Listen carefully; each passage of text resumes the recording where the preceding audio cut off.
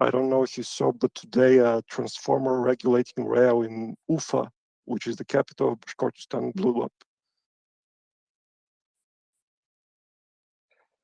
And there's more coming, I'm sure. Yeah, I think so too. Anyway, that's it. Oh, and also, I'm from Bulgaria. And even though the elections didn't go exactly the way I wanted them to, I think everybody on the space should be happy to find out that there appears to be at least some political will to move the S300 matter along, because hello? Yeah. Yes, we can hear you. Anyway, my phone is doing weird stuff. So basically, the two major parties that are about, let me just check for more exact numbers, but they're about 45% of the current seats in parliament. And basically, they both are pro-European and pro-Atlantic. And they seem to be in agreement that help should be sent to Ukraine. And there was talk about exchanging the S-300s for a promise of Patriot missiles. So if that comes through, the Ukrainians might get additional Soviet-style air defense. Anyway, that's all I want to say.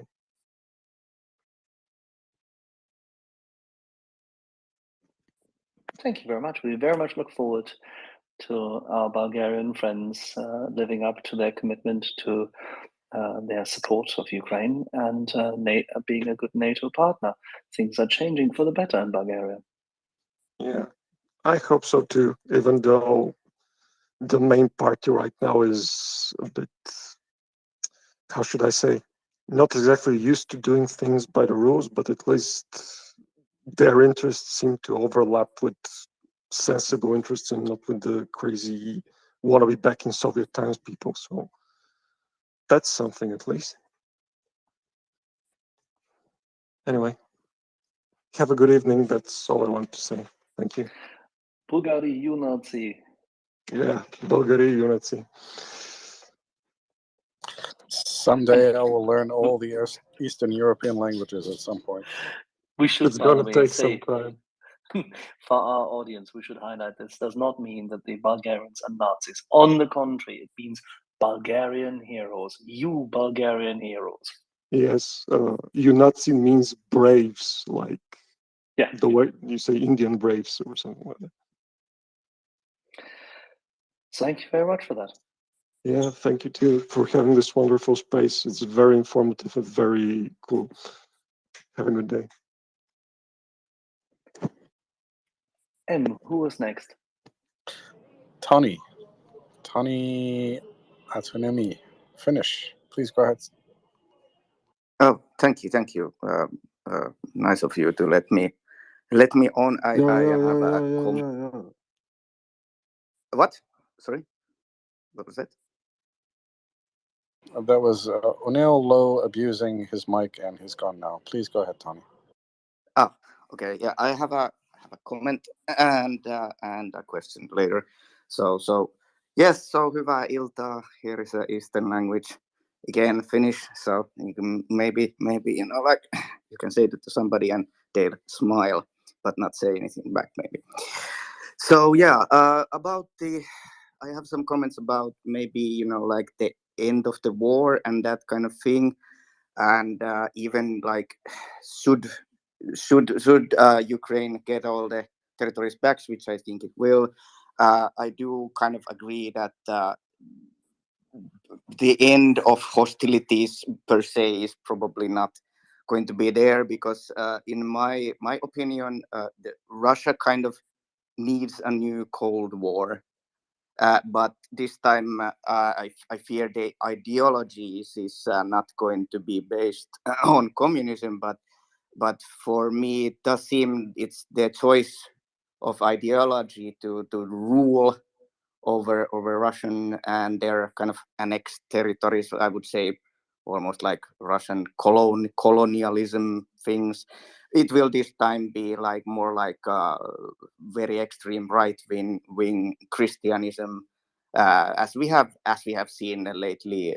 Putin and many others making reference to de-satanizing Ukraine, and all the information warfare also, which is, I would say, this is the forte of Russia, is to how to conduct misinformation warfare.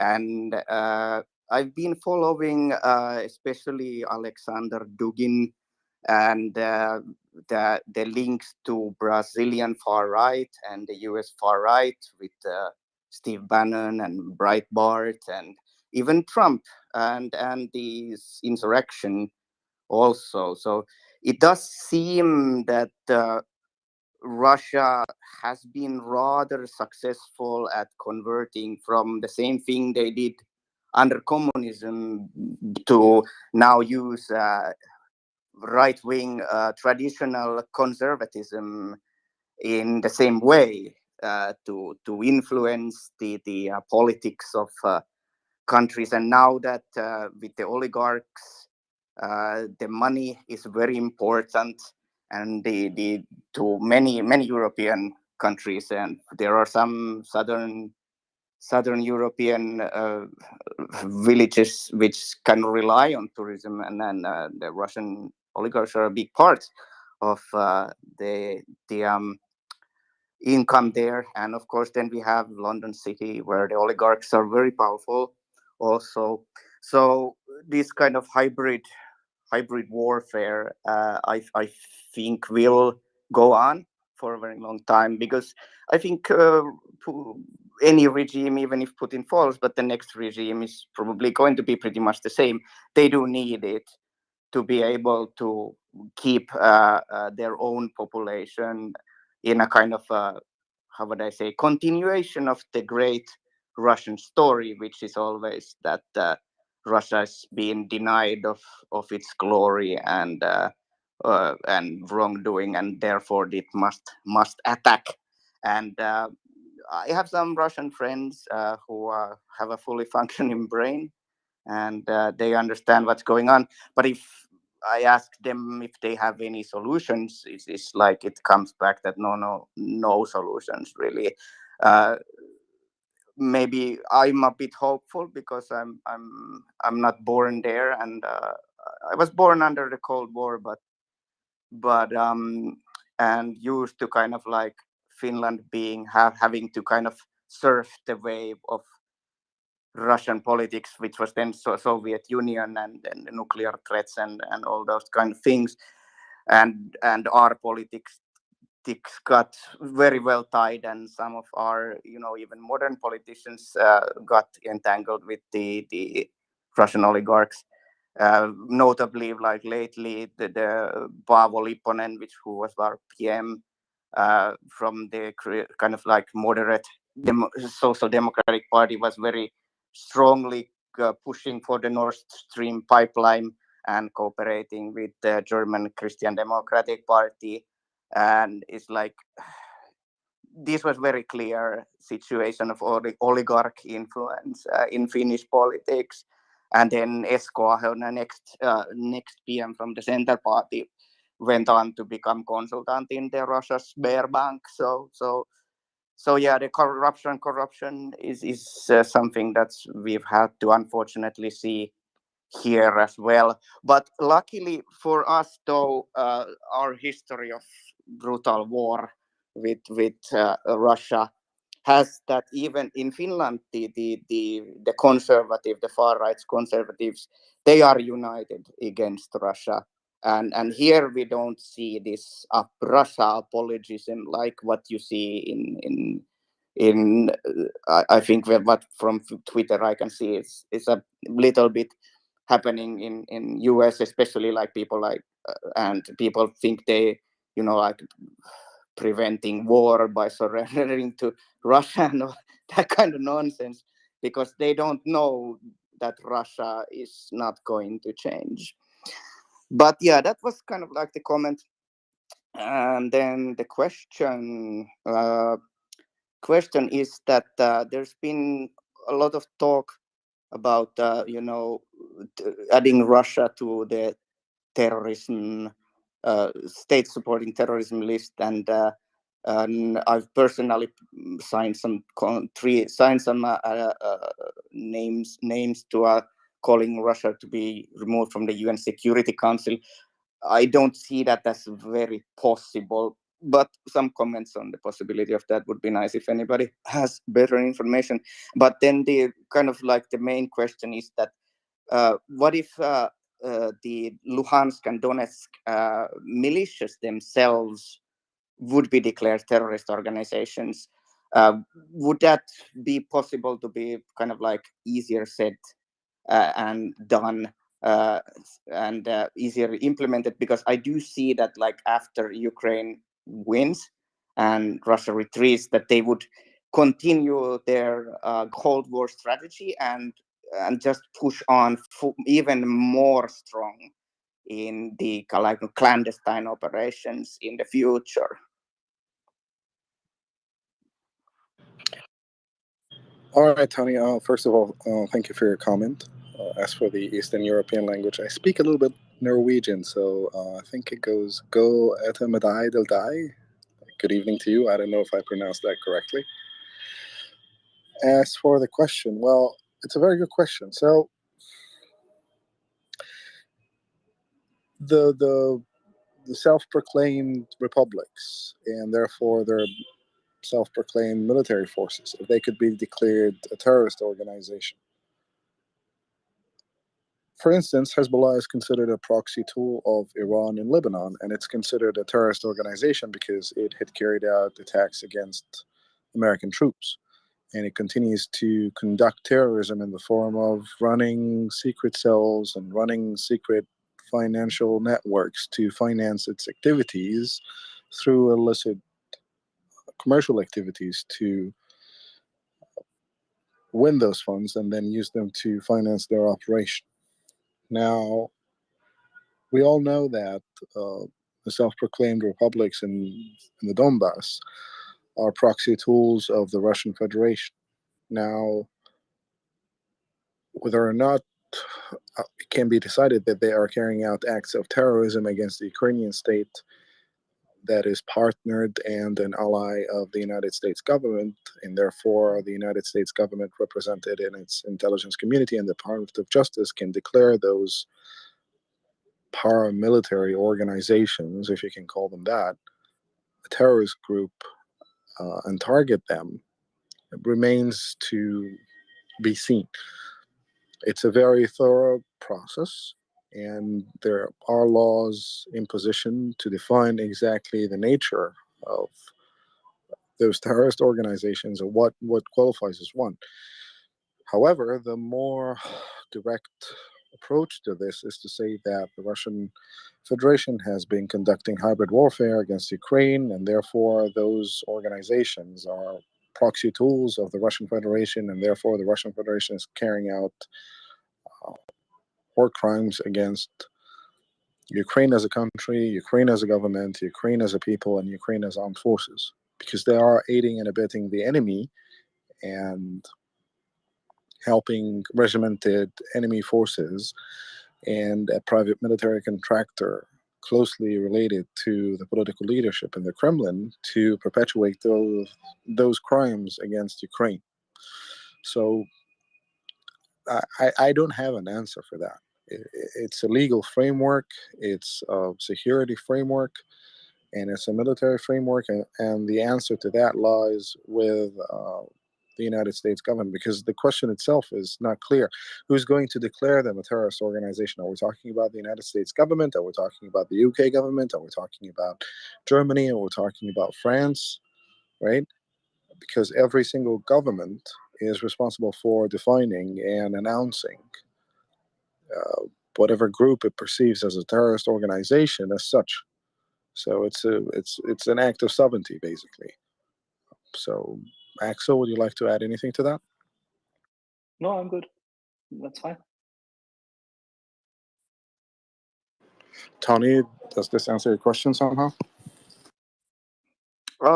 Yes, and no. I was maybe kind of looking more pros and cons kind of a response. Uh, Mainly that should I kind of feel that Russia is not going to change, and it could well go on like some other speakers have said, that the conflict could become a kind of stalemate, and I was just reading something on How do you along the come to lines. the stalemate item? I fail to understand. We didn't say this here, at least at this space. We try to dissect the setup to the point that people do understand that Ukraine is currently actually taking the Russians, may I say, that so gallantly to the cleaners. The Russian Yes, Federation troops I will don't be pushed disagree. out of Ukraine. So then there's no stalemate. What happens is that there may be what you can characterize it any way you like, but that is a so-called uneasy peace for those who, in the doldrums of their muddled thought, come up with these kind of things, or it is simply a demarcation line along the sovereign territory of Ukraine, where Ukraine has the capacity to deter, deflect, and if need be, destroy any kind of advances at any given point in time, guards its border, as South Korea does vis-a-vis North Korea, and that's that. This is not a stalemate. This just means that at the same point in time, the Russian Federation will economically degrade under a heavy-duty sanctions regime to force it to pay reparations, to force it to repatriate as many people, dead or alive, of these forcibly displaced persons. I think there's very little to worry about in that. Excuse me. This is due to my bad English. I didn't know stalemate means like this. Okay, sorry, apologies. I used the word without knowing its full repercussion. So I Okay, did no not problem. mean like I said earlier. I was thinking that the conflict itself would not end in a way that Russia would keep funding terrorism and covert operations within Ukraine even more strongly after losing.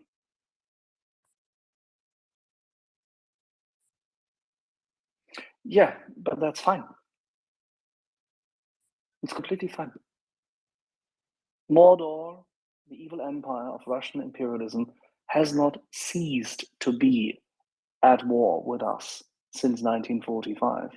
We just haven't accepted it, at least some of us. During the Cold War, Western politicians on the forefront, our American friends and the Brits, did understand it. And our Finnish friends, and you're from Finland, and I'm based here in Tallinn, so we're close by. I think we both understand what it means. We will never fall prey to the assumption that there could be any kind of peace with Russia. It just won't happen.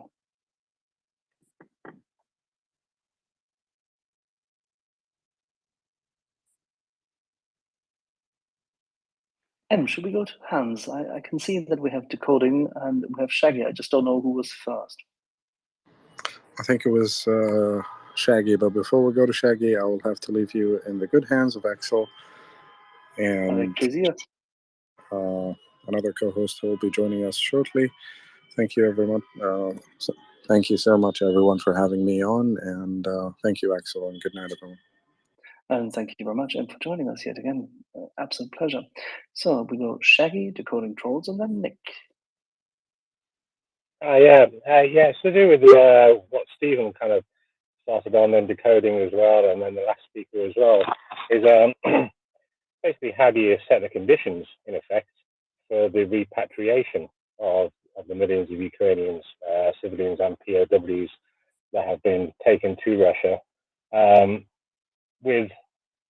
during a military conflict, because it's all very good. It's all very good winning the war, the military side of the war, and pushing Russia to the borders, but that doesn't get you your people back. So it's been something that's vexing me quite a lot, actually. yeah, at the end of the Korean War, there was a bit of an exchange of prisoners. I think there was like 9,000 prisoners returned out of 41,000 they thought were there. But even 40 years later, there was POWs escaping from the north to the south. So I don't really think Ukraine wants to wait 40 years to get its people back.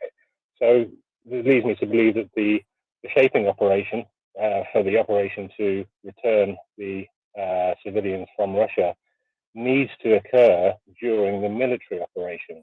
So I'm trying to think of kind of what that is going to end up with, and the only thing that I can end up with in the end is a disintegration of the Russian Federation, which would a toppling of the Muscovy regime, a splitting up of the Russian Federation into its various component parts, and then negotiation or basically handover from those various constituent parts of all the Ukrainian citizens which are on their now sovereign territory.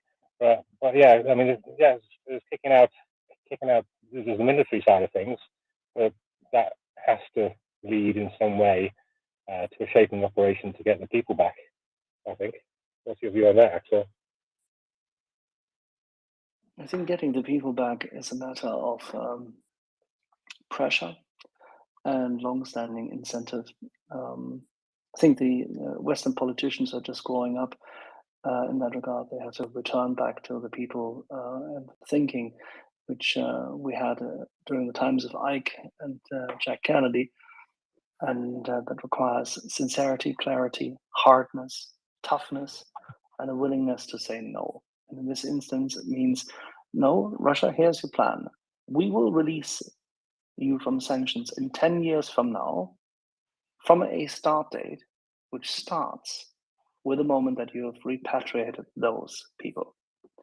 And the sanctions will continue for 10 years from that start date further, in order for repatriations to be paid and you not to be able to invest into any kind of warmongering. And then they will quiver, they will shake, and they will cry bloody murder, and that's fine.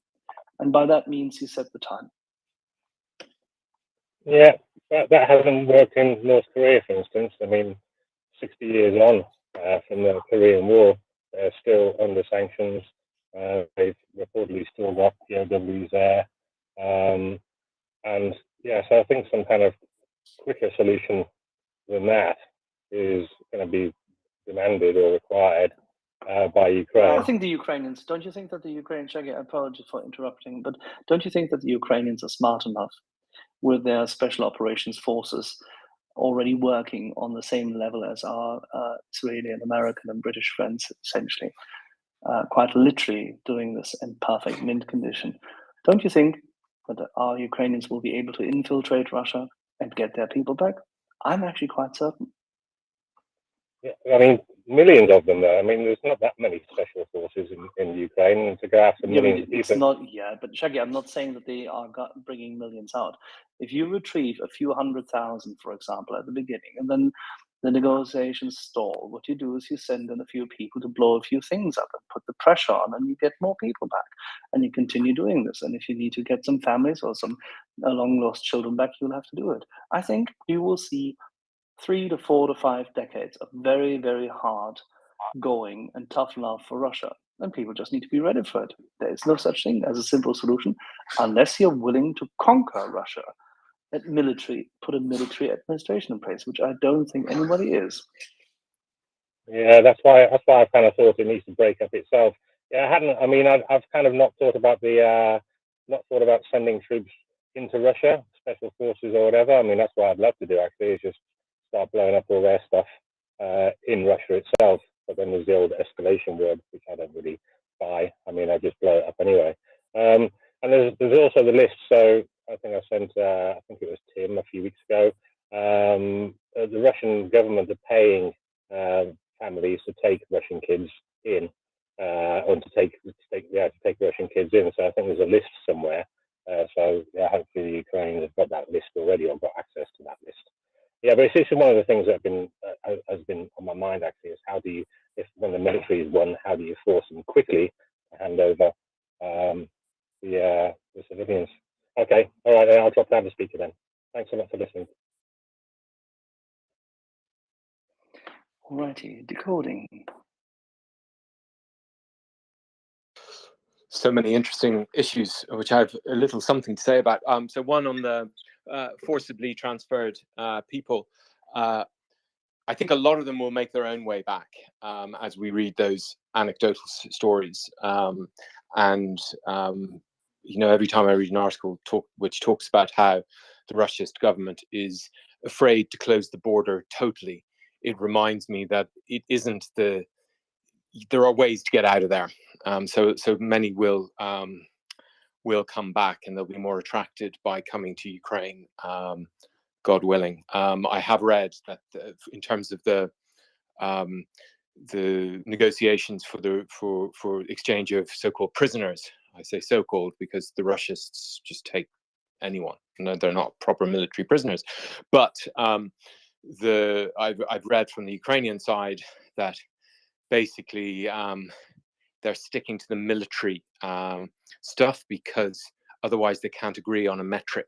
The Russian, and I get the impression it's the Russians who won't agree on a metric. It's interesting today to see that the guy from Motor Sich, they're considering exchanging him for, you know, that if Medvedchuk is worth whatever 300 Azov style, that guy's probably worth about 100 high important individuals.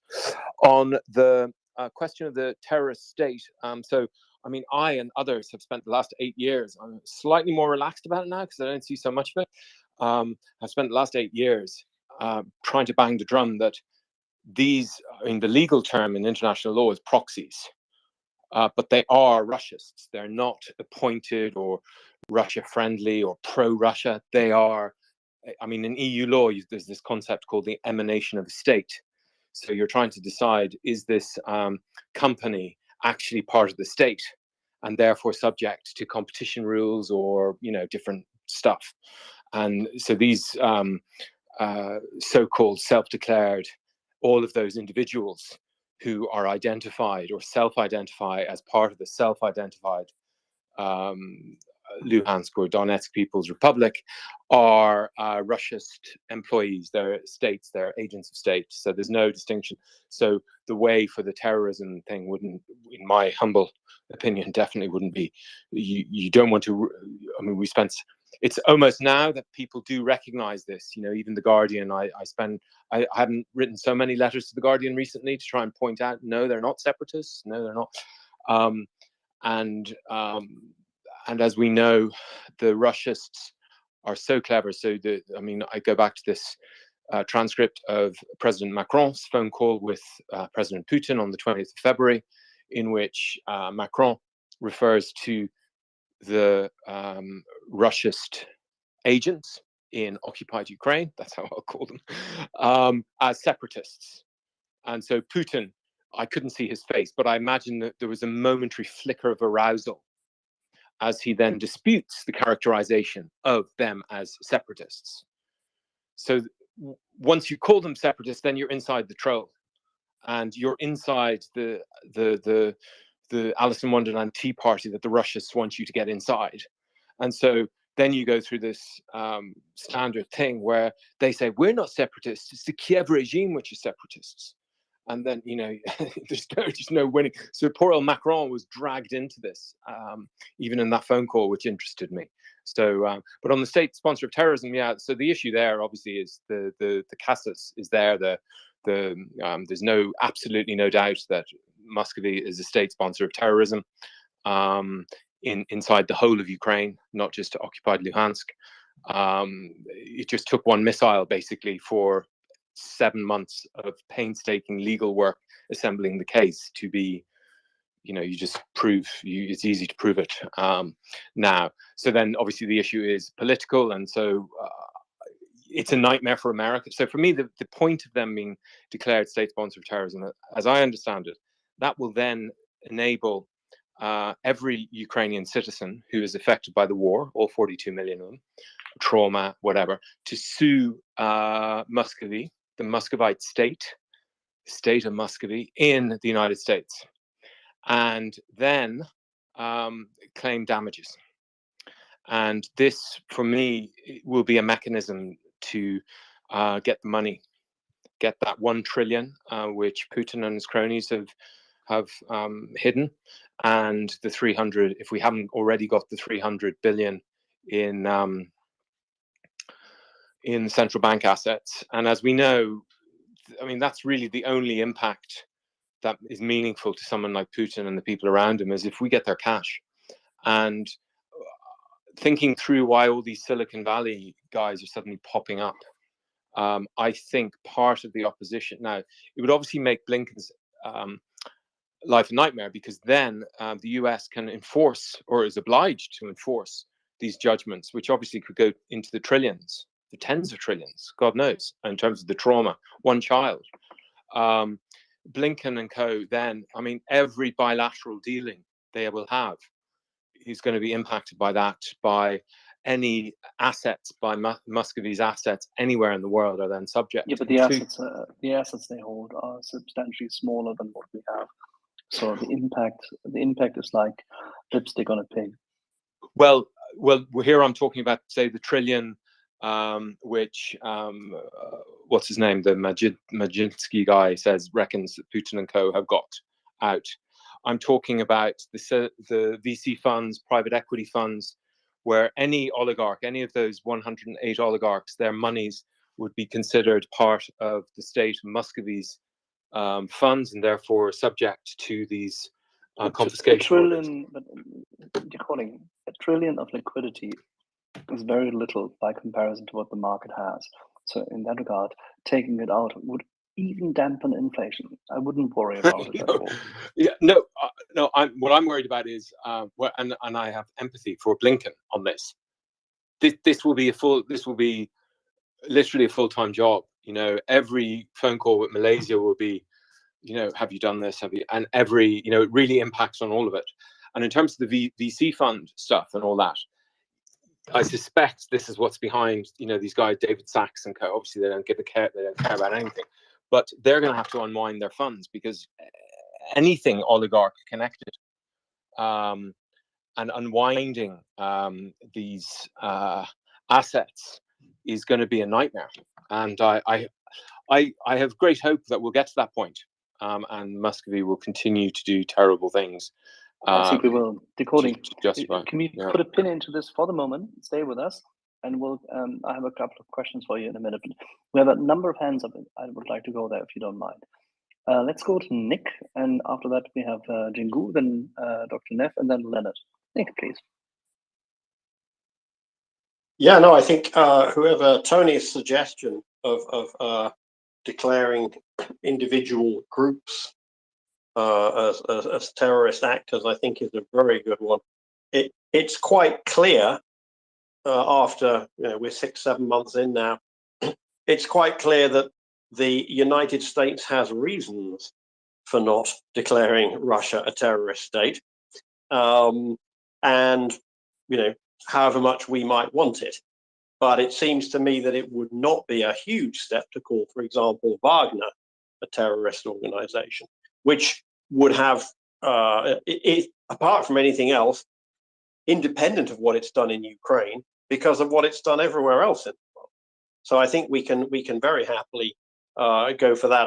I'm not sure, however, that declaring an organization a terrorist organization allows you to sue them in the United States. I'm not quite sure where that came from. If Decoding can point us at the relevant USC number, because I don't think this is going to be settled by, you know, judges in the state of New York declaring that some Ukrainian citizen has had their civil rights violated by Russia to the tune of $1 million, and some kind of class action where US lawyers get 30% of Russia's entire assets. It doesn't seem to, I don't know if that's possible, and it doesn't seem to me to be the way to go.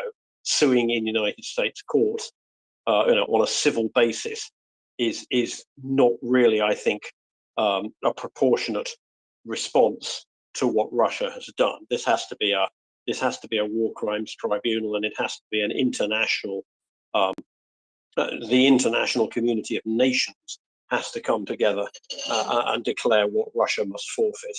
It can't be done through the US civil legal system. I think.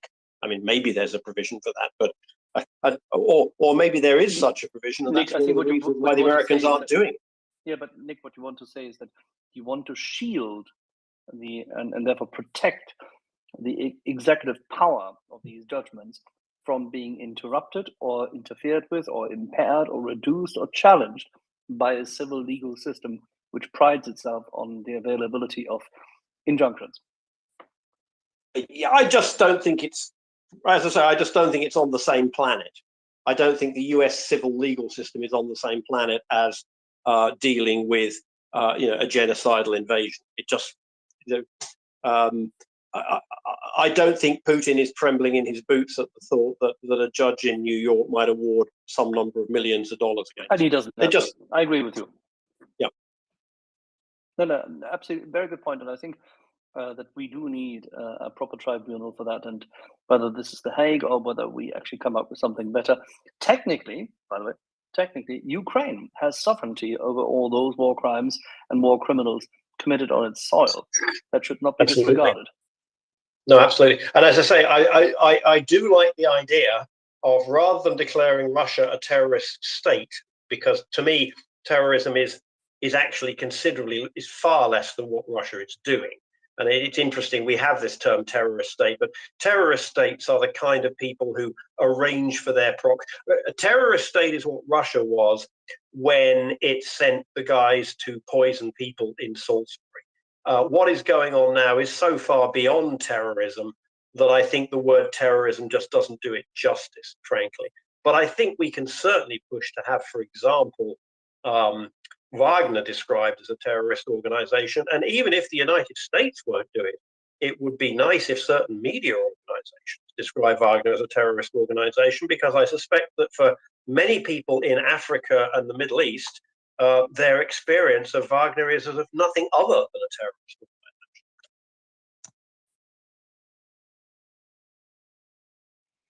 Thank you for that, Nick. Right, so we'll go to Jingu and then Neff, then Leonard. Jingu. Okay, I agree with Nick very much.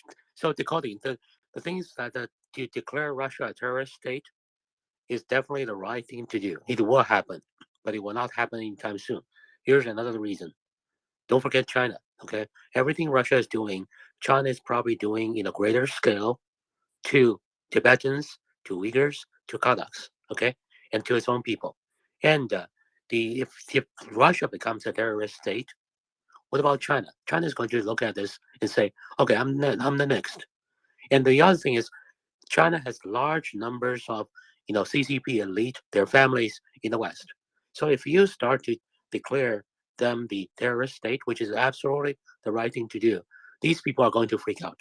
So they're going to do everything they can to use the veto power in the United Nations or other international organizations to make it impossible. So that will take a very long time. One thing is, if China does something stupid to Taiwan, which I bet is more than 50% chance, now that equation might change. But I think Nick's proposal is a lot more practical. Let's get something before we get everything. And the other thing is, I want to just to comment on Tony's thing. It's not Russia has turned to mobilize the far right recently. The Soviet Union actually started to shift its disinformation focus from the left to the right in 1970s. So when Putin came back to power, before he came back to power, he actually seized all the documents or the dossier the KGB accumulated for decades. Because at that time, in the Yeltsin time, KGB was deserted pretty much, in a way. So nobody was taking care of it. Putin gathered all the dossier it could get on the files on the Western far right figures and said, one day this will be useful. So Putin actually started pushing really hard to promote the narratives and so on, to mobilize the crazy far right in every country, starting at least year 2008. That's the year when FSB finished its reorg. And another country quickly followed, Communist China, who is the biggest financial sponsor of the far right. the so-called very extreme anti-communist rhetoric come from these people? Communist China. Look at Steve Bannon. Steve Bannon's anti-communist organization, quote unquote, who is the biggest benefactor? Chinese Communist Party, through its agents, multiple of them. So this kind of thing has been going on. So is there a quick solution to it? Not yet. Can this be defeated? Absolutely. And it will take some time. But the good news is people are paying attention to it. So that's my point. Very good. Dr. Neff? Hey, hello everybody. My question is, declaring Russia a terrorist state would inflict we'll have to like kick them out of the international space program. So you have to like kick them out of the space station, and yeah. So if someone could explain that to me, thank you. Yeah, I think you need to find a technical solution in that regard, which currently does not exist, and that is an issue which has been created since the noughties, and that is something where NASA and almost likely SpaceX will have to actually work together if and when they want to achieve a resolution for this, because the launch capacity currently is not there. And that is one of the trickier bits at this point in time. But it is a side issue, don't forget. It is really a side issue, because if you can't win on the ground, it doesn't matter what happens with that space station.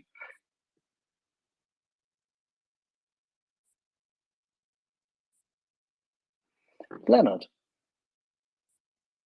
Yes.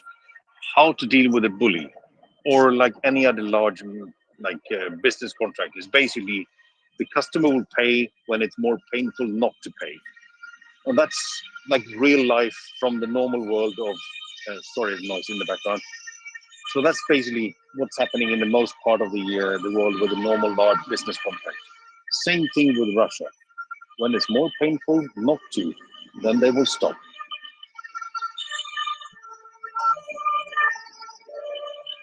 Comments?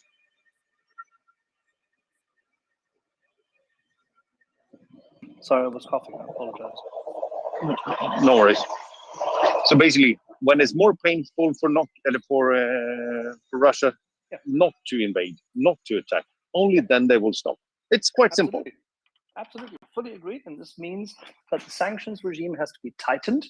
It may even end up in a full embargo at some point in time.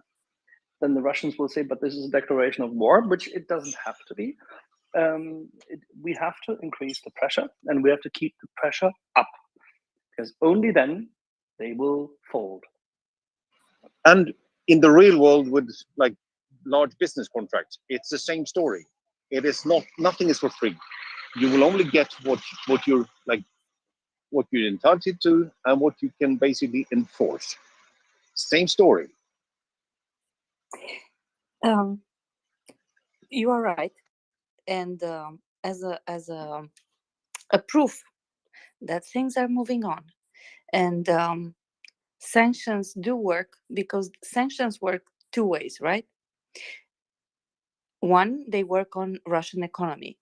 Two, they work on the companies which didn't left until now. So you will have more and more companies who will decide that it is a good thing to leave Russia, because no other money can be made there, or you cannot perform as you should be there. And my example today is the fact that Ford, because it was mentioned earlier, Ford is leaving Russia. And I know everybody is thinking about, when we talk about cars, everybody's thinking on new, shiny, beautiful cars who you go and buy and drive around, right? But the big bucks, the big money in auto industry are made from repairs. So the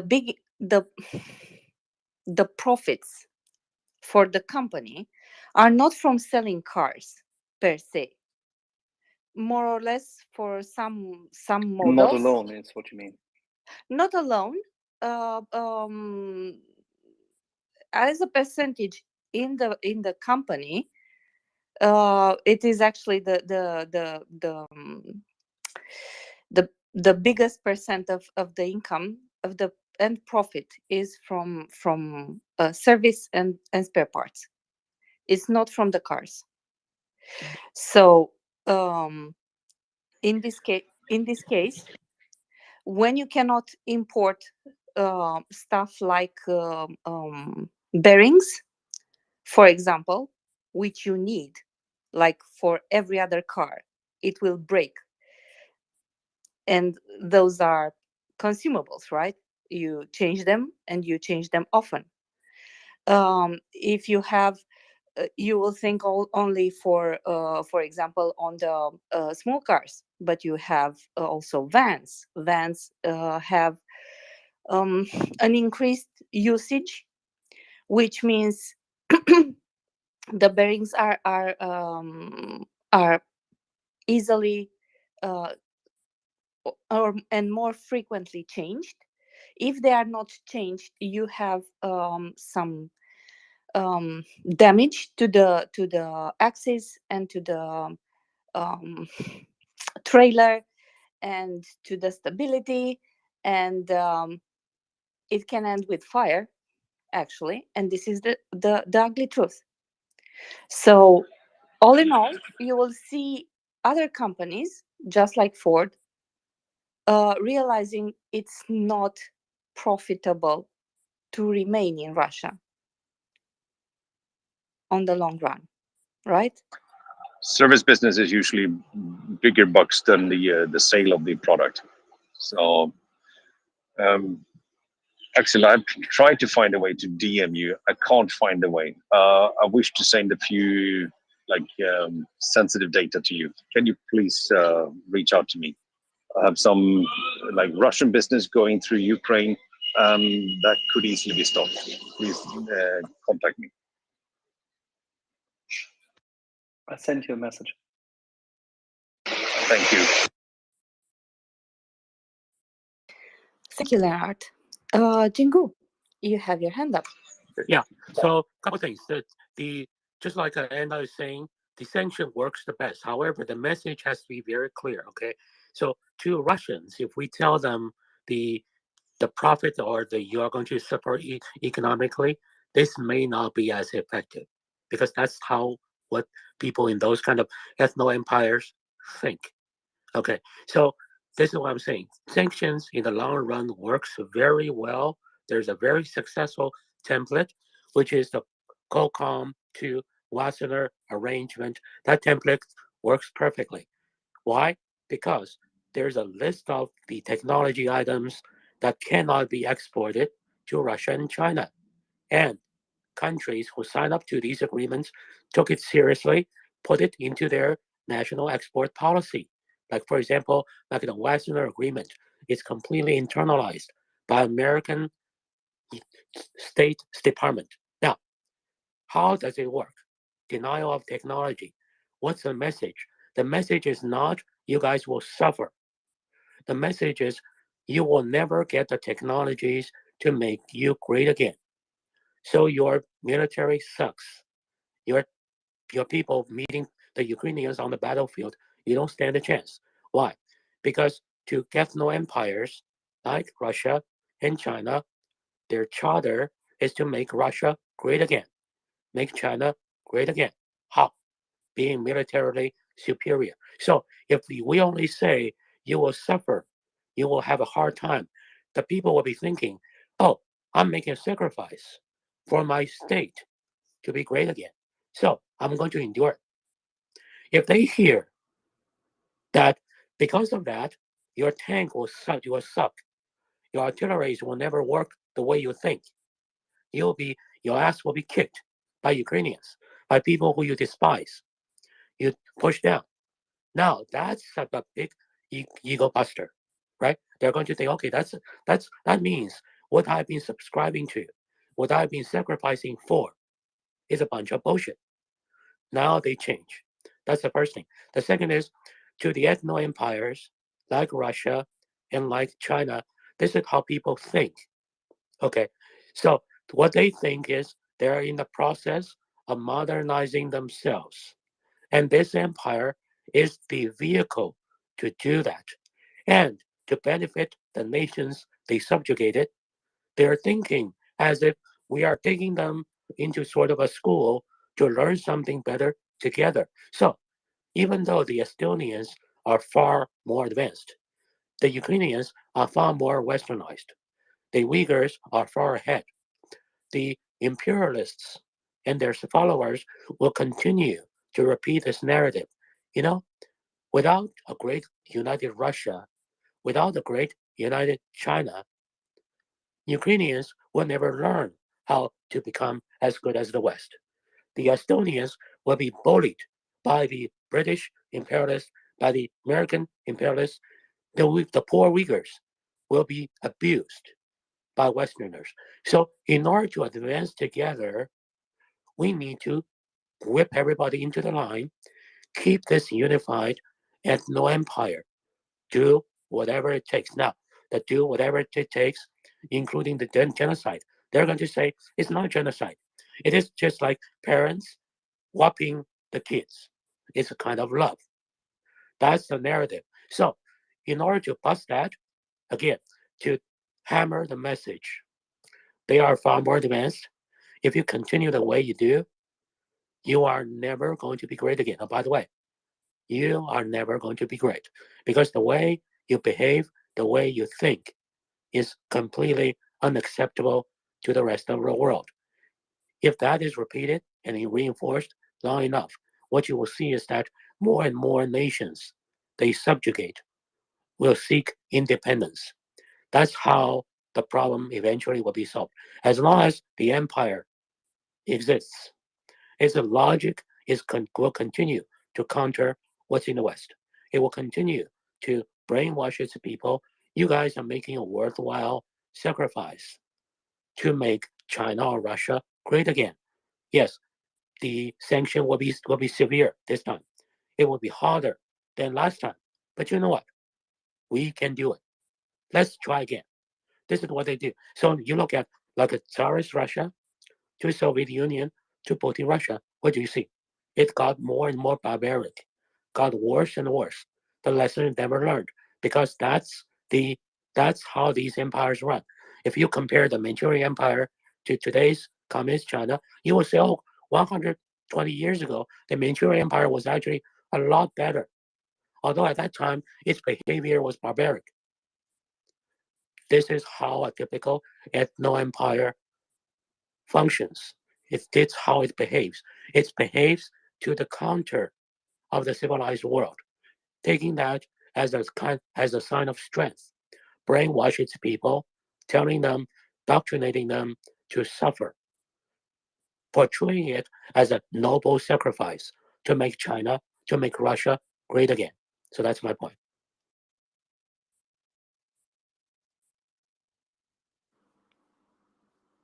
Thank you, Jingo. I before I go to Elred, or maybe I will. Do you have time, Jingo? I want to ask you a question. Sure. Perfect. I will go to Elred, and then I will come back to you with my question. Erland? Yeah, well, it's not concerning what Jingo says, so it's another topic. But I can wait out. Okay, I will make this quick. So I have like a mental exercise, right? At this point, Russia has a fairly aged population. They have 147 million people with an average family of 3, which would make them like in general, right? 50 million families, more or less. I will round it up to make something out of it. So at this point, my question is, you have 50 million families redistributed all over the country. You have certain towns which are emptied by men, either because they went away, like 3 million, 3 million out of 50 family. So close to 10%, 8% or something of this 50 million family have lost someone who went away because they were afraid of this mobilization, right? You have at least in 100 people and at least 100 people, of one death in Ukraine. So this is pure statistics, right? What I'm aiming at is, as this war progressed, and we only look at deaths, but apart from deaths, you have a lot of people who are um, injured, right? Who come home injured. We have gruesome statistics for the injured. Half of them don't make it, actually. So the other half who goes home, who tells everybody, what are they going to tell? It's all for the country. We are fighting to defend Christianity at this point, because today I read some news that made me laugh to no end. So we go into another country, invade another country to protect our own, or to protect someone. That was the excuse, right? And after that, I don't know exactly how you defend yourself on another territory, but yeah. And after that, we say we protect Christianity from what? Other Christians? Because basically Ukraine is a Christian country. It's more than that. It's an Orthodox country. So there are two Orthodox countries which are fighting at this point. But they come up with these narratives, one more crazy than another. Like, if one doesn't work, I will make a crazier, more absurd option, right? And I simply don't understand how, in these conditions, someone would say, oh yeah, it is a good cause, let's I don't know, freeze, or let's eat potatoes because we don't have anything else left into our corner of the country. And do you get my point, Jingu? Yeah, I have a slightly different view. Okay, when you deal with those ethno empires, you don't treat them as a whole. Okay, you work on their tectonic fault line. What is that? And this is proven over and over again. This template works. Here's what I mean. Don't treat 50 million families as a whole. Keep in mind, Russians represent less than 50% of the population. And that's number one. So this is what you do. The people from Tajikistan, the Kazakhstan, Kazakh whatever, Kazakh inside the Russians, you guys don't have to suffer together. This is not your war. You have contributed more than average, much more than average of the total casualty, right? They're saying that the Kazakhs represent, a certain percentage of the population, but they represent 6 times as higher in percentage in terms of casualty.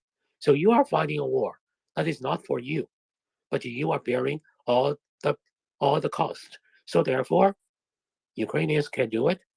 Finns used to do it. The Baltic states did it. And also, let's take a look at one country, Austria. Austria was where Hitler came from. because Austria was independent. Did you hear anyone put sanctions on Austria, demanding them a huge uh, retribution? No, it's treated as a victim. So therefore, all you guys, right, Chechens and so on, if you participate in this war, there's a severe sanction. The quickest way for you to get out is to get independence. Ukrainians can do it. You can do it. Look at Finland. It used to be part of Russia. Look at where they are. Look at those Baltic nations. Look at where they are. They used to be occupied by Russia. Look how great they are right now. So this is the quickest path to you guys. Okay, so you can get out. The way you get out is you break away from the Russian Federation. Russia is made of 85, the 35 republics, so-called. Okay, so now you guys become a real republic. That's the quickest way, and that's, in my mind, will be the most effective way. And that's actually is also the most effective way to deal with China. Look at that's why Taiwan is so important. Defend Taiwan's sovereignty. Set an example for everybody else. Keep in mind, these ethno empires are not a true unity. They have fault lines. Work on the fault lines. That's my point. Thank you, Jiku. Actually, I think it's a brilliant idea, and one that should be pursued. Thank you very much. Erland, you said you have another topic. Please help us. Yeah, well, it's a bit of a rumor, but there is something going on in Moscow. Several green dressed men has stormed inside a Senate building. I don't think it is the Senate building, but a Senate building. Russia claims it's FSO, which is the Federal Security, doing some drills, but something is clearly happening. I've read some say that this is some kind of internal dispute going on, and they're arresting people. But it's a very strange thing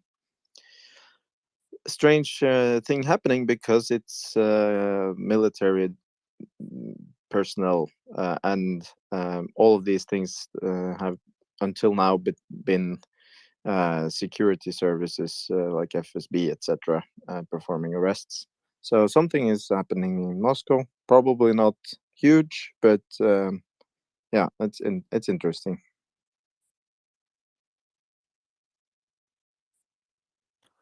Thank you. I haven't seen anything on this, so I will defer on speculating. But I for sure I want every revolt possible. Yeah, everything that works. Yeah, It's well, there's been a lot of rumors like this last few months, but never any videos proving it. I retweeted the video, but it's there are lots of Telegram channels showing it right now. So it's in my feed. I will keep an eye on this, and probably by tomorrow morning or tomorrow evening we will know more. And it's good you brought it up, because others will look up for this info, and for sure we will know more in a couple of hours. Tony, you have your hand up, please. Oh, thank you, thank you. I do have a question, kind of if anybody knows. How is Russia's population pyramid doing? Because now there's a large amount of youth getting either killed or escaping. I do think those who are escaping, they intend to come back. But already, I think since the 90s, especially the amount of ethnic Russians, like kind of like the heartland of Moscow and and St. Petersburg and this, they were having very little children due to in the Yeltsin times and Putin, and also there was a brief kind of spurt of birth rates going up in the beginning of Putin organization, but then it has gone down again. So so the current situation in Russia should be something like that. There are not really babies being born, especially in the ethnic Russian areas. And most likely it's in those states that Jingu was mentioning that are basically the only source of Russia Federation population growth. So what does anybody care to speculate? Like my imagination unfortunately goes to something from the Handmaid's Tale, or therefore the regime, if it survives, to kind of pull out of this or something. Any comments on that, Jingu? Okay, so Tony, this I can share with you. For example, this is something similar is done in China. So I always use China as a proxy to understand Russia. Okay, and I found interestingly is that the things I read always mirror. It's not to 100%, but sometimes I can get always 70, 80%. So this is how it is done. Okay, so yes, in the major cities, the birth rate is very low. Okay, because the living cost, everything is jacked up so high. But this is actually how these ethno-empire slash totalitarian regimes are doing it. So hear me out. First, I start the narrative. The narrative is to say, okay, why you guys are so poor? Everybody is unhappy. That's because we have been cheated and abused by the Western power, the evil British, the evil Germans, the evil Americans. Okay, they have been set traps for us one after another, taking advantage of us. We're so naive, so good-natured. We have been taken advantage of. That's number one. Number two, agree to dichotomy. The dichotomy is in the major cities, the living standard, everything is close to the West. That's a proof. I can do it. Although the cost is very, very high. So if you go to major cities, do you look? It's almost like the West. Okay, comparable to Japan and so on. Even sometimes better. Then in the rural areas, it's dirt poor, and I leave the birth rate and everything a little bit high. Then I do one thing. Okay, so when I push for an ultra nationalistic policy, imperialistic policy, I always get support from the cities. They give me a lot of money. They support me. They are aware the media is at. Okay, they have the voice. Now, when it comes to sending people to die on the battlefield, I go to those poor area. The poor bastards will die, but I give them something. So in every military operation, right? Not everybody will die. That's just well, is a fact. Not everybody will be killed. So some people will survive.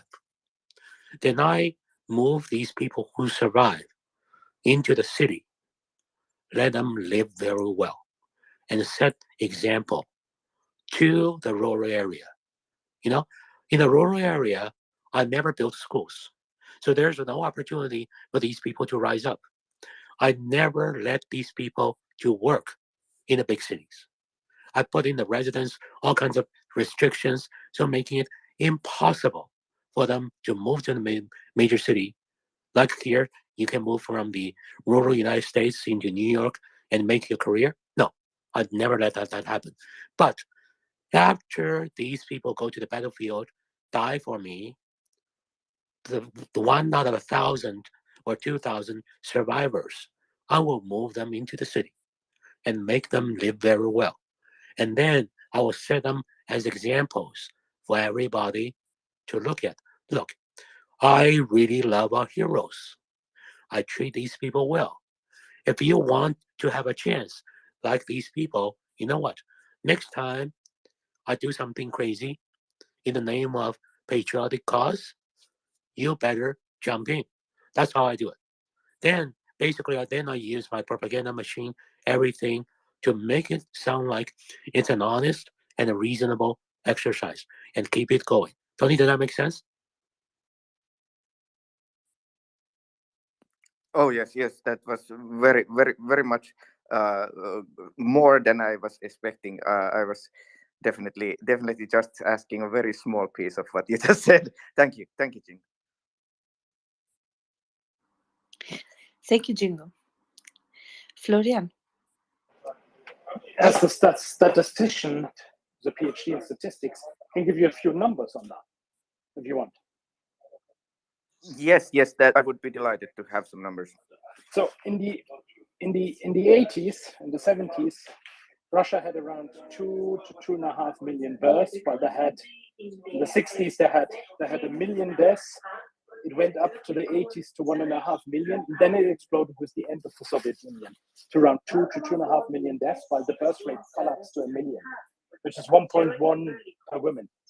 Under Putin, when he got measures in, like you get $50,000 in your sort of pension account, and more money for a child, and living conditions got somewhat better, death rates dropped to around 1.8 million, 1.6 million, and birth rates recovered. Once COVID hit, birth rates fell back to 1.4, 1.2 million, while the death rate exploded to 2.7 million. And this is undercounted because Russia started to falsify its statistics. Russia probably had 1.5 million COVID deaths, if you count it correctly on the Economist model. And now the war comes in. And I think the birth rate, there's no 2022 statistics, will basically drop to whatever, 600,000-700,000, but the death rate probably will top 3 million a year. So Russia's population is falling by 2 million per year, which would mean in 2050, it will probably below 100 million. I think the attack on the Ukraine is also a way to sort of conquer people. It needs to conquer another population of 40 million that is younger, healthier, and better educated. I think it's an imperial conquest of, as was discussed before, of Christian Orthodox people who they believe are similarly enough. Of course, it's total nonsense, but these are the statistics.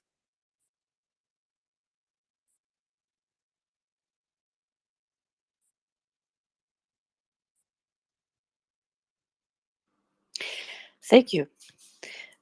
So, from what you said, if I calculated correct or understood correctly, they have had for the last 30 years, in one way or another, they have had negative growth, right? So more deaths than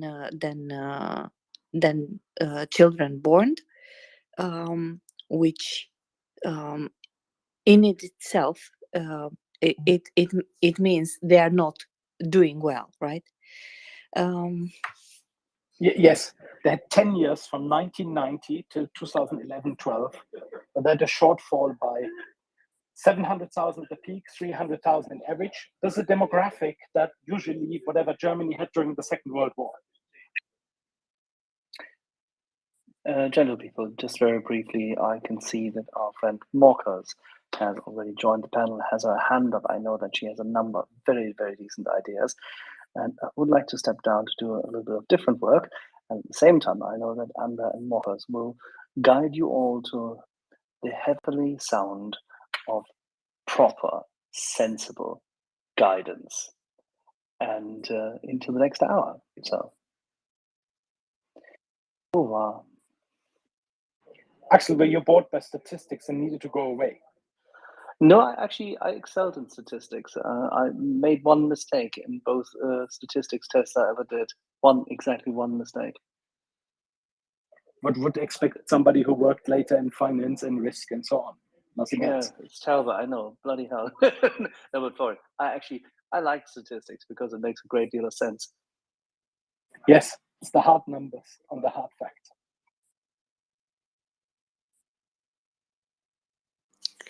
So, mockers, welcome, and please, do you have an opinion on Russian demographics? Can you help us with that?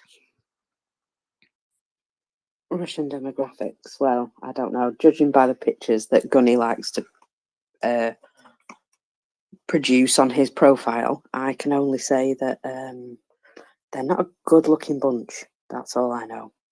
I do have a little bit of news, just something that's come to my attention while I'm being co-hosted here. Hope you can all still hear me.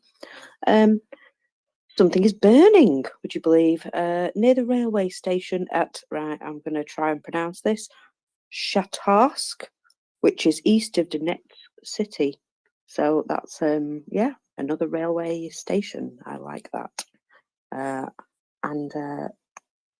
Oh, I've got no hands, but I've got a request. Let's have a... I think the demographics just get worse. Oh, it's only Axel coming back. Hello, Axel. Hopefully that worked. Right. Yay, I can bring up speakers today. So I'm very happy. Thank you for co-hosting with me, Anda. I'm very glad to be here with you. I was looking forward for this. Mr. M is joining us, so we will be a party here. I'm very glad things are burning in Russia. As Florian approves 100%, this is a good thing. Luis is coming up also. I have a bit of a small follow-up on the statistics before Florian goes away. So if he can help me with this, because I was looking for it and I simply cannot find it.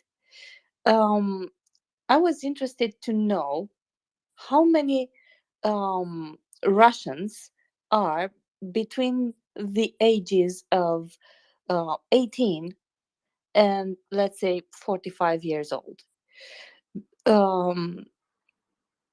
Because I think that would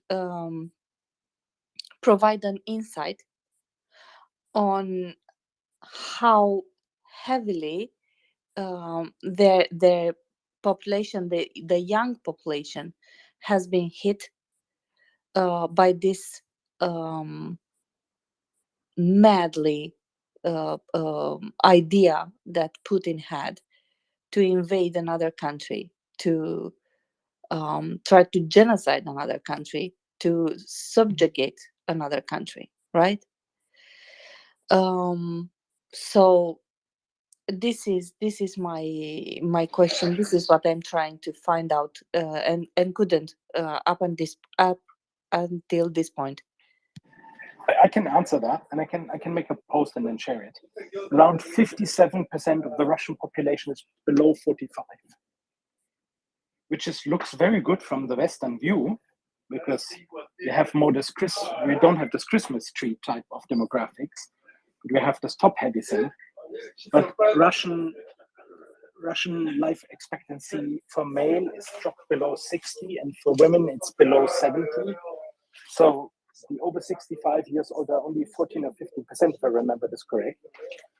So you don't get old in Russia. So that's why, in the first hand, it looks good. And it has this weird shape where the bulk of the population is born in the late 70s, early 80s in the Soviet Union. And there's a little bit of peak of rising people born around 2011, 12, 13, which are now in their early teens. There's a geopolitist analyst, he's very, very controversial, with Peter Saihan, but he already said in 2017, Russia needs to do an imperial conquest because it's the last generation of conscripts to have. Because every generation that gets smaller has fewer children. And the birth rate of Russian women recovered to 1.4 and 1.5. This is the worst in the EU, countries like Italy. But other countries like France have 2, or Switzerland has 1.7. So it was the last chance to actually invade somebody because he's running out of soldiers. And given that the same age cohort is now dying, it's a bleak future.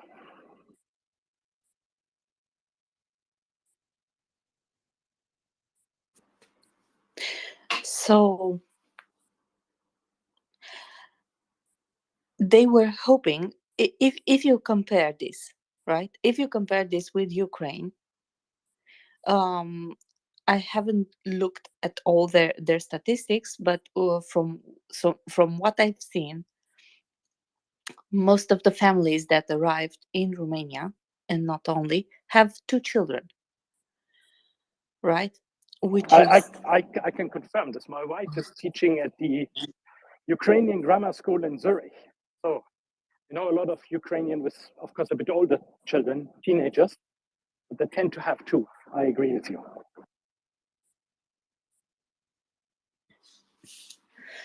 so we will have at the end of this war, right?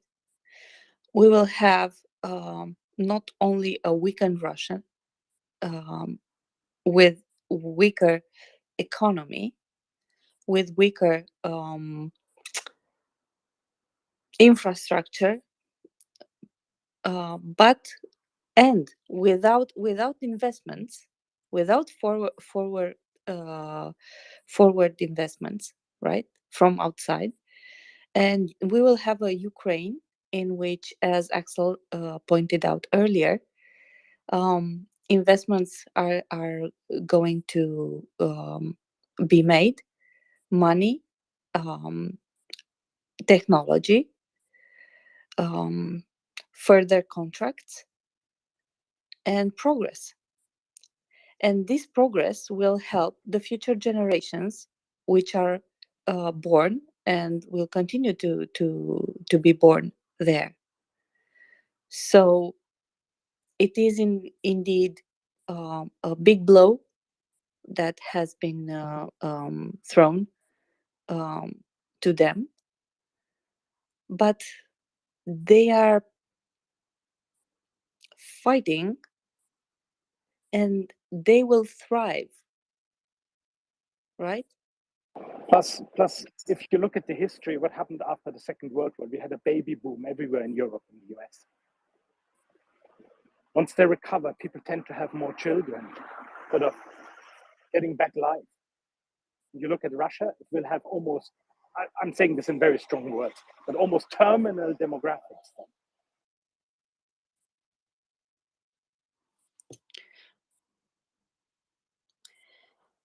All right. So that being said, I have to. Just one thing to add to this, Ander. Sorry. All right, I'll just jump in here. Only that I read from a Ukrainian lady who was still living in Ukraine. She posted a tweet where she said, if we have no electricity and heating, there will be, in 9 months, there will be a new generation of blackout babies born, because that's what Ukraine probably will end up doing if they've got no heat and light and no televisions. You mean the medieval form of adult entertainment before Netflix? You've got to keep warm somehow, haven't you? True. And it's gonna be cold. That's for sure. Luis, you have your hands up. Do you care to add to this? I will move to Ukraine. Just kidding. Amber, maybe you can help me because I don't understand it. I come early in the morning. You are online and co-hosting. I come late in the evening. You are online and co-hosting. What the hell is going on here? So I'm taking over. So I'm trying to how do you say, to compete with Domen, but actually that's not possible, you know. That is really not possible. So yeah, okay, I'm just chipping in. Please take care of yourself. I hope you don't win, because then the war will last another 2 years. Take care of yourself. I don't want you to get a heart stroke or how do you call that? I don't know how Doman A doesn't burnout. yeah, or a burnout. I don't know how Doman doesn't get it, but he's the Terminator at the Maria Report. So not only the Maria Report is 24/7, also Anda is 24/7. It's nice. No, actually, I do sleep 3-4 hours a day. I grant you that. I do sleep 4 hours a day. Yeah. Okay. 3-4 hours. I would kill myself after three days. Okay. I actually have a question because I read something. I heard something. I don't know where. There was a new website that showed up yesterday, I think. I don't know the domain, the URL for it. Can you help me? Yeah, actually, I think I can. I have it on my bio somehow. It starts with an M. It rhymes with Maria, and it's more Maria, and it's a report there, and then org something, and yeah, it has a very cool button, which propels you straight to the space, and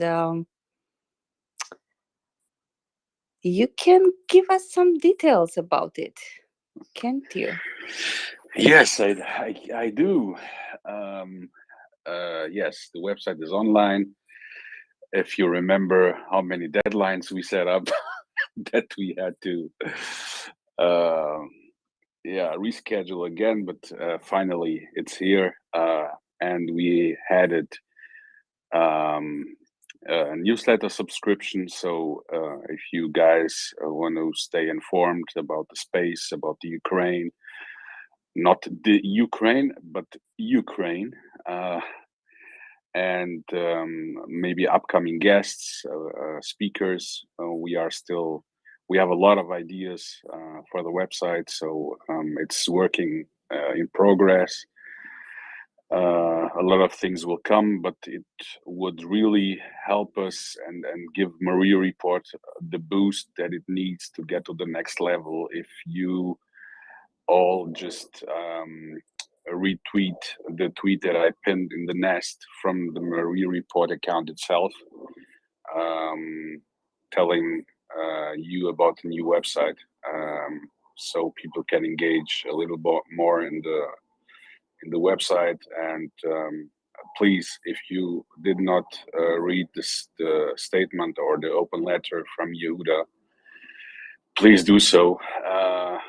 I actually, as I was putting that statement online,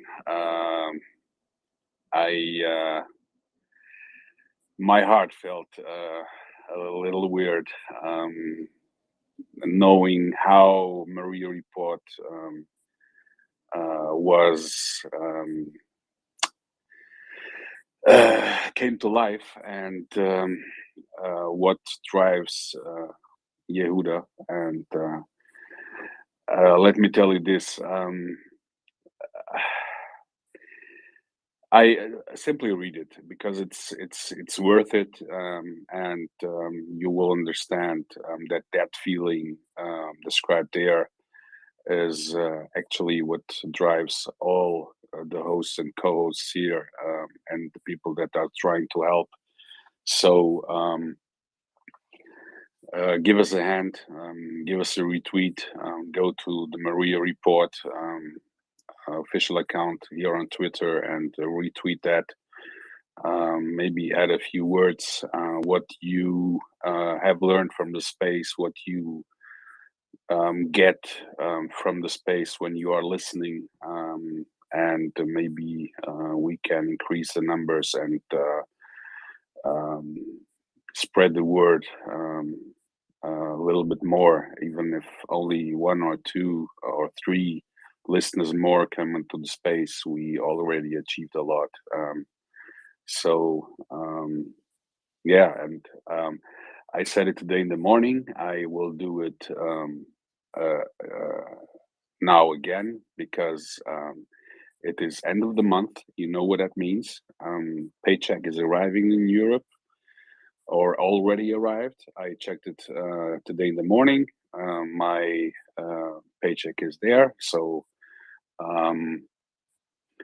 I will what I said a couple of days ago when I saw that appalling video of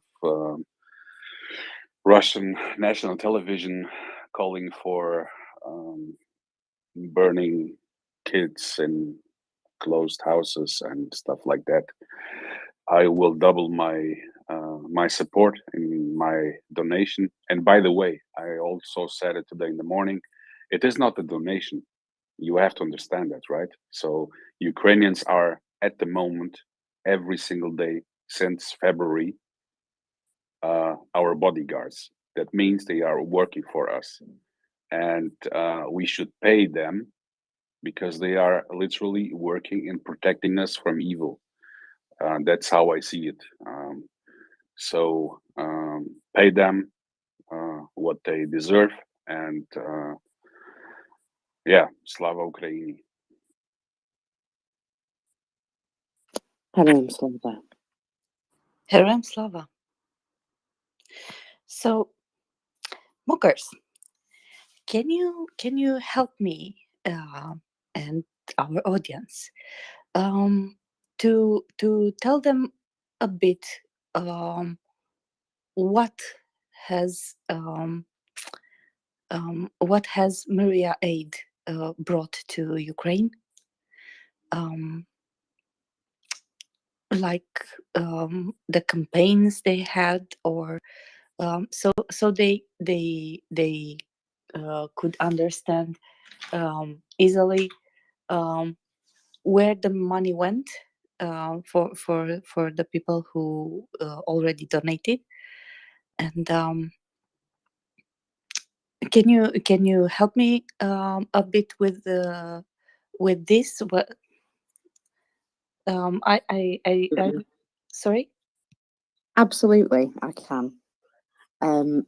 Obviously, MriyaAid sends non-lethal aid. So initially, that was in the form of a lot of medical aid and body armor and night vision and all the sort of little bits and bobs that you need to attach to your kit in order to be safe and be properly equipped when you're out in the field. More recently, they've teamed up with a company that produces drones, or they've at least MriyaAid has contacts in this company, and they've been working together to produce the Fury drone, which is a reconnaissance drone. They've got up to the 3rd, I think. Are we on Fury 3 now? And they're making it better every time, working directly with the people in Ukraine with their feedback and making sure that they're getting everything that they need out of the drone. I just think that's incredible. And obviously, as well, all that time, they're sending them everything that they can get hold of that will be helpful to them, especially with regards to medical and other aid, personal protective equipment, that sort of thing. I believe as well, we've teamed up with Ripley's Heroes. So Ripley's Heroes are based in America, and that way they can receive items from America that it would be difficult to receive by MriyaAid in Canada. And so things like physical items, I don't know if you've seen from Ripley's Heroes today, they posted that they'd received some medical beds that you can basically unfold in the field. They come in a carry bag, and those are the sorts of things that physically they couldn't have been sent to Canada. It would have cost too much, but they were able to be delivered to Ripley's Heroes, and now they're going to make sure that those items get to Ukraine as fast as possible. That's going to really help out. Also, there's a really cute dog in the video, so feel free to go and have a look. Luis? Yeah, what is also important and that I forgot to point out is we mostly donate to MriyaReport, but you are free, of course, to donate to whatever you want, to whatever organization you want. But me personally, or I personally, I am donating to MriyaReport because I know that every single euro or dollar or whatever currency you have will go directly to Ukraine. There is no overhead cost. There is no percentage of that donation that will be taken out for payments that they have to make. No, MriyaReport is also run by volunteers, and that means that if you donate, as an example, $30 for a tourniquet, the $30 will be used to buy that tourniquet and will be delivered to Ukraine. I don't know if you followed the news the last couple of months, but Red Cross is not doing a so good job. Amnesty is not doing a so good job, and that's why I canceled my my donation that I had for years and prefer to give it to small organizations that can guarantee that they are really delivering everything I can give to Ukraine, because yeah, that's what it matters. I do not want to pay for high president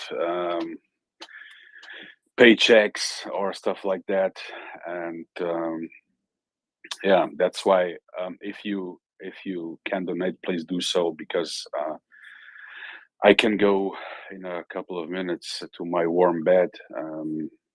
Here in Germany it's getting really cold, and in Ukraine it gets much colder, and those guys are laying down in the dark and trenches, and they need warm clothes and everything they can get to get through this winter. We have to be aware that if they are not able to get through this winter, they might lose this war. So we have to give them everything that we are able to, so they can continue the fight for the good cause and protect their civilians and their children, and also my children. I have two of them. I hope they are sleeping now because tomorrow is school. But think not only on Ukrainian people, but also on your own people, that you want that they are protected. And if Russia or orcs win this war, we are all in danger, and that means also your kids. Thank you. Thank you, Luis. You are so very right. You are so very right.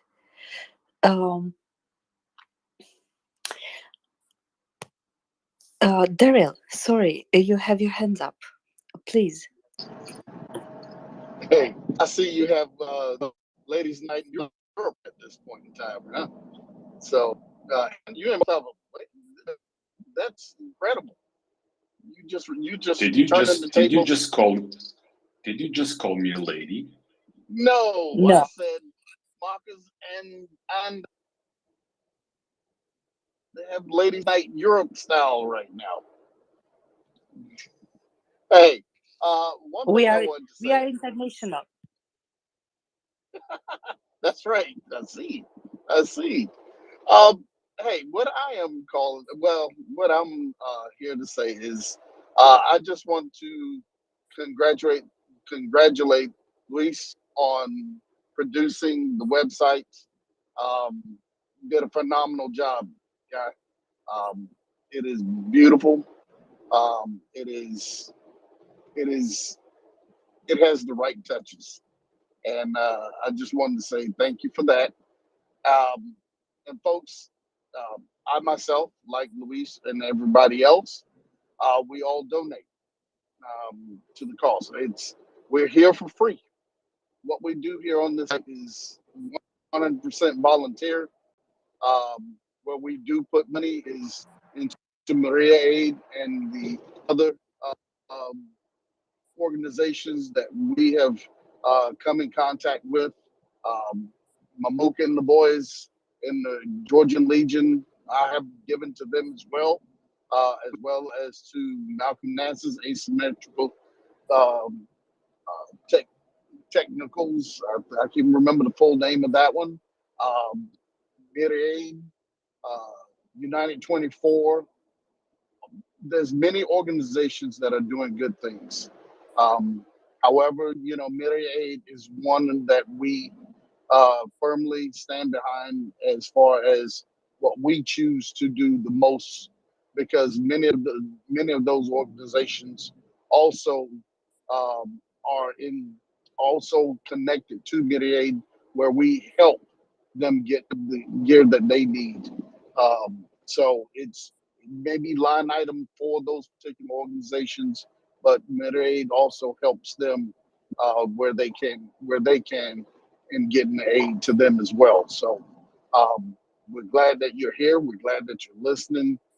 We are especially glad when you give to help out the Ukrainian people. So I just wanted to say kudos to Luis, really, for the website. Please visit MriyaReport.com .org. It's new to us. So thank you. Thank you, ladies.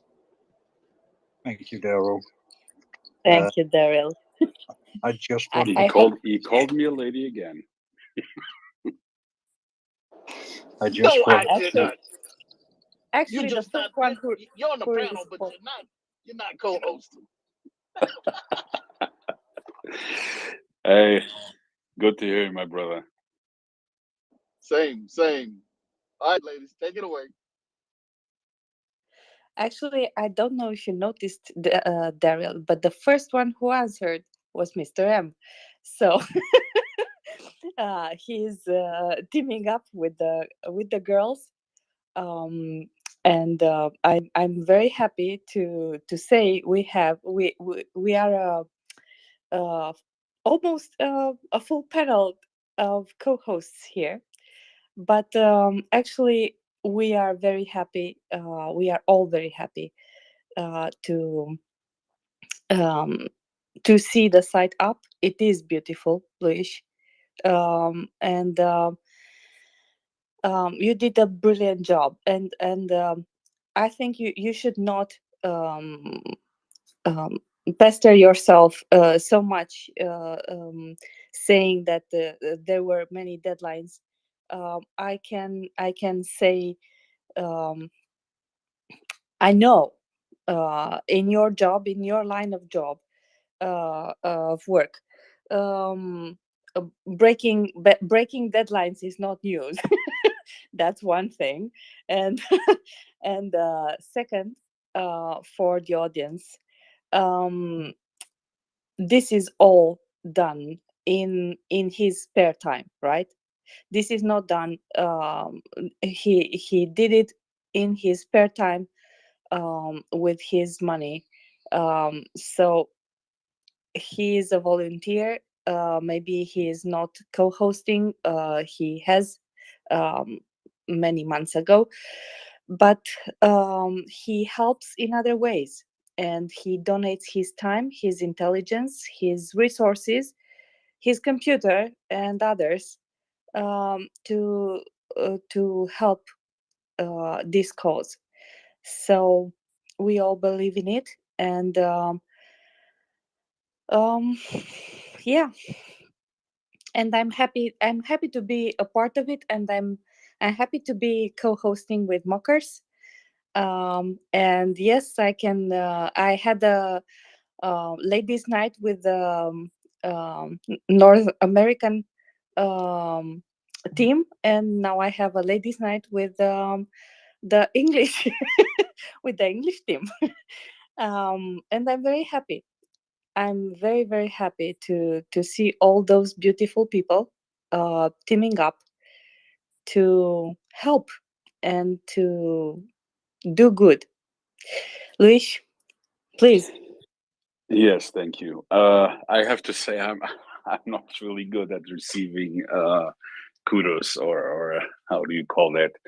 But let me tell you this: I of course did not did the website alone. There are many people involved in the background. I can tell you, there are literally we worked or still work with Ukrainian developers together that were literally in Ukraine during the process of setting the website up, and they also had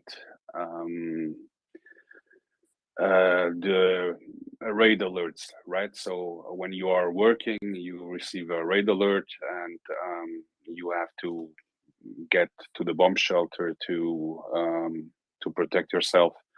And that's why I am in safe Germany, and everything is good. Everything is fine. But I just wanted to point out one signal part of the website, because it means, or it meant a lot to me to set that up. There is a button when you scroll down. It has Sounds of War on it, and if you click on that button, you will be brought to a simple page where there is audio player, and you can start this audio player and listen to that Sound of War.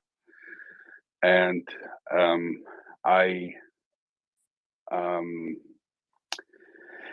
I worked on the website, and when I had to take a break, I played that audio player and closed my eyes and thought how maybe Ukrainians are feeling when they are hearing this noise. I see that Oscar is here on the panel, or in the listener panel. Maybe she can tell us a little bit about that. How does that feel? But I wanted to transmit to you or show to you a little bit, even if it's only 1% of the meaning of this war and what it does to you. So I recommend to you, to every single one of you, go to that simple page. It has nothing else in it, just a statement and audio player, and turn your speakers on as loud as you can and just let it play. It is on loop. That means you will have to stop it again when you have to. You want to have silence, but listen to it, close your eyes, and think, the people in Ukraine listening to this noise, knowing that death is coming.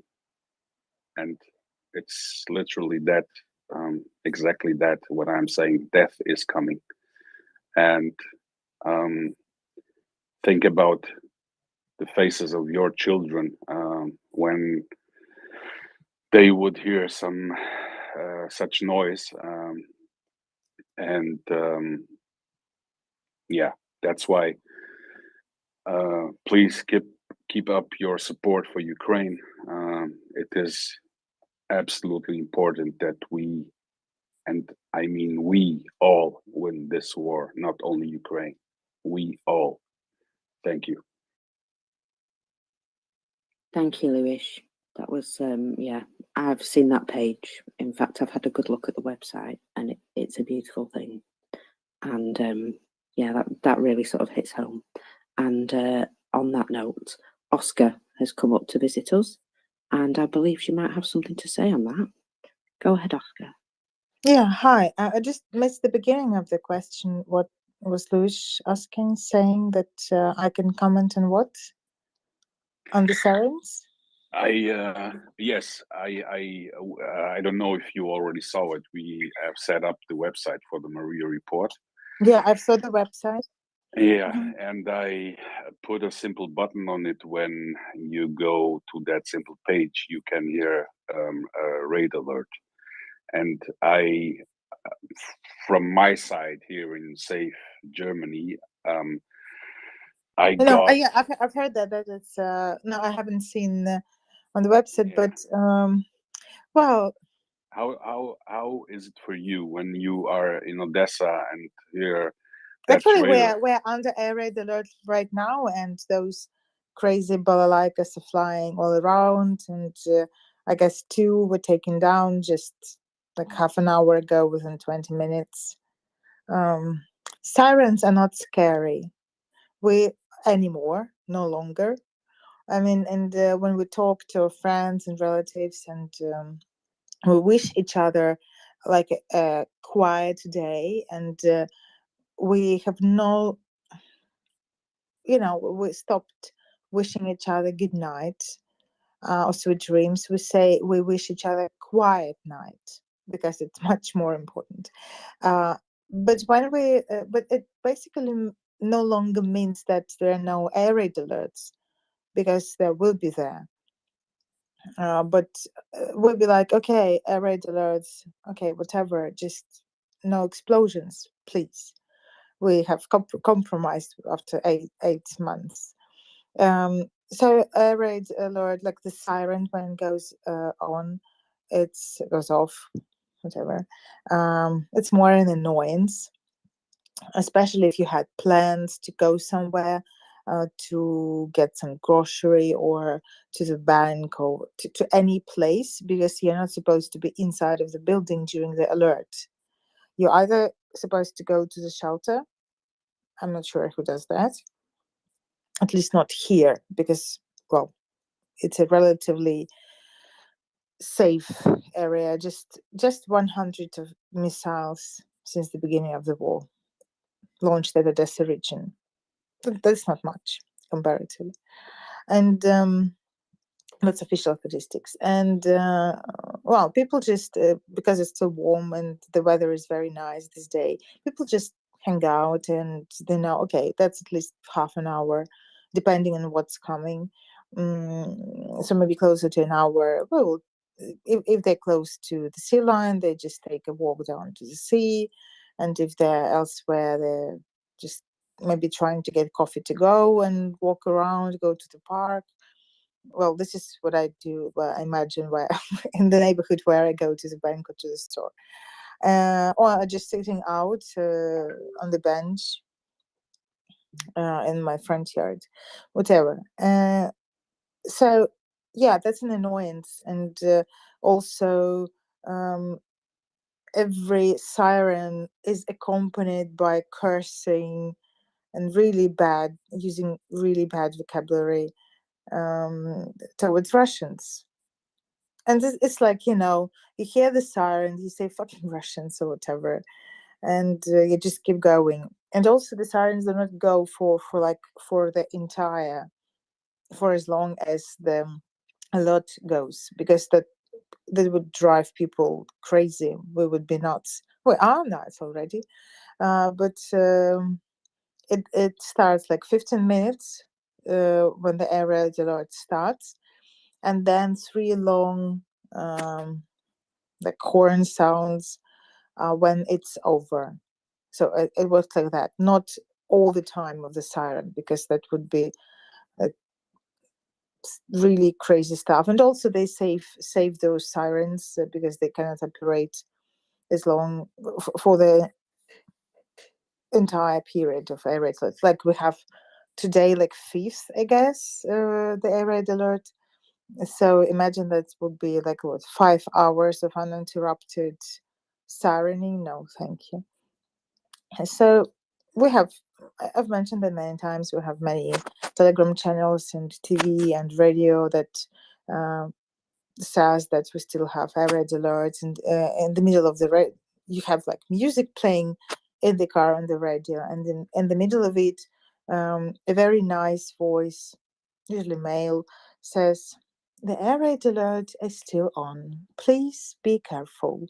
And you keep driving, and well, people mind their own business. So yeah, it is like that. But of course, small kids, they're growing up on that, and they uh, get afraid, especially if they heard the explosions. This is something they actually heard. Of course, it's super traumatic for them, and yeah. And I see, because our shelter is our parking lot. Everyone knows it, knows it by heart by now. And I, when I come back home and during the air raid alert and park the car, then I see people, but very, very few in the shelter. And these are usually people who have just come, they moved from some more dangerous areas like Mykolaiv, for example. But it takes time. They just breathe out and feel more relaxed. And then after another week, they just don't go to the shelter. They just stay somewhere close to it, just to go down quickly. And another 2 weeks later, they just sitting on the bench and just enjoying the weather if it is fine. So, yeah. Thank you, Oscar. Can you tell us Yeah. How long is it ringing when a siren goes on? How long is what? When the air raid alert goes on, how long is the average time of ringing? Is it 5 minutes, 10 minutes? No, And then it goes rings off? for 15 minutes at the beginning, and 3 long signals to indicate that's the end of the air raid alert. 15 minutes. Okay. Mm-hmm. Yeah, I understand that after such big amount of time, so many months, that some normality gets in. But I when I think at my kids and the kids there listening to that, it's crazy. Yeah, it's crazy. Okay, I can never find good time to tell the story, and I have clearance for battle moves for that, and just to switch it to lighter mood. The story about how the story that taught me being humble, but also I think pretty amusing. So I'll share if I have a mic. You know, I'm unstoppable. So Battle Moose was among those, or is among those, who's promoting MriyaReport on various social media, including Facebook. And one shiny day, sunny or whatever, I get the friend request, and I can see that it's from Battle Moose. And we have like a common friend there who's a space regular as well. And I'd be like, damn, I wouldn't like to intertwine Facebook and Twitter, because I'm kind of, I don't know, not advertising on Facebook that I'm on Twitter, and also because Twitter has not Twitter, Facebook has all my details and place of work, real name, photos, all this stuff. But on the other hand, I think, it would be not nice to ignore the friend request, because, well, why would I? So I was thinking that over for like an hour, and I'm writing a really big, little bit over dramatic message to DMs. To I can see like the user pick of Belmus, and I'm writing the big message explaining exactly the same. That please, would you mind not mentioning anything from Facebook ever on Twitter? Would you mind not mentioning that our Twitter activities on Facebook, because I want to keep them apart on the stuff and stuff. And then comes the answer that makes this entire interaction the most awkward correspondence I've ever had, because I get the answer, okay, just I have no idea who you are. And that's be like, I know, our Saint guys, and I mean, we have a common friend, and that's Odessa, that's August. So maybe there could be some ideas, and that was super awkward. Yeah, so I decided I will never assume that people should have a slightest idea, even if I suppose that they figured out that long ago. But well, then I said, okay, let's keep it like that. You have no idea who I am. Cool. But well, I was exposed just in the next message. Oh, that you are. Cool. Yeah, Oscar, hi. It's, oh my goodness. So yeah, I think I thought it's a funny story to amuse you about social media. So because, now the website is ready, which looks fantastic. It's so nicely designed and so convenient. But there is also a Facebook page. So maybe it's just larger coverage with people not having a slightest idea who they are, just joining it. But nevertheless, extra like, extra comment, everything, whatever it takes to promote. Thank you for listening. Thank you for being so kind to always listen to me. Whatever it takes. Can I add a small comment? Having a Facebook group at 2022 shows you how old Belarus is. That's a tell, right? Yeah, but well, I need Facebook for work. I wouldn't just use it. But also there are some of my friends there. So yeah, but it is right. It is a tell of this age group, certain age group. And there, in the space in the group on Facebook, I think that there already are about 400 people. Is it not? I have no idea, to be honest. I haven't seen. I saw the group. I thought to join, and I started scrolling, and one of our acquaintances was there also. But you are right. Sometimes you don't know the people in other capacities. Yeah, Principally, and you're just looking at that. Oh, who is this? All these people. I need the other user pics so that I could actually like match them to have an idea who they are. And but on the other hand, I wouldn't want to be, like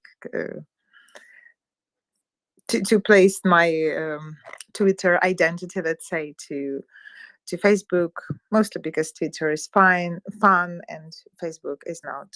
So yeah, we should better keep them apart. I'm with you there, although I am actually in that group. So hi everyone, but you know what my real face looks like anyway. beautiful that is. And yes, I saw you in the group. I'm actually very very happy, Oscar, to have had you up and listening to you. Most of the times I miss you. I heard you have been in the space, but I was not there. So I am really really happy to be here and to listen to you, and yeah, to see you're fine and within good spirits. I love this about you.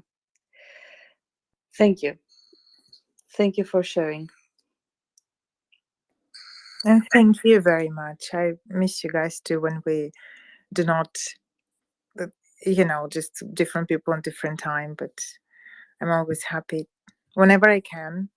I join. Not always have something to say, but nevertheless, you see, it never stops me. Well, it's always great to hear the mood of Odessa. And you should go to sleep. I was just about to say this. Ander, go to bed. Ben is here to take it over from you, so go to sleep. We need you tomorrow fresh. Yes, yes, I am going to sleep. Thank you very much. I just pushed Ben away a bit. I wanted to listen to Oscar. I was really happy to have her up, and I wanted to listen to her. But I was unjust with Ben, and I must apologize to him because he is always and has been always really kind and a gentleman. So thank you all, and I'll go to sleep. Yeah. So Good night, Ander. Good night. Ben is kind. Good night, Ander, and thank you very much. And welcome. Thank you, Ander. Good night.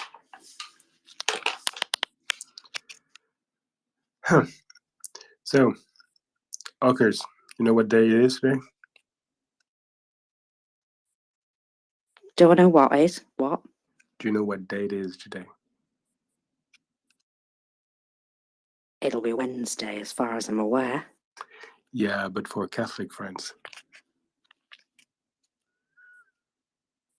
Oh, you have to tell me, mate. St. Crispin Day.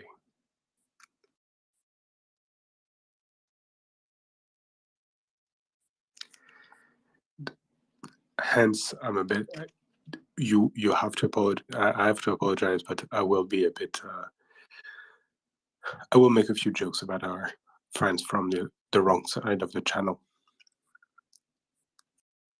Have you been having a beverage on St. Crispin Day? Yeah, a big pint of whoop-ass. That's what we got.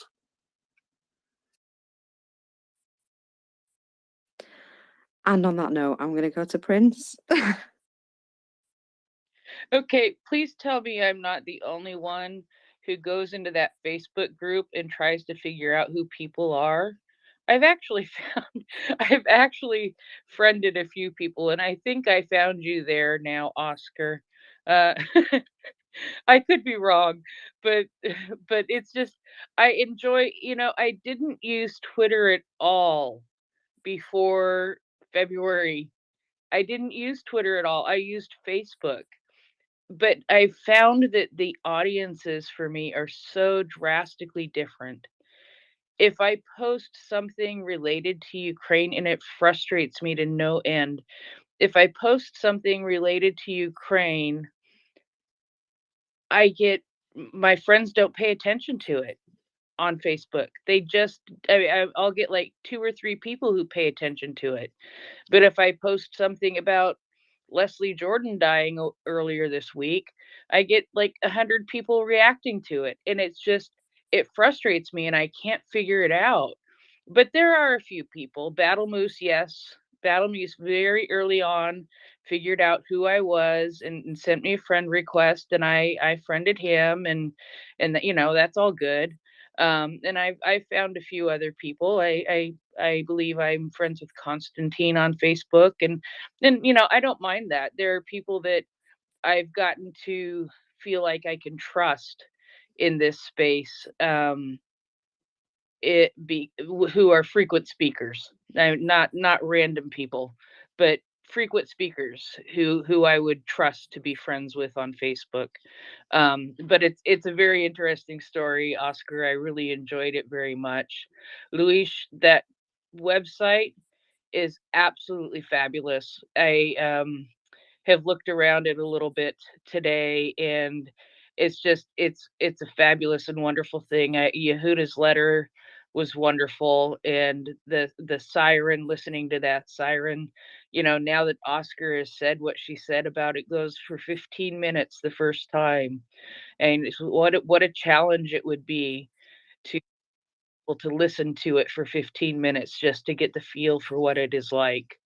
Because I think I might have heard wrong, but I think Oscar said they've had 5 of those today. So if they had 5 of those today in their 15 minutes each, that means for an hour and 15 minutes they have heard that siren ring. So, put it into that perspective and how that makes people feel. And even though it's been happening for 8 months and they've somewhat gotten accustomed to it, it's still, something that is a reminder of what's actually happening. And I know people don't always pay attention to them like they used to, but it's still something that catches your attention. And for a while I had the Ukraine sirens alerts sending me notifications every time they went off, and it was something I challenged some people to do early on. It was to install Twitter and to follow that page and set it to notifications and think every single time that goes off, somebody in Ukraine is under an air raid alert. And it just makes you think how frequent and how often it happens. It should remind you that somebody's sitting somewhere scared, somebody's trying to comfort their kid because an air raid siren is going off and scaring them. Someone has a newborn baby and the air raid is waking them up. There's just all kinds of things. So I just I've had a rough couple of days, and I had the girls up here as hosts. Ben, I still love you, but we had the girls up here as hosts. So I honestly just wanted to hang out with the girls for a little while, and Oscar came up, and I appreciate you, Oscar, so much. And no conversation with Oscar would be complete with this saying, "How's the mood in Odessa?" Thank you, guys. Go on, Oscar. I see your hand. Yeah, the mood in Odessa is a little bit not as cheerful as cheerful, if this is even a word now these days. I mean, we joined the blackouts company in many cities, not only for now, thanks God. Only one substation was hit, the electricity substation made hit in Odessa region. And so this is not the exact reason why we have blackouts, but because Ukraine has the integrated energy system, and we have to share with other regions to make sure they have electricity at least some time of the day. So there are blackouts, and you can imagine how frustrating it is because of online classes. For education, it's disaster, kind of, because you can't keep on with lectures. For example, I can say from my point of view, but it's the same for schools. You can't go on the lecture when there is an air raid alert, because you can't keep the students near the PC or on the laptops. You just have to let them go to whatever they choose to. Most of mine are abroad, but well. So, and once the air raid alert is over, there is a blackout. So just the process is screwed, but I think we will adjust in like a week time, because it's not they promised to switch off electricity every 4 hours, but now they're being merciful for now, and it's like 4 hours a day, or maybe 8 hours a day. It depends on the area, and like how good the wires or whatever in the area. And they say we're going to stabilize the system, and when we can see that something goes wrong, we will just switch it off. And we're all encouraged to cut down the energy consuming during certain hours when the loading is the biggest. So it's pretty dark outside, because all the shops and all the cafes and even the streets are dark. And so it's pretty dark. So this is not actually the mood we it's not cheering up, let's say, but nevertheless we're getting used to it, and just use our phones to have enough light to walk and not fall down when it's dark. Otherwise, Yeah, and Prince, I can see your friend request, so it's probably not me. But beware how many Olgas are there in Ukraine and in Odessa. It's a very popular name. Just, I don't know, try something to narrow down the search. But Oscar, I did not send you a friend request though. oh, you haven't? You just found me. Okay, cool. So yeah, this is the mood in Odessa I think we're going to be fine eventually. Once we adjust to blackouts and to combine them with sirens, we're going to be fine. You'd be surprised what people adjust to, and yeah, I understand. I think at this point I won't be surprised at what people can adjust to. Yeah, I remember blackouts when I was a child in the UK, and we adjusted. We managed. You know, you get by when you have to.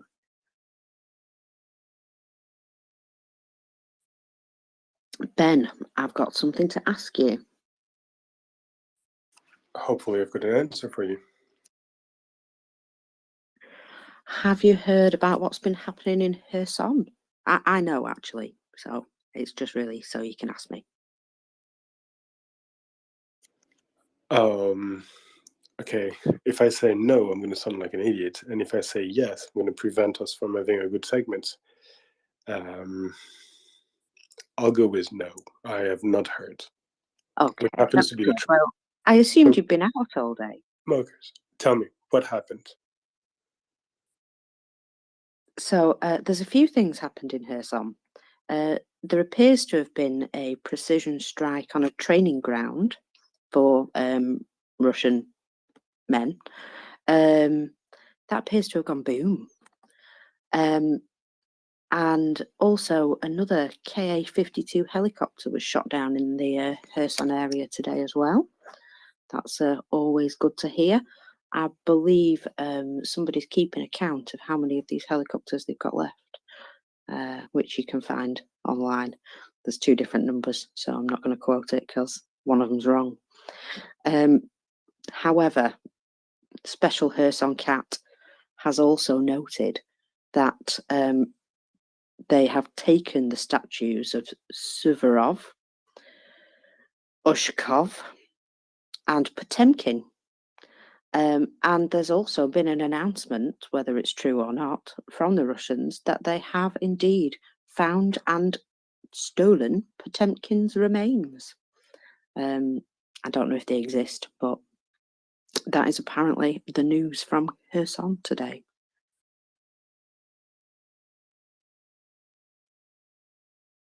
Yeah, that's very concerning what's happening with the helicopters. It's an endangered species. I know they can be a pest, but it's like everything else. Like, people around the Nile, they have to live with crocodiles, and people in around the Dnipro, they have to live with alligators. The way they're shooting them for sports. If PETA saw that.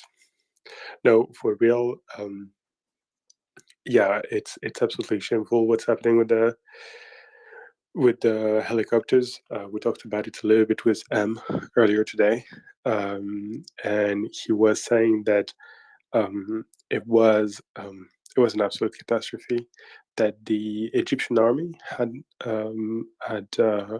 bought a few of those and was exceedingly unhappy with the usage that they're making of it, but as well with the feedback that they're getting from the battle.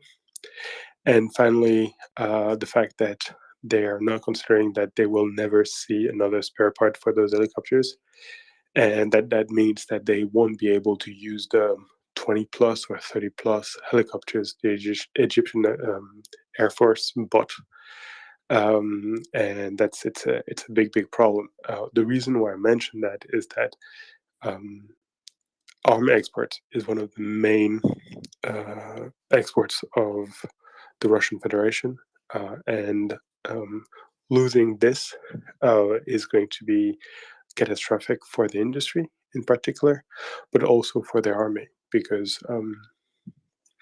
it's well known that their army is not like the United States Army. The United States Army can pay for its own research and development, and then for the production of its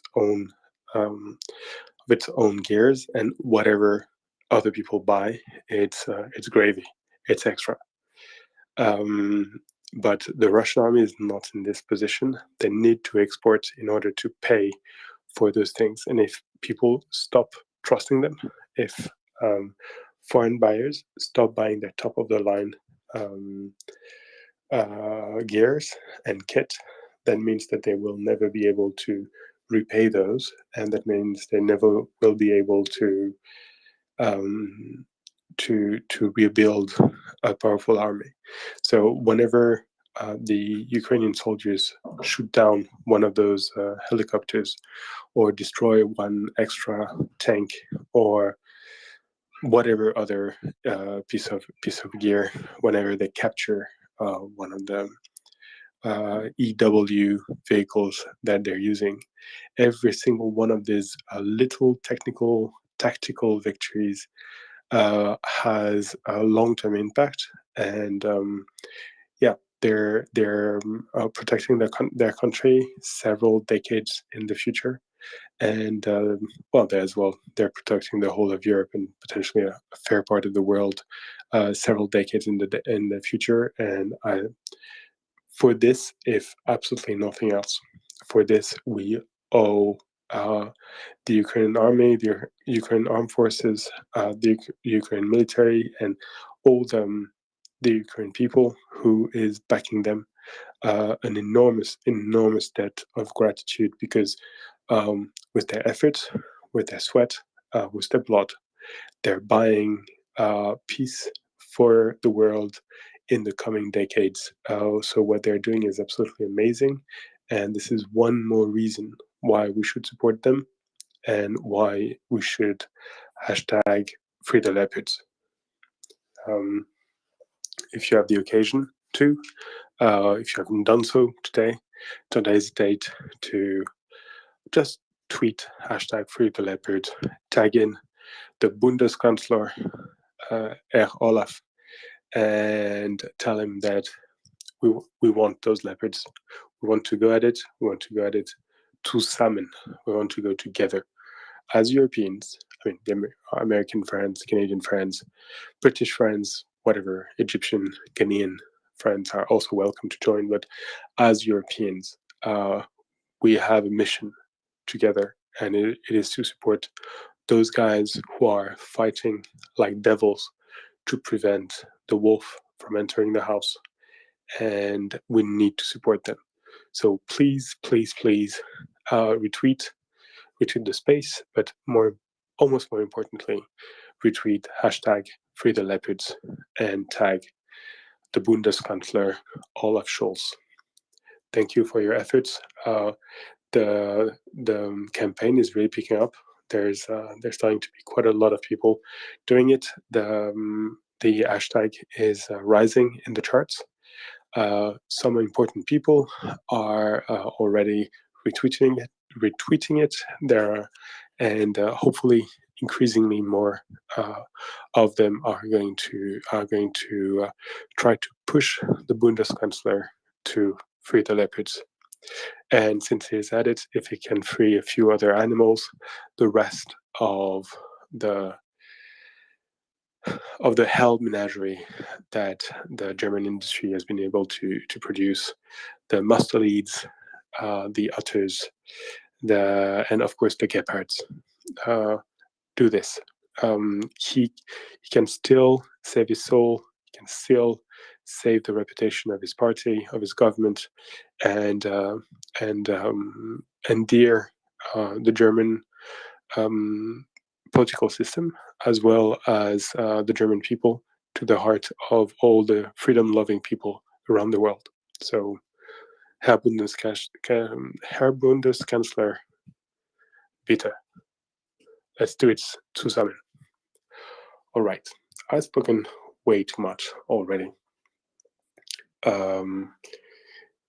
And I wanted to tell you one last thing, though, which is please join us if you want to talk on the panel. We're not biting too hard, except if you're British, in which case today, exceptionally, I will deal you a few of my own arrows. But if you're not British, you will get some. Don't worry. Don't worry. Your time will come, because it's there's a volley for you waiting. My friend, the Genoese crossbowmen are about to join me, and you'll get some. But yeah, please join us on the panel. Share your impression, share your commentaries, or ask a few questions. I'm seeing quite a number of excellent specialists lurking around. People who know a lot about the military situation, people who know a lot about the military situation again, or the oil situation, the energy situation, the electricity situation, the grid. Unfortunately, the CEO of Ukrenergo has not yet reacted to our nudges, our gentle request to come and join us. Mr. M, go ahead. Gentle persuading to come on the panel. Well, there's not much persuasion, to be honest. We resorted straight to begging because we don't have much to offer him, and I'm sure he's a very, very busy man at the moment. So we're not clamoring too hard because we don't want to bother him. But still, if and when he wants to come, he's absolutely welcome. If you want to remind him that we're interested in his participation, I will retweet his name and handle and put it in the nest when I'm finished with my rant. But we'd love to see him and we have tons and tons of questions. Some of us have silly questions, and some of our, but particularly the few British friends who deserve not to be hit with arrows today, also have very pointed and very excellent questions for them about the Ukrainian grid, that all those things we'd like to know. Mr. M, please go ahead. Ben, have you seen what is burning in Russia? The wretched souls? Oh no, sorry, they don't have a soul. No, I haven't seen. Tell me. The Ukrainian army has conducted an attack on Shakhtarsk, and they have shot down a large amount of fuel tanks, and there is also a train which have also fuel tanks on it. So that is gonna be a very big fire.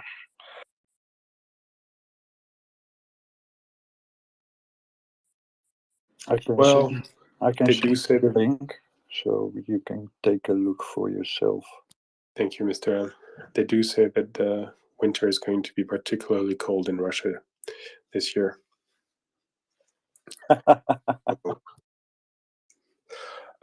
No, but there's also a few. By the way, I'll keep talking until someone stops me. Mockers, you can just interrupt me whenever you want. I'm interrupting you. I'm only interrupting you because you'll run out of talking points, and then there'll be a point where we have no conversation, and that'll be terrible. So, just one thing about the Germans, however, the Germans, the Iris tea is proving to be very popular. It was recorded as shooting down 9 out of 10 missiles in its most recent use. So that's always good to hear, that's very working very, very well for them. Colby, you came up. Hello there. Hello.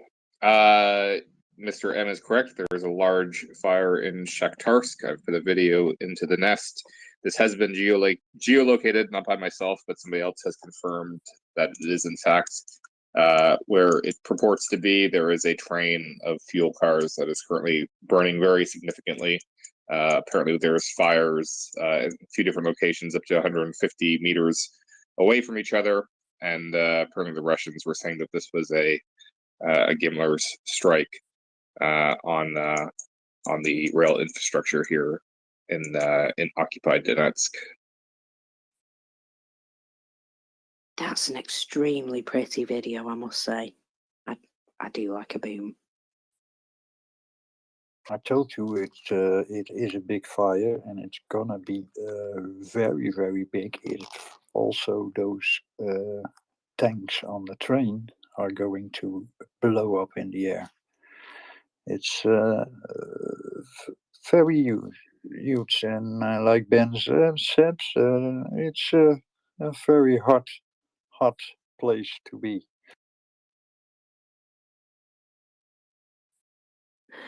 It certainly looks like it. Go ahead, Ben.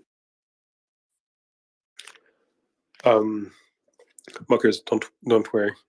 Today I'm in a bit of a role. If I will continue talking, even if I don't have any talking points anymore, I'll use talking sticks, talking lines, talking anything, and yeah, to keep everyone entertained and keep the pledge that Yehuda was the first to make, which was to not let go of the mic as long as the Russians are trying to invade Ukraine, and to be on air 24/7, if absolutely nothing else, to show the Ukrainians that they're not alone, that we think about them, and that they are friends all over the world. Prince, your pretty yellow hand is showing. I'm just giving you a topic. What's Indian oil doing? Ooh. I haven't had many more information, but for those of you who have not followed, it seems that the two largest, how do you call them, refineries in the Indian subcontinent have declared that they would not anymore be using imported Russian oil in order to, as a commodity to make their gasoline, and this is pretty big. First of all, that's a very, very, very, very, very sizable market that could be in the process of closing for the Russian export. So that implies that they might have to admit to a much yet bigger rebate on their exported oil. I'm speaking under the control of people who know this better than me, but at the moment, roughly speaking, a barrel of oil on the world market trades around $90, and a barrel of Ural Russian oil is trading at 60. That means that there's a rebate of 30% for just to buy Russian oil, because the clients can, and because they know that the Russians cannot afford to tell them no, they know they cannot offer to run a hard bargain, so they just take benefit. So anyway, if the Indian market was to close to Russian oil, this would create even more of a buyer's market for those still interested in Russian oil, and that would mean that the Russian oil would keep falling further. But there is potentially even more than this, and the reason for the more in question is why these Indian refineries decided to close their imports, their Russian imports, and to end those contracts. And the reason for this is that they're afraid of the European Union secondary sanctions. What it means is that until now, the European Union was entirely using primary sanction, meaning that they were entirely and solely targeting Russian individuals, Russian companies, and direct trade with Russia. Secondary sanctions imply that they are going to start targeting non-Russian companies, non-Russian people, and non-direct trade with Russia. Whenever somebody or something or someone is doing something which is favoring the Russian trade a bit too much, the European Union is taking upon itself to sanction those individuals, to make them pay. If you're trying to take advantage of the situation, you will pay. If you're trying to take advantage of the sacrifices that Europeans, Americans, British, and Canadian people are accepting by withdrawing from any Russian deal, if you're trying to take advantage of this, you will pay. If you're trying to take advantage of sanctions, you will pay. And what's interesting is that those Indian companies, they blinked. They decided that they were not interested in attracting the wrath of the European Union upon them, and that they'd rather withdraw from the good deal offered by the Russians at the moment in order to not to be targeted by those sanctions. That's smart of them, because the good deal only going to last for a few months, few years, absolute maximum. The European Union is here to stay, and if you fall under the sanction, oh boy, it's going to take you a lot of time, a lot of effort, a lot of money for you to be withdrawn from that list. You don't want to fall into it, so they made the smart choice and withdrew. What's particularly interesting is who those people, those companies are. I'm no specialist, but I don't think that Indian companies refining oil to produce gasoline, which must be at 98% consumed in the Indian market, are really tied directly to the European market and the European institutions. So if those people who are insulated from Europe, who are very far from Europe, if those people decided that they were not interested by generating the wrath or getting the wrath of the European Union, if those people flinched, you can imagine that all those that are a lot more tied to the European market, to the European Union, they're gonna take a nice, hard look at what are we doing? Are we sure we want to trade with those people? Are we sure we want to benefit from genocide? And they're likely to fall and to withdraw. There's a little bit of a but, and that little bit of a but is the fact that companies can still buy what is known usually as Latvian blend. In practice, what this is the fact that whenever a country is under sanction, it can always export to a third country. That third country will mix whatever oil it has with the sanctioned country's oil and sell it as its own. And this is extremely difficult to counter, because there's very few. Well, there's no interest by anyone to check every single molecule of oil that is being bought and to check where it is coming from. So it's relatively easy to mix and match. What is fairly interesting is what M told us and this afternoon, which was that however easy it is to actually to do the mixing itself, the whole financial construction that is necessary, the architecture that you need to build in order to export that oil, hide it, launder the money that is thus generated, this is exceedingly expensive because there's a lot of steps, and each one of those steps needs to generate enough money for the intermediary who is in charge. And this is a lot of money. And even if, for instance, those two Indian refineries start to import oil from Malaysia, and if that oil is actually coming from Russia before being mixed in Malaysia and then re-exported to India, all those steps are going to be extremely expensive and are going to impact directly the amount of money Russia is going to make out of those deals, out of all that trade.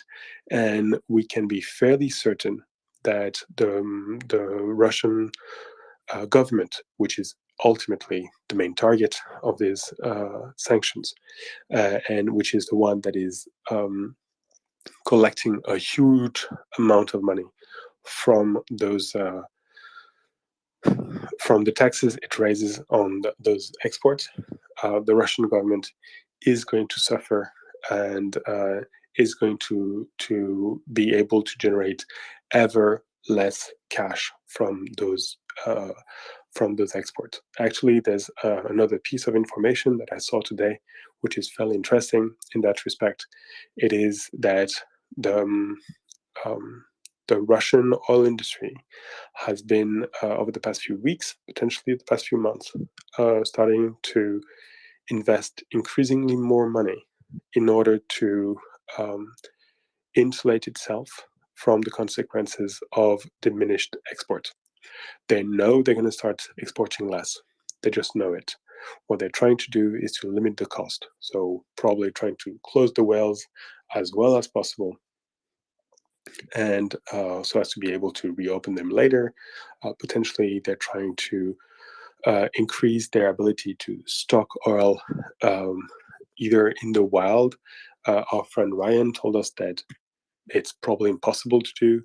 Maybe they were absolutely brilliant and they managed to do it, but he was extremely doubtful. So if he doesn't believe it, I don't believe it. But so if they don't stock it in the wild, they probably stock it in man-made structures. So they may have been investing in more. Okay, it's not silos for oil. How is it called? Tanks. Yeah, I guess. Tanks feel small. I thought you need something bigger, but yeah.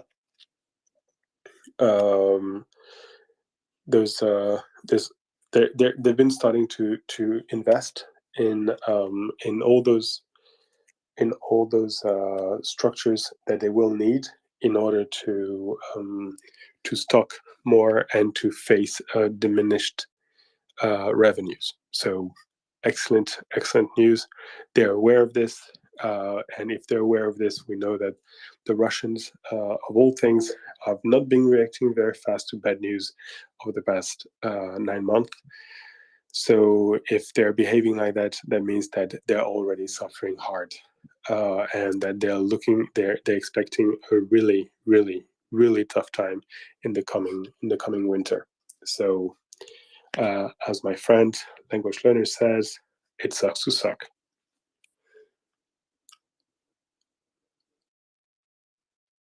It sure does. It does indeed suck to suck. On that note, there is a Lieutenant Alexander Lapin.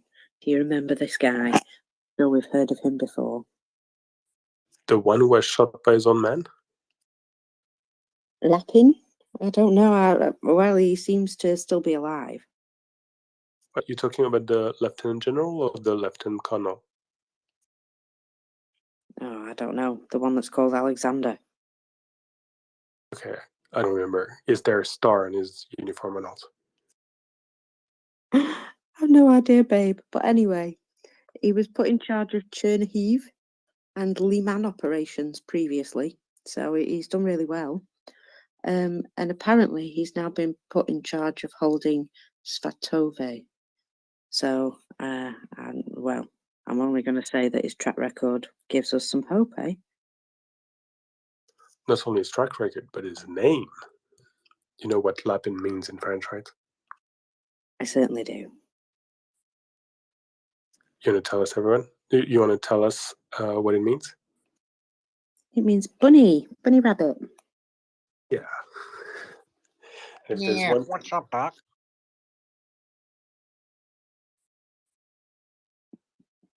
That one, yes. Just on the news of Svatove, while we're there, an ammo dump this morning was apparently targeted and went boom. And there's reports of Russian soldiers setting up new defensive positions just on the west side of the P66 highway. So they are trying to defend parts of that highway by the looks of things. Sorry, I had to cough. Atacams, you've come up and popped your hand up. Go ahead, my lovely. Yeah, I just want everybody to check out Forte 10 on Flight Radar. It went mighty close to Crimea. It was just weird. I've never noticed that before. So I was bringing your attention to that. Also, I posted the AP article to the thread. If you guys could please read that and retweet it, because I think everybody needs to see how brutal the army was against Ukraine and has continued to be. And that was the plan all along. So thank you.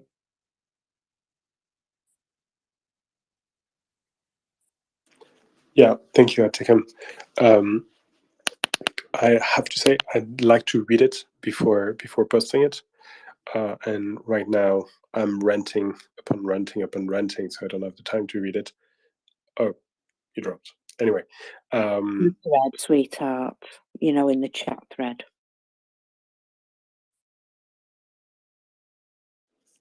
I'm begging. What did you say? I wanted to say something. There is also a pontoon bridge that is being targeted. Where's that, Mr. M? Dnipro. I will send you a link. Thank you. In the meantime, Prince, your yellow paw is showing again. Would you like another subject, Ben? Yeah, I love other subjects, especially those you bring up. Go ahead, shoot. Okay, yeah, because you know, I'm just thinking of things that I've really enjoyed listening to Ben talk about recently that I haven't heard, you know, for 24 or more hours. So I'm just like throwing you some topics here. So I'm wondering how the stripper index is doing in Russia, because the stripper index for some reason really fascinates me.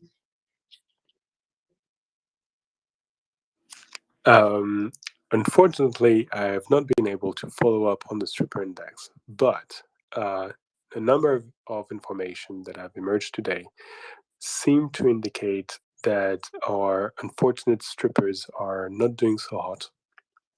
In particular, members of the what do you call them? High-ranking civil servants, members of the high administration. Especially the one of the municipality of Moscow, have been disappearing at a fast rate. Some of them were mobilized and, went west. Some of them have actually come back. Unfortunately, let's put it this way, there are no strippers in the boxes that they're no inhabiting. It's actually a fun joke in French, but you just need to imagine. Some of them went to Ukraine and came back very much dead.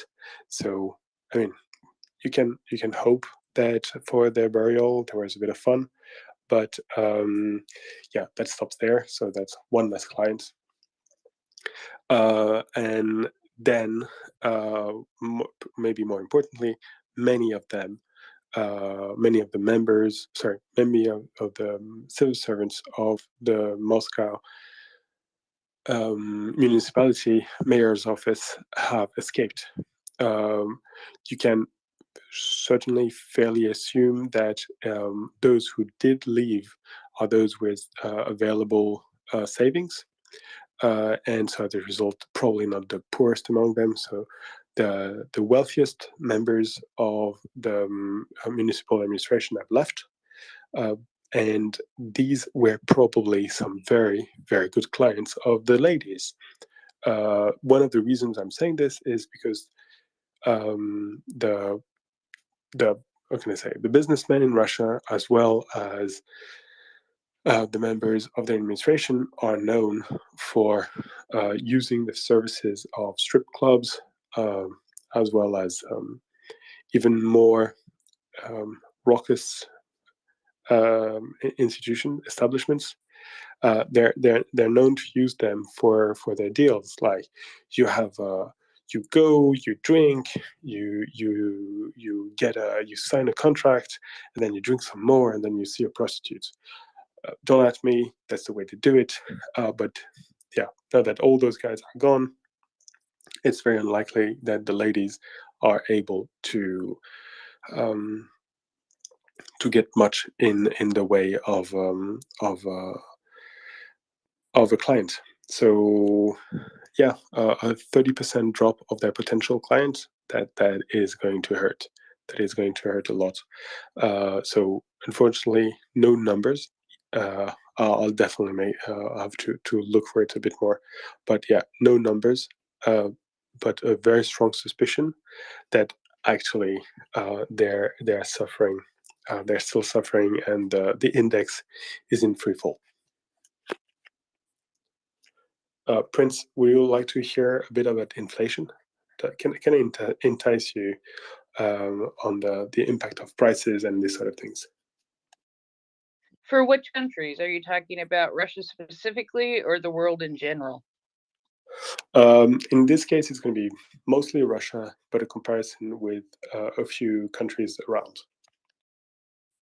I think that would actually be rather fascinating. Okay, I think we should give people a minute. If you don't want me to talk about macroeconomics, you can do something about it. You can join the panel, come up, ask questions. I give you a minute, and at the end of that minute, if no one has come up, I will talk about macroeconomics, the gripping details of macroeconomics. In the meantime, since we're talking about economics, we're talking about money. Money, money, money. You know what's coming? You know it. Money, money, money is so funny in a rich man's world. Mr. M, you know that you've got a fantastic singing voice? No, if I gonna sing, I gonna chase the listeners away. We're not gonna do that. I just want to say I'm gonna drop down now and leave you to the good hands of the co-hosts. And I wish you all a good night. Good night, Mr. M. Goeienacht. Hartelijk bedankt, mijn vriend. En tot ziens. Tot morgen. What was I saying? Yes, money. Money, money, money. Rubles. You may have a few rubles lying around and you feel bad about having them. Maybe you went to Russia, you didn't know, you are a tourist, you didn't pay attention, and now you have them. What are you to do with them? I'm wondering. You're wondering. It's burning your pockets. What should you do? Well, there's one thing you can do. You can send them to MriyaReport. We take rubles. We take dollars. Well, they take rubles. They take dollars. They take everything. You can send it by whatever application you prefer.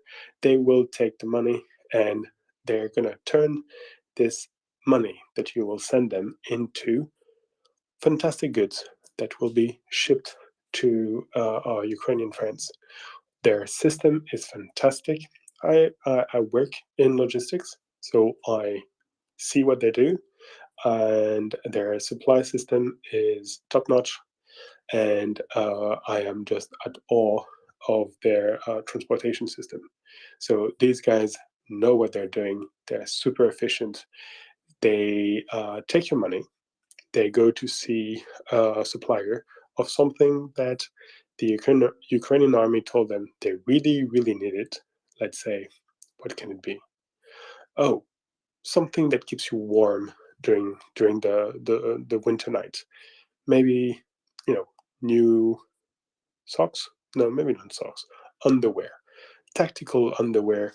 The sort of things that looks like nothing, but it costs $50 if you buy it in the shop. While the guys of MriyaAid, they don't go and buy it in the shop. They go straight to the supplier. They go to them, and then they go, "Guy, we've got a good business opportunity." They discuss the price. They bring the price down, and once the price is down, they go, "But it's a good cause. Maybe for the same price, we can increase the number of things." So the price stays the same, but we've got more product. So they get more product. They get more product at a lower price that you or me could ever dream of. And they take it, they bring it to their wonderful, wonderful warehouse, they package it, they're really good. Again, I'm telling you, I do this for a living. I've seen their pallets. Their pallets are work of art. They are wonderful at this. So they do it, they wrap it, and then they ship it. Sometimes they ship it from Canada to Ukraine. Sometimes they ship it from Germany to Ukraine. Wherever they find the best deals, the best quality for the lowest price, they will package it, and then they will ship it to Ukraine, and your dollars will have a massive impact. There's a number of units that have already received the support of MriyaAid. I think every single one of them is of the moon, and but of course they always need more. So MriyaAid always needs more. It's not as if they were keeping the money to do some smart investment for later. It's a sprint. It's a very long sprint. It's an Ironman of an effort. But with that money, they go a real long way, real fast. They really do a wonderful job. So take your rubles, give them to them. All right. So no one has come up. Marcus, are you hiding someone from me? Do you see someone requesting? Because I don't see anyone. I haven't seen anyone in a while. Is my thing even working? No, I have not. I do bite, but I do it nicely. Okay, just so you know. Yeah, never works for me. Do you do that while dressed in leopard print? Oh yeah, fine. Yeah, I could do that. No, Muckers doesn't dress in leopard prints. She gets she gets leopard dots painted all over her. I've seen it. I've seen the pictures, Muckers. Don't deny it. I actually did that myself. I was not a makeup artist. Well, you've got a lot of secret skills that we will examine one day. Oh my God, someone in the nick of time is saving you from inflation. I was about to start. Plumman. Hello, my friend. How do you do? Hi, Ben. How are you? Trust you're well. Trust you're good. I have a very quick question, actually. Have you guys here on the panel discussed probably not, and it's probably inconsequential, but there was a tweet by the Russian Ministry of Defense talking about a dirty bomb preparations and materials being seized and what have you not in Twitter. At least I've seen it on Twitter, where they have used images from stuff confiscated in 2010 in Mexico, right? They couldn't even find an appropriate image, for crying out loud. There was even a reply by the foreign minister of Slovakia, for whatever reason. I believe one of the images was showing some storage facilities in Slovakia on top of it. So they sort of said this is all complete fake propaganda. And I don't know. Have you guys spent some time talking about that? And then did you had a chance to do a bit of an analysis on it? Its significance or insignificance. You know, to analyze that the Russians are lying every time they open up their mouths, that's not necessarily true. I mean, we have done that extensively, so it's probably a bit futile to do that. But some people have seen that as a preparation or justification for some sort of escalation on the front. Some others have said this is probably a pure exercise in internal propaganda and railing the troops at home, because they can't be so stupid to believe that anyone outside of Russia might believe these fabrications, and fairly incapable fabrications on top of that. So yeah, that's an interest. It was a small sort of an interesting fact this today, which came out today, and I would be interested to hear what the panel thinks about it, and especially yourself, Ben. Thank you. Oh, right. So there's part of your question I can answer easily, and part of your question that I will defer to my friend Joanna, who knows a lot more than me about this. The part of your question I can answer easily is, as far as I know, and I've listened for most of the day, we have not covered this. When it comes to radioactive stuff, I trust Joanna. The only thing I can add is I'm very disappointed in the Russian Secret Service ability to lie. They've been this. But Joanna, you know everything about nuclear plants and dirty bombs. Some people say you're a dirty bomb yourself. So please go ahead. Oh my God, Ben, what an introduction. No, I'm not a specialist. I'm not an expert in this, but my father was a geologist that worked on a uranium mine in Romania. So yeah, it's one of my secret passions to learn about this. So actually there was a news that surfaced, I believe about 3 hours ago.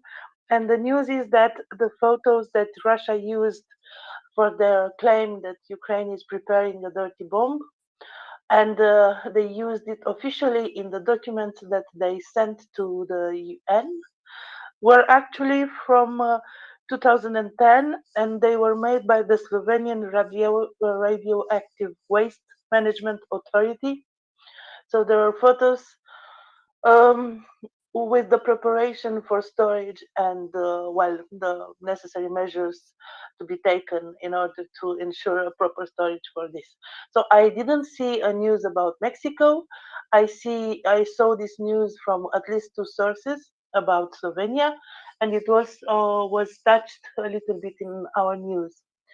So basically, it's a false claim, as we could have known already.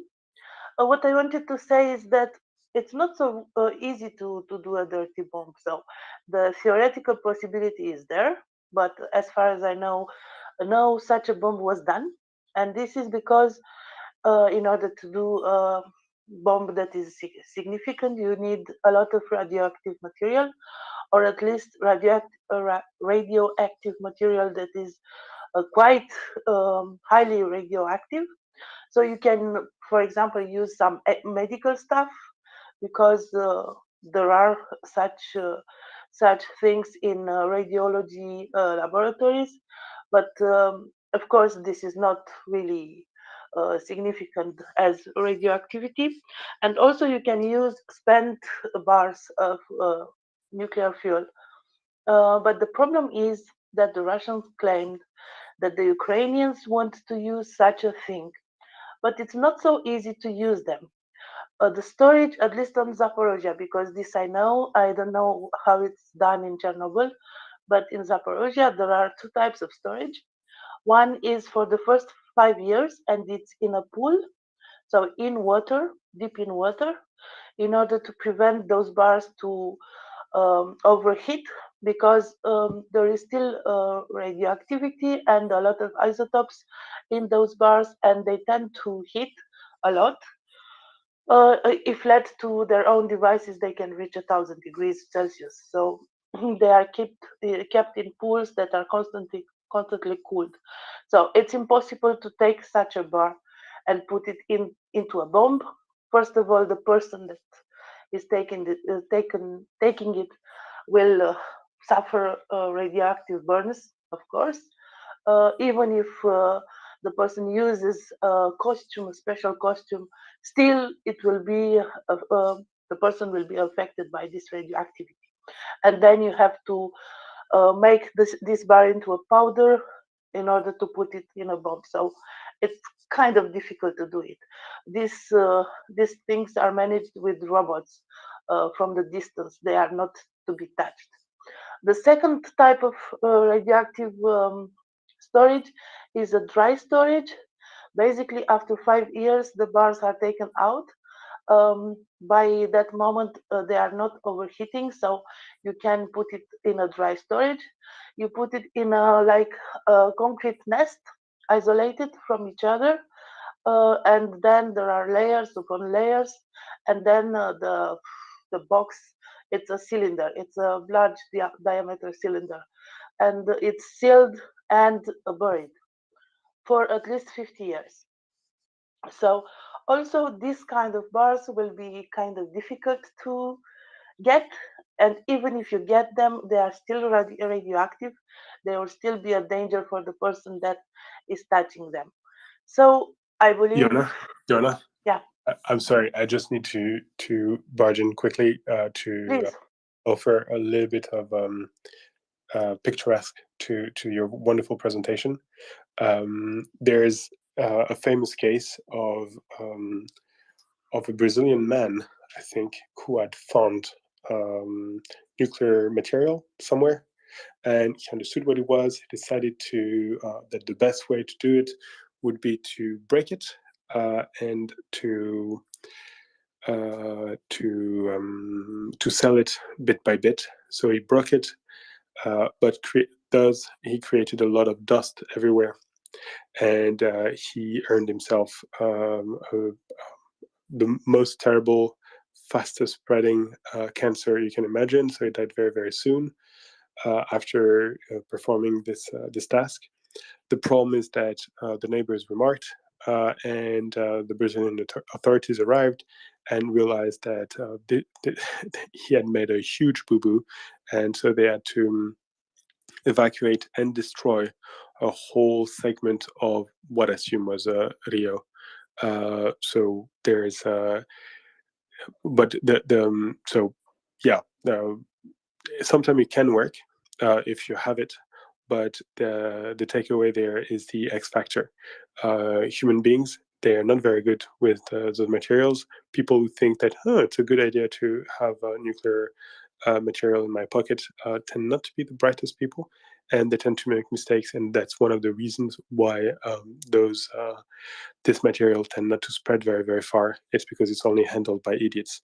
If you want to know more about it, there's a great podcast from the Red Line about it. It's an Australian podcast.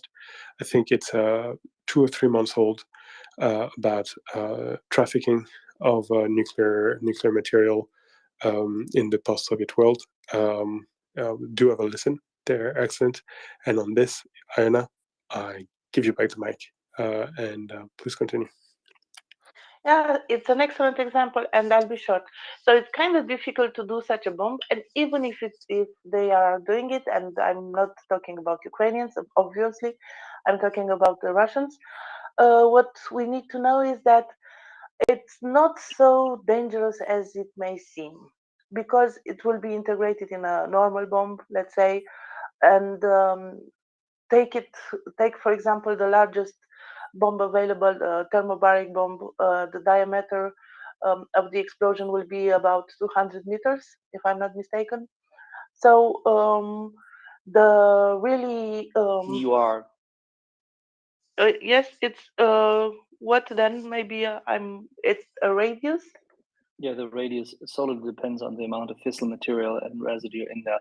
So you can't say 200 meters. We have to be very careful as to this. It could be significantly less, but it can also be a lot more. That depends on the amount of spent fuel rods they use.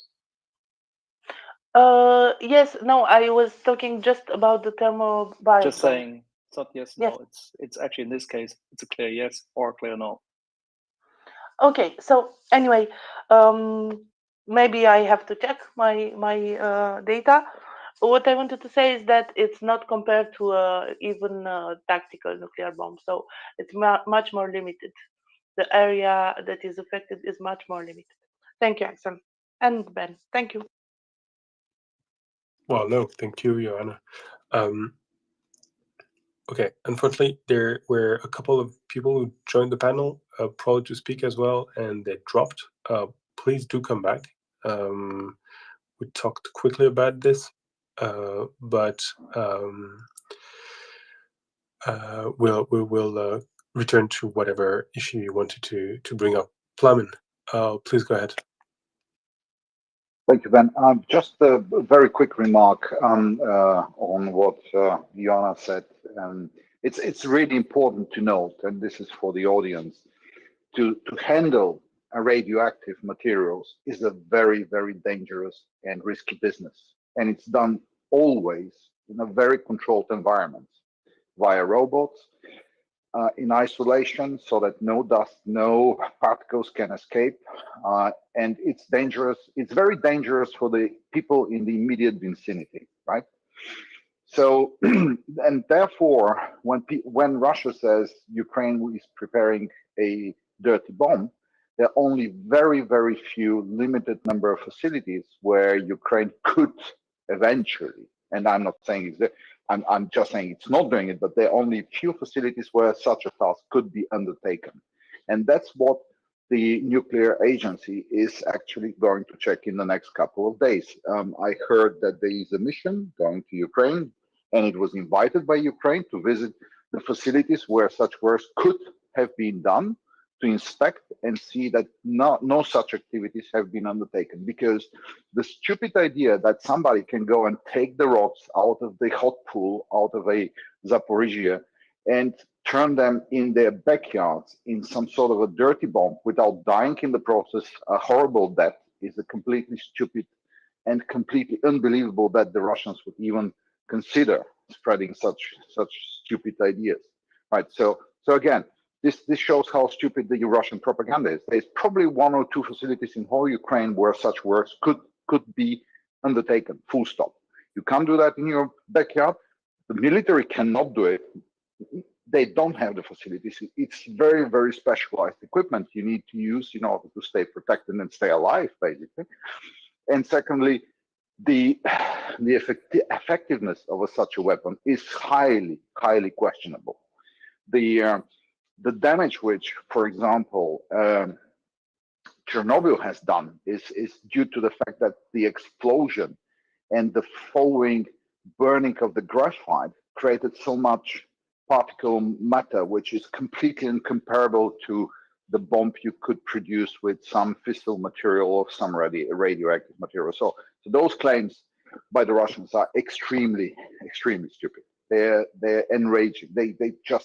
They go against the intelligence of everyone who has a little bit, a sliver of knowledge about how these things work.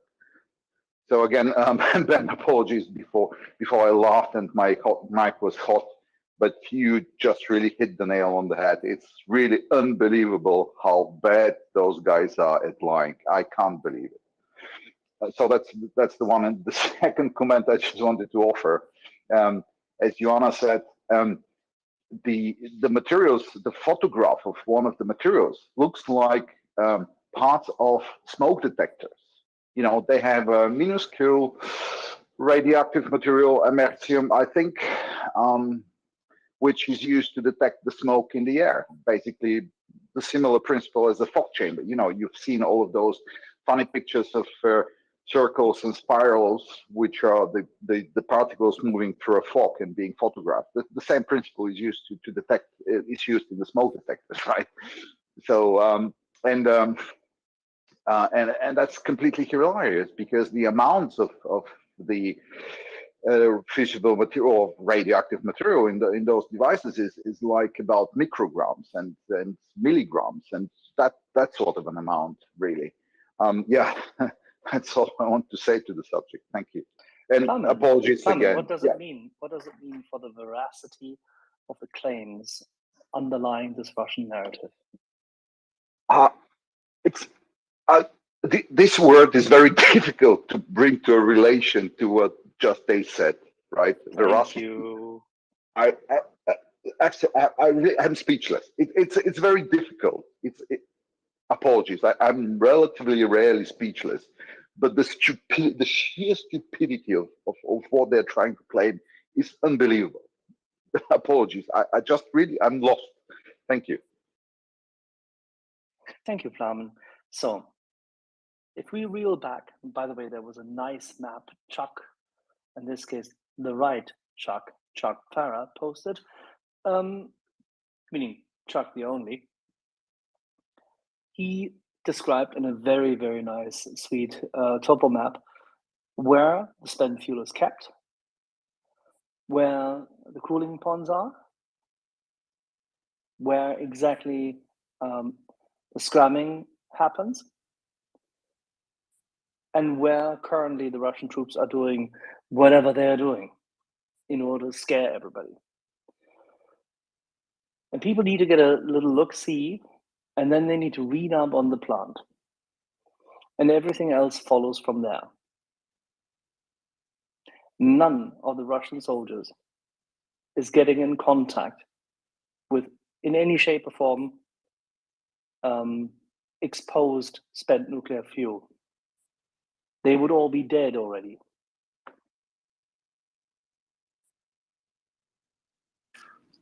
Okay, thank you guys for the details. I'm a bit disappointed because I had all my facts on the subject from Mission Impossible 3, and they were saying it seems very, very easy. But Plumbin, you're making an excellent point. Despite what the movies are saying, it's exceedingly difficult to do these things with a minimum of safety and a minimum of privacy. And if you say there's only 2 places in any large European country would only have 1 or 2 places to make them, I sincerely believe you. And I think that yeah, that's a very good point to keep in mind.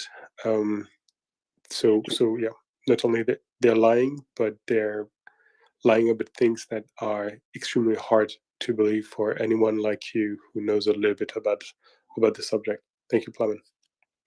Ben, just to clarify, even countries which are running nuclear reactors might not have these places because they're specialized for producing fuel rods, manipulating the spent fuel, whatever. So they're existing within a very specialized industry. And in Europe, there are fairly few of them. And they, Ukraine, for historical reasons, have those places. But other countries, for example, Slovakia, which has a couple of nuclear reactors, doesn't have them, right? France has them, but Belgium, I don't think so. I'm not sure about Belgium, but let's say most of the countries who have nuclear reactors but do not prepare the fuel themselves, do not do any manipulations, wouldn't have the capacity or any of the installations required to manipulate this fuel. They just pack it, leave it in the spent fuel pool to cool down after 10 years, put it in dry casks, and then ship it to the final storage. They do not prepare let's say the rods, the new rods for refueling the station. So, sorry, apologies. There are very few and very well-known places where such things can be done. Thank you. Okay, well then even more. Yeah, sometimes we may have a rough understanding of the science and of the engineering that's behind it, but the institutional reality for such things to happen, or anything like the production of electricity and these sort of things, the institutional reality is sometimes almost as important to understand, and for us to assess the probability of some claims. And yeah, once more, they're really bad at lying. Please, guys, get better. And now for someone who's really good at lying, Captain, please go ahead, my Peruvian friend.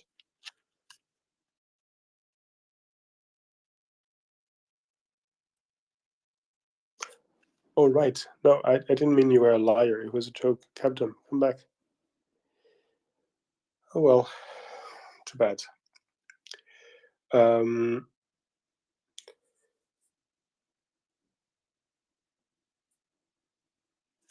Go on, Heather.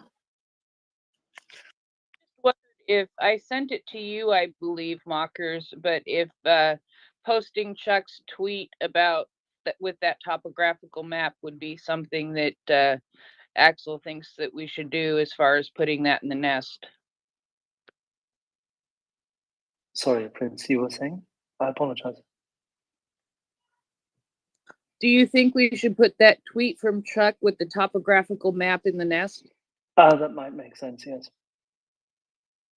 Okay, I can do that if you'd like, Mockers. Yes, please. Whoever has it at hand currently.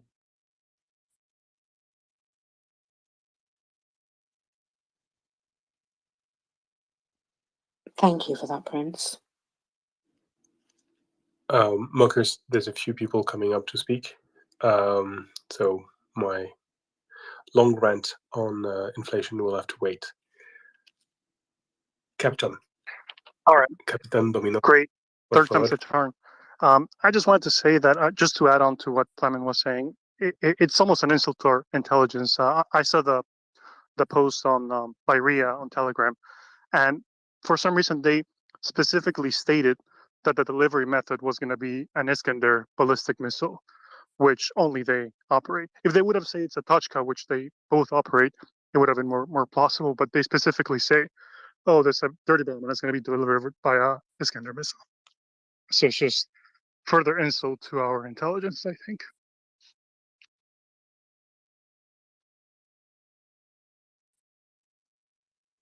Yeah, that's absolutely unbelievable. I don't know. I mean, these guys, they probably will start talking about reptiles and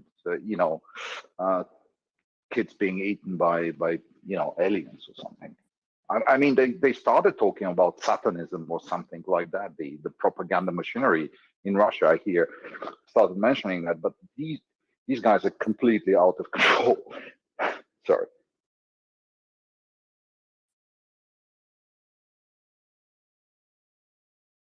It is indeed slightly bonkers. I've just noticed that our good friend Gunny, with his pouch there, has come up to chat to us. Go ahead, Gunny. Yeah, I think you're all missing the point a bit here, though.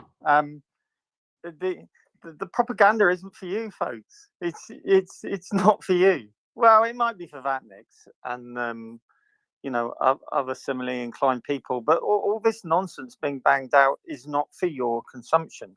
It is for domestic consumption primarily. Remember, if they do it, they will want to justify it to the Russian population first, to say, look what the evil Satanist Ukrainians have done. Now is the time for Mother Russia to retaliate by appropriate means.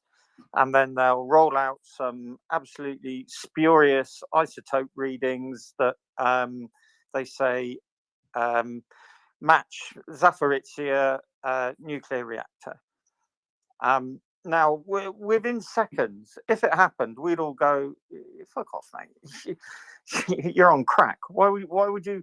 You've been messing around a reactor for ages, and it's been under your control for months. And then suddenly we're supposed to think Ukrainian blokes dressed in black kit with masking tape over their eyes, parachuted in, stole some fuel rods, leopard crawled out, and then got back to Ukraine, where they built a missile specifically to attack a Ukrainian reactor under Russian control. you know, no one's buying it apart from the idiots in Russia who will buy it. So I would be more inclined just to look at it like that. Can they build one? Well, yeah, of course they can. Do they need specialist handling equipment? No, they don't. If you're not safety conscious, why would you? Thinking back to the counter-terrorism briefs that I used to sit in on, the big fear was Islamic fundamentalists getting hold of material and then creating a dirty bomb and detonating it in a Western capital. There was no talk of specialist Daesh nuclear laboratories. It was just assumed that if they got hold of the material, 3 or 4 people in the room building the device would be sacrificed for the greater, you know, the great glory to the sky fairy. So, you know, have they got the capability? What you're talking about, an explosive device with material wrapped around it, that's easy to do. You can get any idiots to do it. You, Oleg, grab your 3 mates. I want you to put these really warm bits of metal around this device. And don't worry if your skin starts falling off after half an hour, it's normal. Have they got the material to do it immediately? Yeah, I've just looked at the Northern Fleet spent nuclear reactor scrapyard, and they've got something, it looks about 30 submarine reactors stacked up in the open with very little security that I can see, oddly. So yeah, I would just say don't think about this as all this crap that they're banging out on social media as being aimed at you. The Russians are not so stupid that they know no one will buy it. North Korea might say, yeah, definitely it was the Ukrainians. The Chinese will sit on their hands. The Ivory Coast and the DRC might come out in support of Russia. But apart from that, all of this, it's just aimed at the potato heads within Russia. And if they do it, it will be a means of justifying it to those idiots, or justifying it to the ones who've got a TV or a radio, which is about 5% of the Russian population, probably.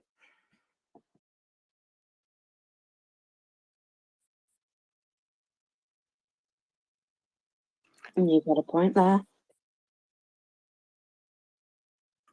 Okay, I think we're gonna go Plamen for a reply, and I'm sure Thanos and George have something to contribute as well. But Plamen, please go ahead. Thank you, Ben. I just really want to slightly disagree with Gunny here. The spent fuel rods are extremely hot, in the sense radioactively hot, and you would get a deadly dose within hours, and you'll be dead within days, literally. 10 sieverts, and you're dead in a week, literally a week. So you might not have time to complete it. And please be aware that the symptoms set in quite quickly, so you're not in a position to work after receiving such a dose. So people might think, oh yeah, we will sacrifice some people. But no, you go in, you touch that stuff, you stay in the room, and in a couple of hours, you stop being functional as a human being. You start vomiting, you start bleeding, you start having internal burns and external burns, so you can't handle equipment. So it's very difficult. It's really difficult to work with such extremely radioactive. And be aware, because of the, whatever, I'm not going to go into this whole why it is, but it is very difficult to handle them. You wouldn't be able, you have to have 20 people lined up to die one after the other to prepare it, unless you have plans how you can build a dirty bomb in, let's say, couple of hours. So I don't think it's that easy. And the let's say the other examples of jihadists trying to build a dirty bomb, that's not the material I think they had in mind. They had in mind much milder and much just to deny space to people, just to make it enough radioactive enough after the explosion so that people have to vacate, but not to and only in urban areas. So if you want to do something at scale and you try to use the rods, you need specialized, really specialized place to do it. I don't think with martyrs or kamikazes you can do it. Sorry. Thank you. Yeah, but what you got to remember is you're talking about a conscript army made up of people who can barely spell their own name. and maybe not even that, and probably need about a week's instruction on how to put their trousers on the right way. So, you know, this is a conscript army where the third echelon, having stood on a hill 2 miles away and watched the first and second echelons get murdered on a river crossing, all jumped in their BMPs and actually drove across and got murdered. So, you know, the material, I mean, from a submarine, what are you talking about? It doesn't have to be spent fuel rods, can be part of the circulation pumping system. Anything that's carried contaminated coolant through it will do the job. And what is it? What does a dirty bomb have to do? It has to go bang, and it has to deposit material over a fairly wide area. So top of my head, a truck mounted IED. So this is, you know, like an improvised explosive device. A truck one was about 540 meters for fragmentation. So that's about let's say, call it a kilometer of highly radioactive material thrown outwards and upwards, and then the resulting dust, because obviously you get dust off the ground and off the buildings, off the masonry, stuff like that as well. And then you get the plume wherever that goes downwind. So constructing it, you know, if they went for a vehicle device, say, constructing it is purely a matter of stacking it around the device, around your explosive device, and then blowing it at a time and place appropriate. So, and that was the fear during the briefings we got, and why the intelligence services were so wrapped up in trying to prevent CBRN material falling into the hands of people like Daesh, because it was so simple. You know, I mean, for us, right, we want you to stack that material around that 500-pound bomb, which we're going to deliver on the back of a truck into Kherson. People are just going to go, well, where's my protective kit? Because we've all got a modicum of education and we're aware of risk, and we all know what nuclear is. Get 4 people from the 4 conscripts, stupid conscripts from the backwoods of Russia, who haven't seen a flushing toilet, let alone watch Chernobyl on Sky. Comrades, got a job for you. Oh, yeah, what's that then, sir? Well, pick up that stuff over there and stick it around that bomb. Why? Just do it. Oh, all right then. They die. And then if a job's not done, you 4, got a job for you. Because they've got no regard for human life. So my point is, A, it's not that difficult. B, is it stupid? Is the propaganda absolutely meaningless? Yeah. C, is it designed for us? No. D, is it designed for the idiots in Russia? Yeah.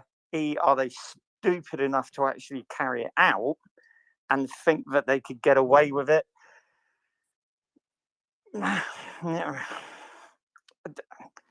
A year ago, I'd have said, of course not, but they just keep doing stupid things, don't they? So, time will tell. Time will tell. Personally, I think it's poking and prodding just to test the waters and see what the reaction is, like the ballistic missile test today. And NATO's just played it smart and just said, don't do it. You do it, we are going to rump you. Well, how? Don't worry about that. We're just going to rump you. So it's non-specific but firm threat of retaliation. So you're just going to have to, just bear with this and just have to suck it up. There's nothing that we can all do about it. And time. Thank you, Gunny. All right. Before we continue on that subject, I'm sure all the hand raised want to talk about this. I'd like to acknowledge Roman from, is it Odessa or Zaporizhia? Either way, and who's probably new on the panel. And if you want to speak, you just need to raise your hand. Otherwise, I won't get to you. But since you're here, maybe you want to contribute to the conversation or change it slightly. You're welcome to speak, sir.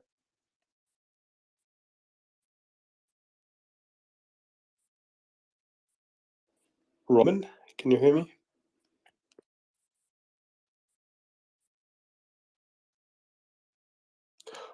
All right, Roman apparently cannot hear us. Mokers, do you have a dog in this fight? who do you think is correct? Plumbin or Gunny?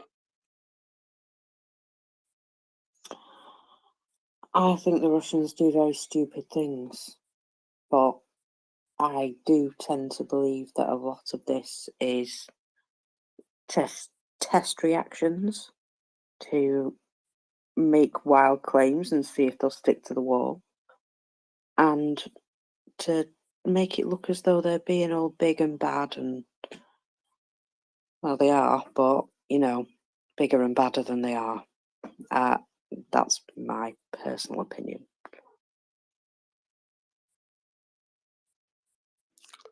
All right. So, if I'm not mistaken, and if Plumbin doesn't want to grab the mic, yep, go ahead. No, I just I think we're talking about different scenarios. What Gunny has described quite aptly, actually, is a situation where you use a low radioactivity nuclear waste to create a scare and create a denial of area sort of situation, because people would be going and living there. You can't live if they detonate it. It's not going to kill you immediately. It probably wouldn't kill, the blast will kill you probably, but not the radiation. But you wouldn't be living there for a very long time, or you have to do quite a bit of decontamination to get it cleaned up. And again, in an urban area, you easily can impact hundreds of thousands of people if it's detonated in the right place. I was talking about a slightly different scenario where the material is of the, let's say, the higher end radioactive material, which cannot be handled that easily, even by conscripts. They'll just die too quickly. Trust me.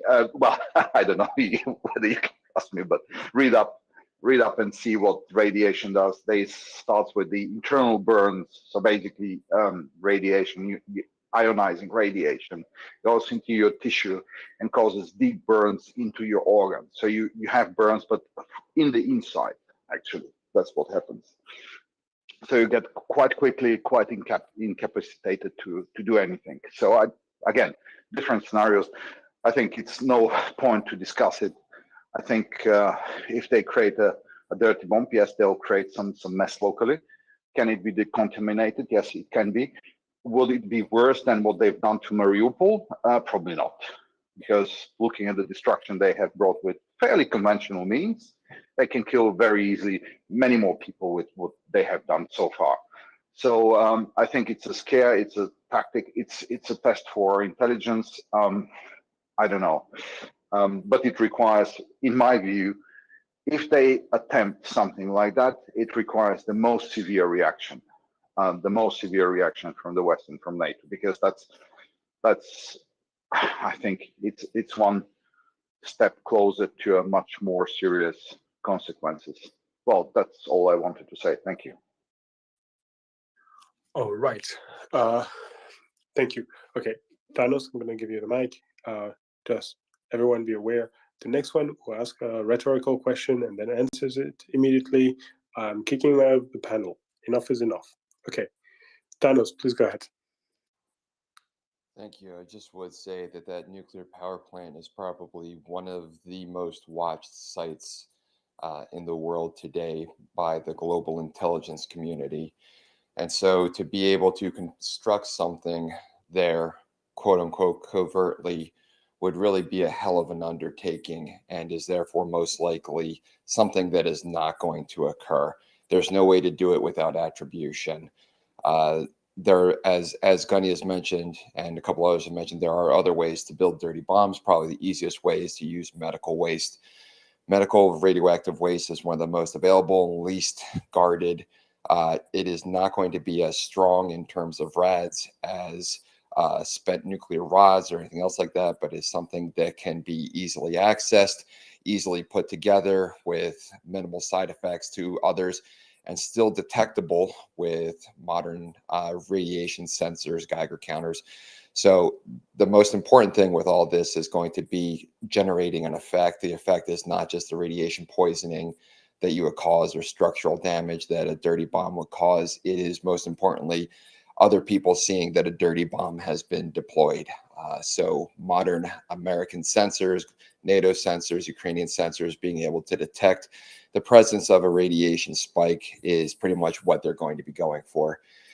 That being said, we used to think that some of the discussion about Russia utilizing weapons of mass destruction was pure bloviating. It was just threatening, beating its chest.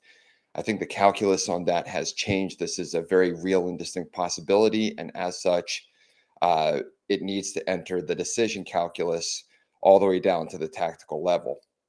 Now, I'm not going to say one way or another what Ukraine should do. They've been invaded. This is their own, this is a decision for them.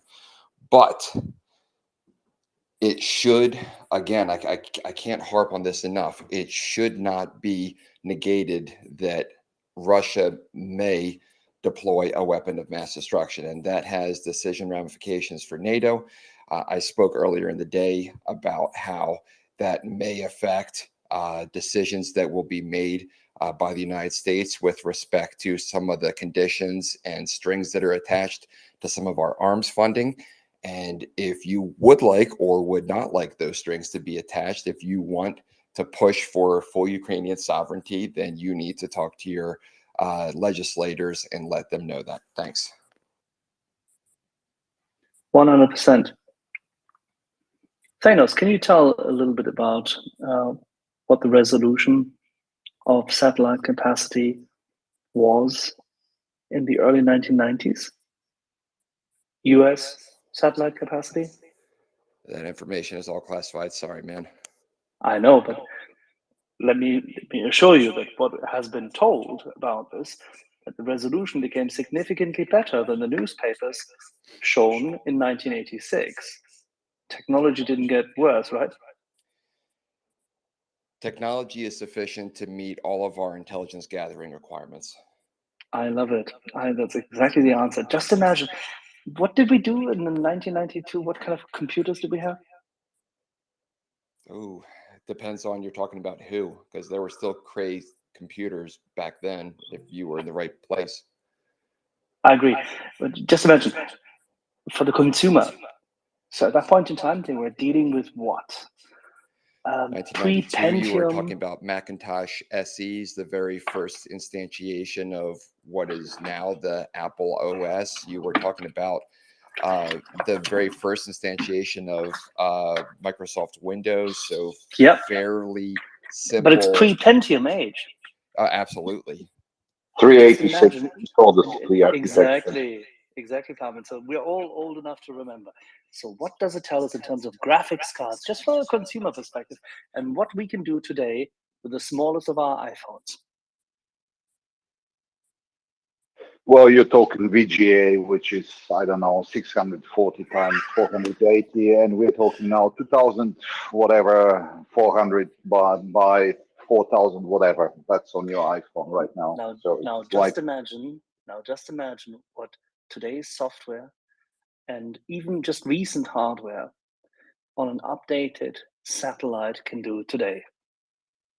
So if anyone, and this is why I wanted to highlight this, if anyone doubts that what Thanos stressed, that we would fail to know whatever is visible on that site or anywhere else in Ukraine, they should give themselves a little kick in the butt or their head a wobble.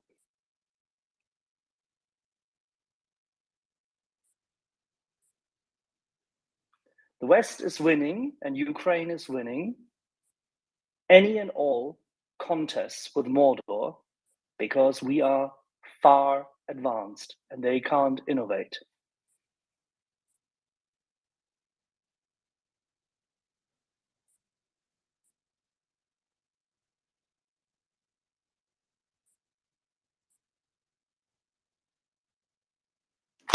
All right. So, a man who can innovate, George, please go ahead. Yeah, Thanos, correct me if I'm wrong, but wasn't there when you mentioned the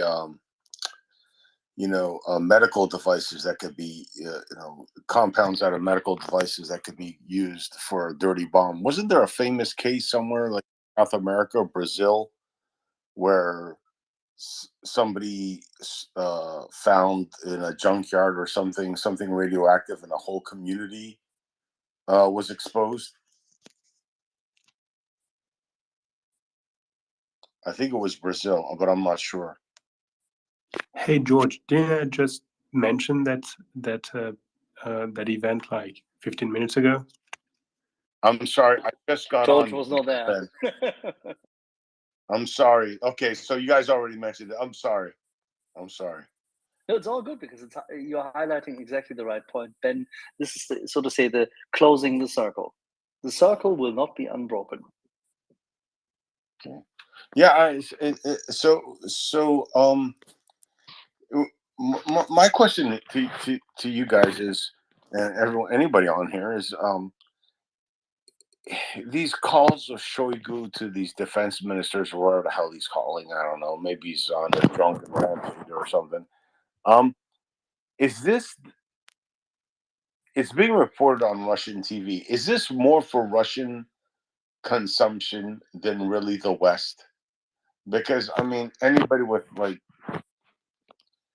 a functioning gray matter in their brain knows that the Ukraine isn't going to do what the Russians are accusing them of doing. Is it more of a scare tactic for Russian consumption, and somehow Russia going down this like crazy,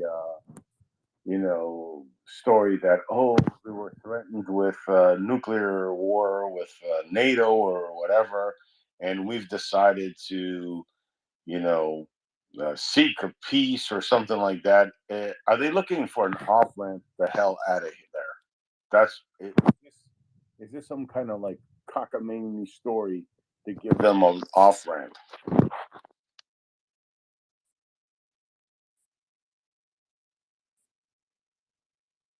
Anyone?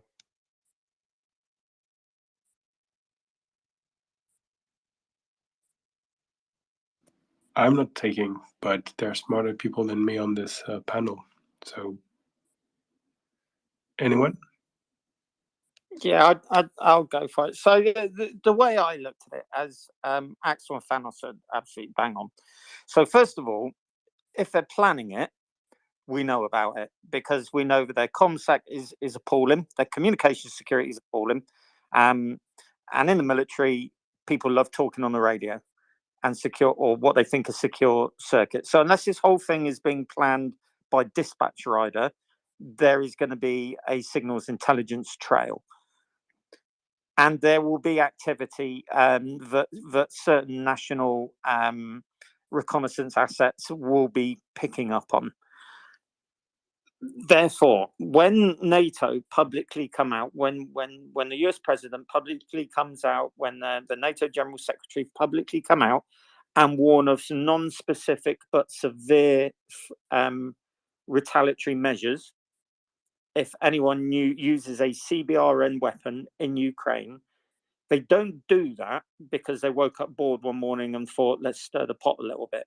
They did it, in my opinion, because there is reasonable intelligence to suggest that it is an option on the table in the Russian high command. Therefore, one of the best ways to react to a war crime, essentially, which is what it would be, is to stop it happening in the first place. And that's to say, look, you do this, and the Russians go, well, how did they know we know what you're thinking? All right, don't. Well, what are you going to do? Don't worry about that. All right, you do it, we're going to be all over you, and we're going to rump you from here till morning.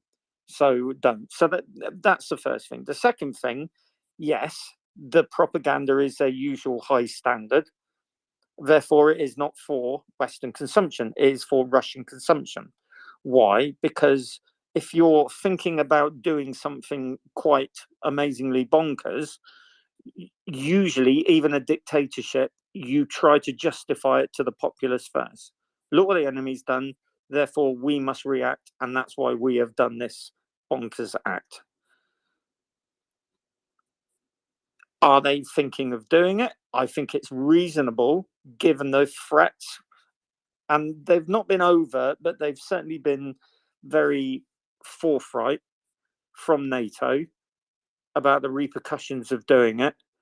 That tells me that there is a reasonable suspicion that they're playing with the idea. Now, they might be giving the impression of what we'll do is we'll blow a dirty bomb. It can't be an airborne missile because there are sufficient assets in place overlooking this battlefield that would tell us straight away where that missile had come from.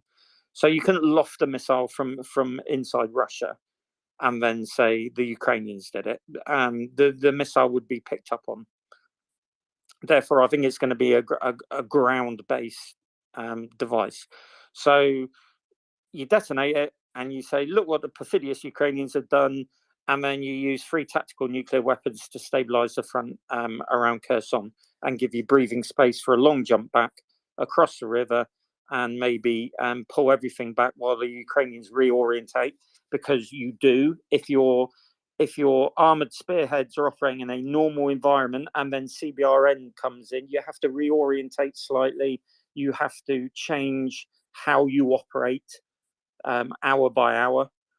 And that would, their calculation might be, well, that's going to buy us some breathing space with the speed humps, with the incredible concrete pyramids, etc.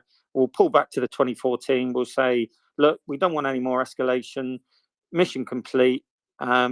We've retaliated in the face of Ukrainian use of CBRN. Everyone to the negotiating table.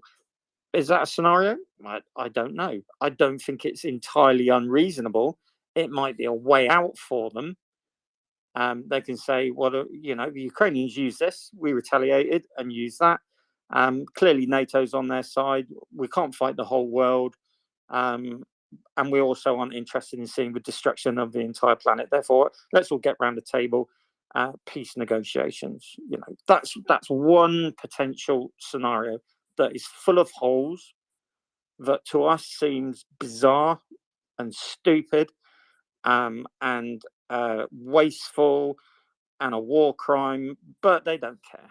They don't care because they've got someone at the top who knows he's dead meat if this carries on the way it's going. And when you're drowning, you'll grab at any oar, won't you? So we're just going to have to wait and see. The good news is everyone is talking. So a Russian official calls various NATO officials, probably partly to do with the exercise, just to say, look, confirmation, we will be firing ballistic missiles during exercise Grom. No need to get excited about it. Don't start nuking us. These are just tests. And we do the same when we test Trident systems. Everyone plays by the board on that. Everyone informs everyone because we don't want anyone overreacting over it. Testing the waters to see how NATO bite at the Ukrainian dirty bomb. Yeah, probably that as well. And they probably got told in Diplo speak to go fuck themselves. No, we're not buying that. We know what you're up to. Don't even think about ringing us up with this fairy tale. All right, you do it, we're going to rump you. So yeah, it's very hard for us to understand them, but we keep making the mistake of thinking like rational, organized, intelligent human beings.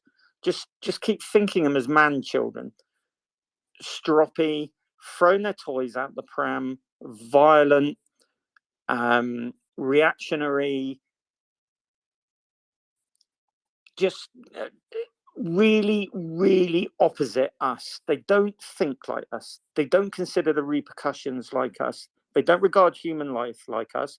And they think fear and bullying and terror and intimidation work. And I think, to be honest, that's probably what all of this is about. I think it's probably 90% they're just pushing to look for any weaknesses, and 10% maybe they will. Hey, nothing's off the cards these days. Would it work? No. Would the repercussions for them be absolutely horrific in terms of conventional strikes? Yeah. Would it open the floodgates to every single weapon system Ukraine could want? Hey, it would be like 12 hours in a department store for Ukrainian high command. I think on the world arms market, they would get everything that they wanted on more, and I think the Russians will take that into the calculation as well. Pros and cons. Is it worth it? What would we get out of it? And what the likely repercussions to be, not just with NATO, but on the global stage. So, yeah, you know, I'm mildly concerned. The world is a lot tenser than it was 9 months ago. But I'm not going to open that really special bottle of whiskey just yet in anticipation of becoming atoms in the atmosphere, to be honest. Not yet, anyway.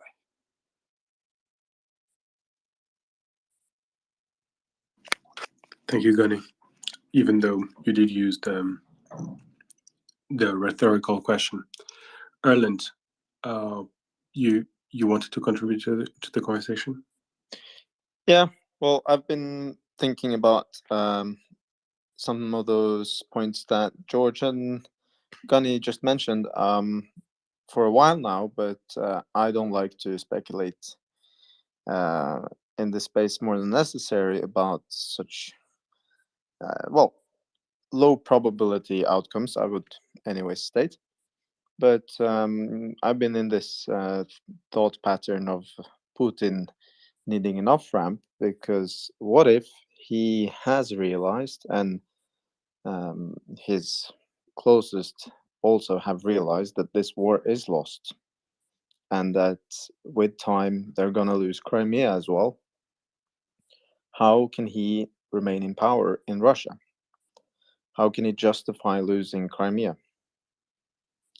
And a nuclear event, or a dirty bomb, whatever you call it, it could be used as an excuse for why Crimea has to be lost. I don't buy it, though. I think, as Gunny mentioned, Western democracies and intelligence have sorted a way to lower the probability of such an event to a degree which is where it just comes down to if the crazy man in Kremlin is as crazy as some people want to believe. I believe he is not suicidal, so if he wants to have an army, then he won't set up such a device. But of course, it's concerning that they're not letting the IAEA inspectors do their job, and maybe it's all a scaremongering, but the off ramp, I think he's looking for it, and leaving Crimea is very difficult for him, because he has built up a image in Russia where the Crimean Peninsula is so Russian that it's more Russian than Moscow. And of course, then you cannot lose it.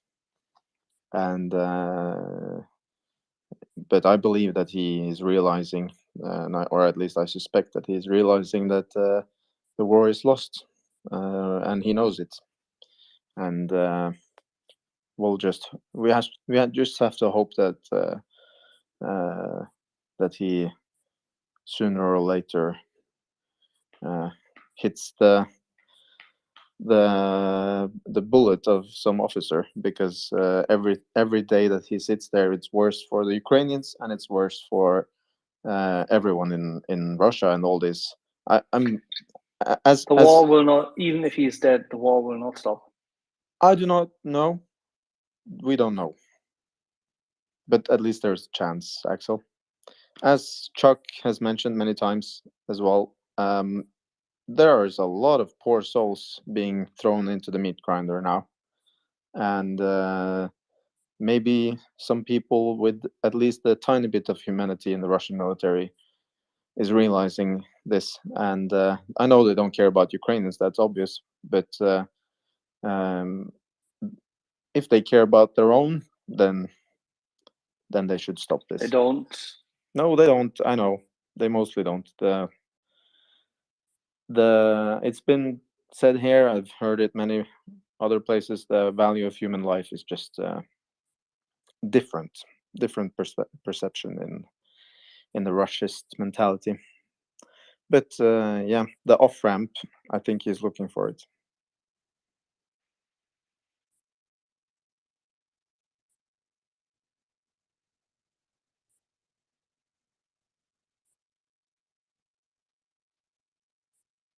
Have you ever, any of you seen any more news about the military intervention in Moscow tonight, by the way?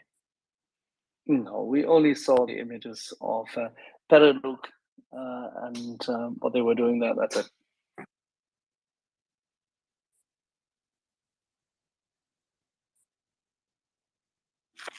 I'm sorry, what military intervention?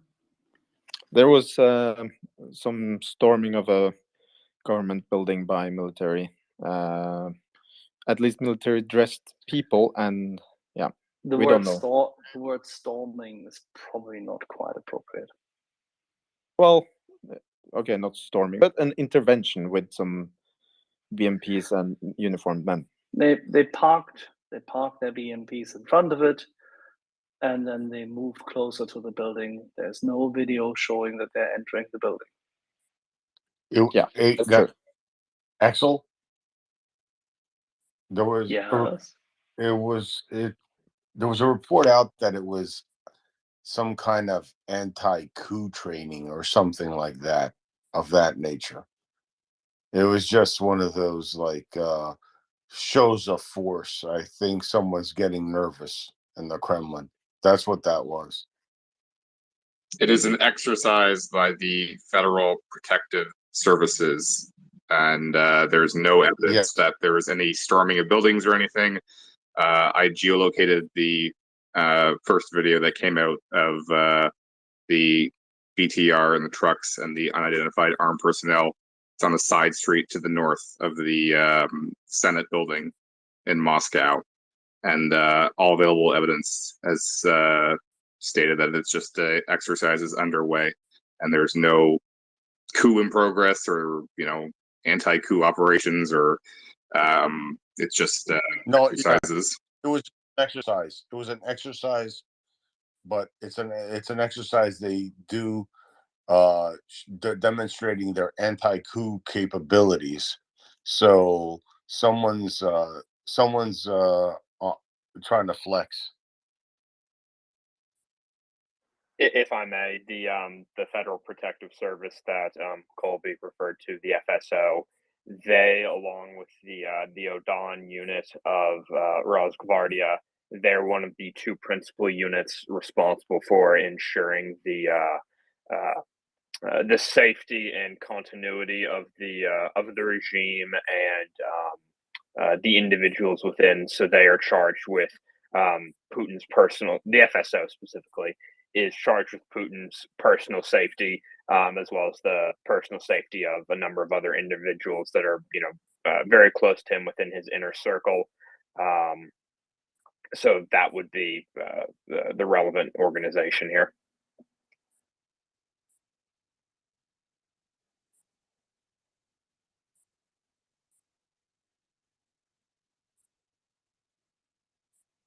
Well, thanks for clearing that up. There we go. And that leaves me with just one hand, which is Gunther. Go ahead, Gunther. I have a question about the dirty bomb thing. Is there any downside right now for Russia for promoting this? It just seems like it's all sort of upside for them, where they get to sort of get this narrative out there, get some people sort of questioning Ukraine, getting everyone sort of distracted. Like it just seems like that it's just all upside for them right now. And then so the second question is like, it seems to me like they would love for us to negotiate against ourselves about what Russia might do, if they have a nuke, without actually having to sort of state it. And so maybe like potentially even just having some like ridiculous 2 kilograms that just disperses just some small medical waste over a 10-meter area, as just sort of a way to kind of test the waters and or to you know, when they do maybe have an actual threat of saying you can't come to Melitopol, otherwise we're going to use a nuke, of a way to kind of being able to make the claim of blackmail, even though they have no intention of doing it, or whatever. Who knows? That's my question.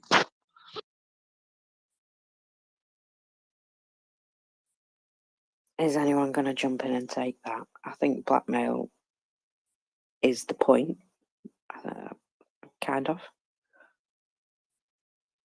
Go on, Nick. You've popped your hand up. I mean, there's never. I don't think a question about whether there are upsides or downsides for Russia on the public relations front. I think they're not even really meaningful questions. You know, Russia's gonna Russia. You either pay attention to what they say, in which case, you know, we're 270 days in now, or a little bit short of that, maybe 260, and you know, they continue to spout nonsense every single day. I don't think there is any. I don't think the question of whether there's an upside or a down. Yeah, in one sense, it's all upside for them in that they can say what they like, but they can always say what they like because nobody takes them remotely seriously. Or if you are the kind of person who takes them remotely seriously, then you know your opinion doesn't matter anyway. So it's not like any of these developments is going to cause really anybody to change their mind. You know, the point of these kind of exercises, the point of rhetoric, is to get people to change their minds about an issue, and you either present new facts, or, I mean, in some cases, you make concrete threats. But Russia isn't doing either. It's just talking bullshit about how the other guy is a bad guy and something bad's gonna happen, and then. If Russia was a member of our social circle, we would all ignore them unless they happen to be a relative, and then we'd all roll our eyes and I suppose put up with them at Thanksgiving or something. But nobody is taking this remotely seriously. This is not a discussion you can analyze. This is not sitting down and saying, okay, you know, what's going on in, you know, the economic or trade policy, and what does the latest statement of Prime Minister A relative to Prime Minister B mean? This is just kind of part of the rolling bullshit program. And we shouldn't attempt to interpret it as if it means anything whatsoever, because there's going to be exactly the same amount of shit coming down the track in 2 and 5 and 7 and 44 days time. So I just think the, you know, questions like, you know, is this a win for Russia, are the question itself is not really capable of an answer. They're obviously not, because they're just dribbling in a corner. Is yeah, how I see it. Thank you for that mental image of them dribbling in a corner. Plowman, I believe you were next. Thank you, Marcus. I think what we might be seeing, and I'm really not certain, but I think these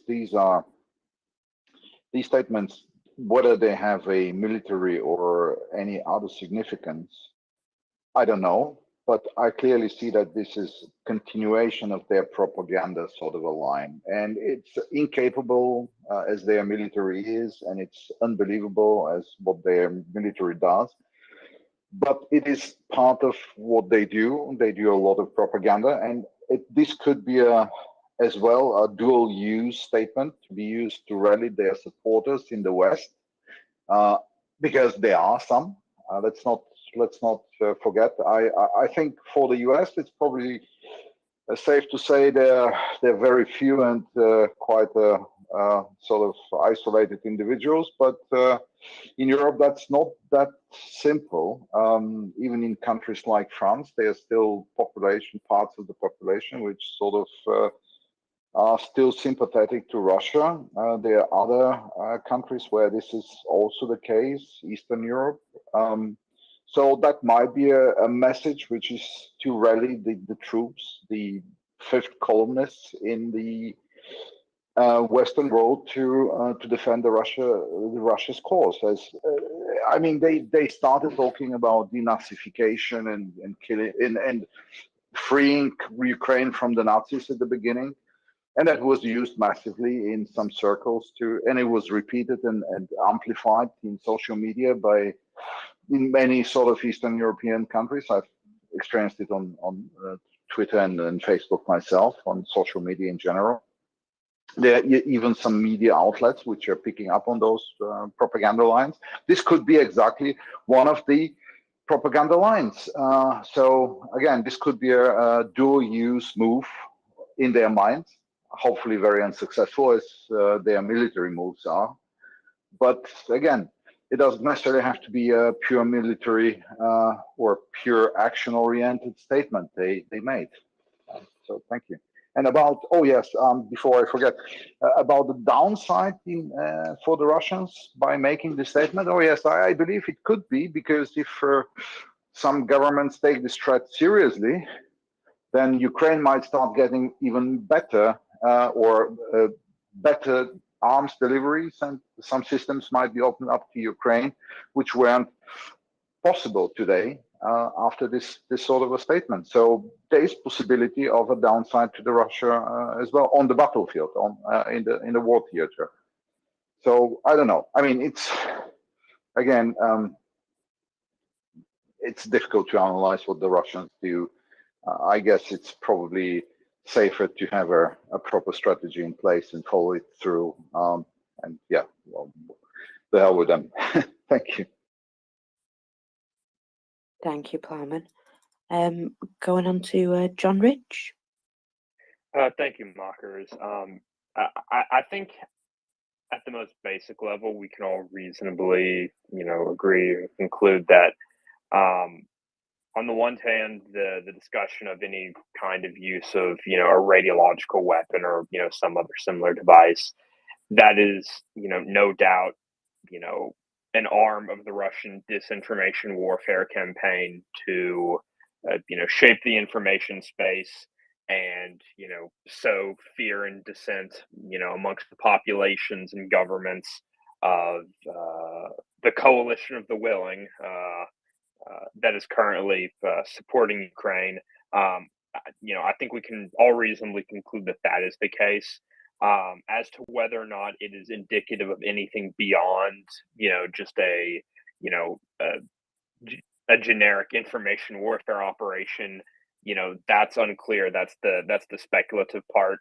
I don't have much to comment in that regard, but I mean, either way, it's important to acknowledge that that the information warfare aspect of this is critical either way, whether or not it just stops here with this talk or develops into something material down the line.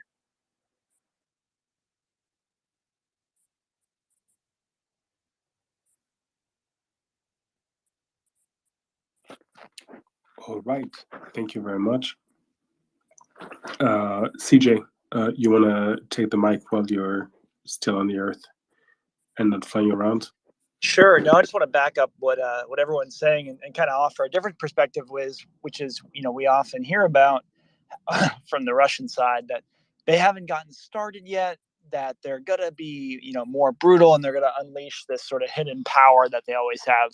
And what do we know that to be? Well, we know that to be pretty false, right? Because with, no more than 10% of any NATO army's artillery, and anywhere between 2 and 3% of different NATO countries' GDP, the entire Russian army has grinded to a halt, and not just their army, but of course their navy and their air force as well. So I think they have to consider the alternative, which is, Ukraine really hasn't got it started, because what we do know for a fact is that no matter what Russia does, Ukraine isn't going to quit. They're going to continue to defend their land and their people until their last breath. So if we know that to be true, and we know the support, from around the world is not going to go away, then, to what end would any sort of Russian ridiculousness, how would it get anywhere? Well, every country would have to do is just double what they're doing, and overnight, I mean, the whole thing would collapse even faster for the Russians. So that's why I think John's right. The effect of us talking about it is kind of what Russia's hoping for. They really are not going to do it, but if they did, it would be pretty dumb of them because it would end the war pretty quickly and not well for them.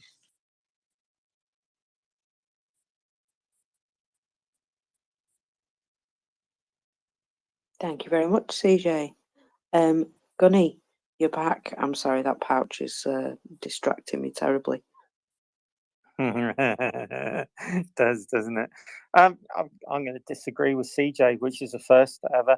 I think it's important we do discuss it. I think, let's say we've got 800 people on here. Not everyone is going to be as well informed. Not everyone is really going to understand even what we mean by dirty bomb and tactical nuclear weapons and the strategic implications, and therefore it's good to kind of explain to people,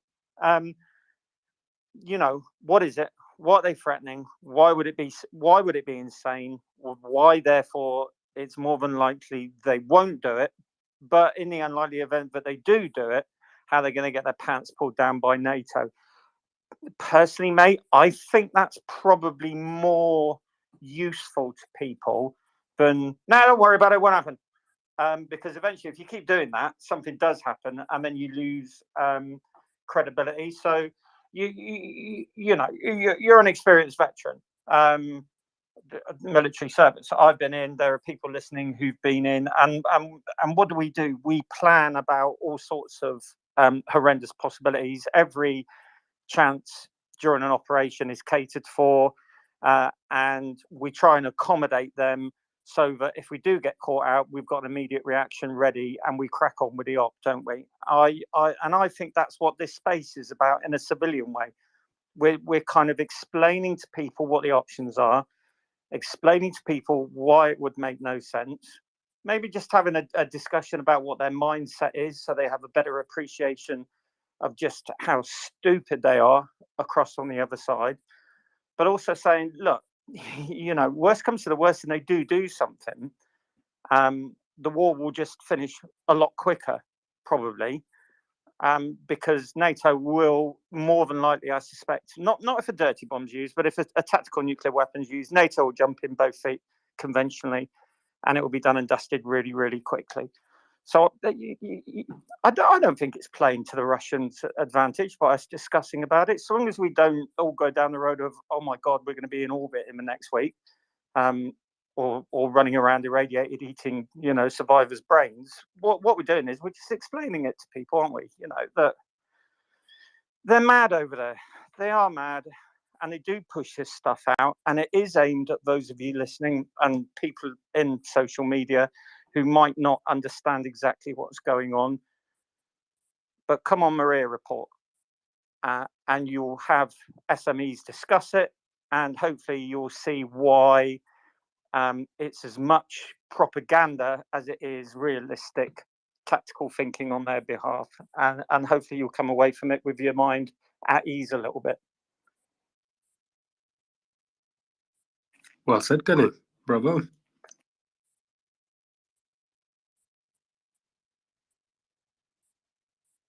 Our next speaker is Nick. Go ahead, Nick. I think something I would add is go and have a look at your favorite news website, whether it's BBC or your local newspaper or Frankfurter Allgemeine or CNN or whatever it is. Go and have a look at the front page right now of your favorite website of news, and it will be Ukraine will be on there. Not much is happening at the moment. It'll be in Article 4 or 5. And think what that website would look like if your country's leaders really thought that there was any possibility of nuclear escalation. Go back and have a look at a few front pages from November 1962 and the Cuban Missile Crisis. If any of our governments thought that this was even remotely likely, all kinds of precautions and stuff would be getting put in place. And they simply aren't. They simply aren't. And it's because I think we know that none of this is going to come to anything terribly bad. It might be some kind of miscalculation, but it doesn't feel right now like we are on some kind of slope and we all need to get the iodine tablets and all that kind of stuff. And maybe, all the world's politicians and all the world's security analysts and all the world's stock markets are failing to anticipate this. But, if I thought there was a decent chance that anyone was going to let off a dirty bomb, let alone a tactical nuke, in the next week or so, I know what that would look like on the financial markets, and we're just not seeing that. We're just not seeing that. So this is again just the Russians. I shall repeat, Mike has liked it, dribbling in their corner, trying to frighten us. But they've been trying to frighten us since February the 24th, and I think over time, the more they go on, I don't think this has a cumulative effect of frightening people. I think this has a cumulative effect of people going, yeah, Russia, nuclear threat, whatever.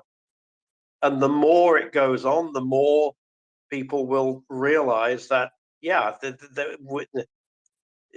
few hardcore people who want to be scared will be permanently scared by this. But I think most of us will just get bored. We'll just get bored and we'll just ignore it. And I don't see anything going on. I go to the supermarket, I don't see panic buying, I don't see people buying large amounts of canned food, which, let's be clear, if somebody did let off a tactical nuke in downtown Kiev, that would be an absolutely huge blow. That would halve stock markets overnight. It would double the price of gold. It would send people panic buying to do all of those things. But there's no indication that anyone's even thinking about that. And to me, that says that we've collectively pretty much discounted this, and I think correctly. I think you've got a bit of a point there, because when they first attacked the nuclear power station, about 2 weeks into the war invasion, I was terrified. I'll be honest, I was absolutely terrified. Watching it on the news, watching it on a live stream, absolutely wetting my pants. And I went out and bought iodine tablets. Wow, yeah, I get it. And now I'm like, again, Russia with this? Again? Really? Gunny, did you have something to come back on that with?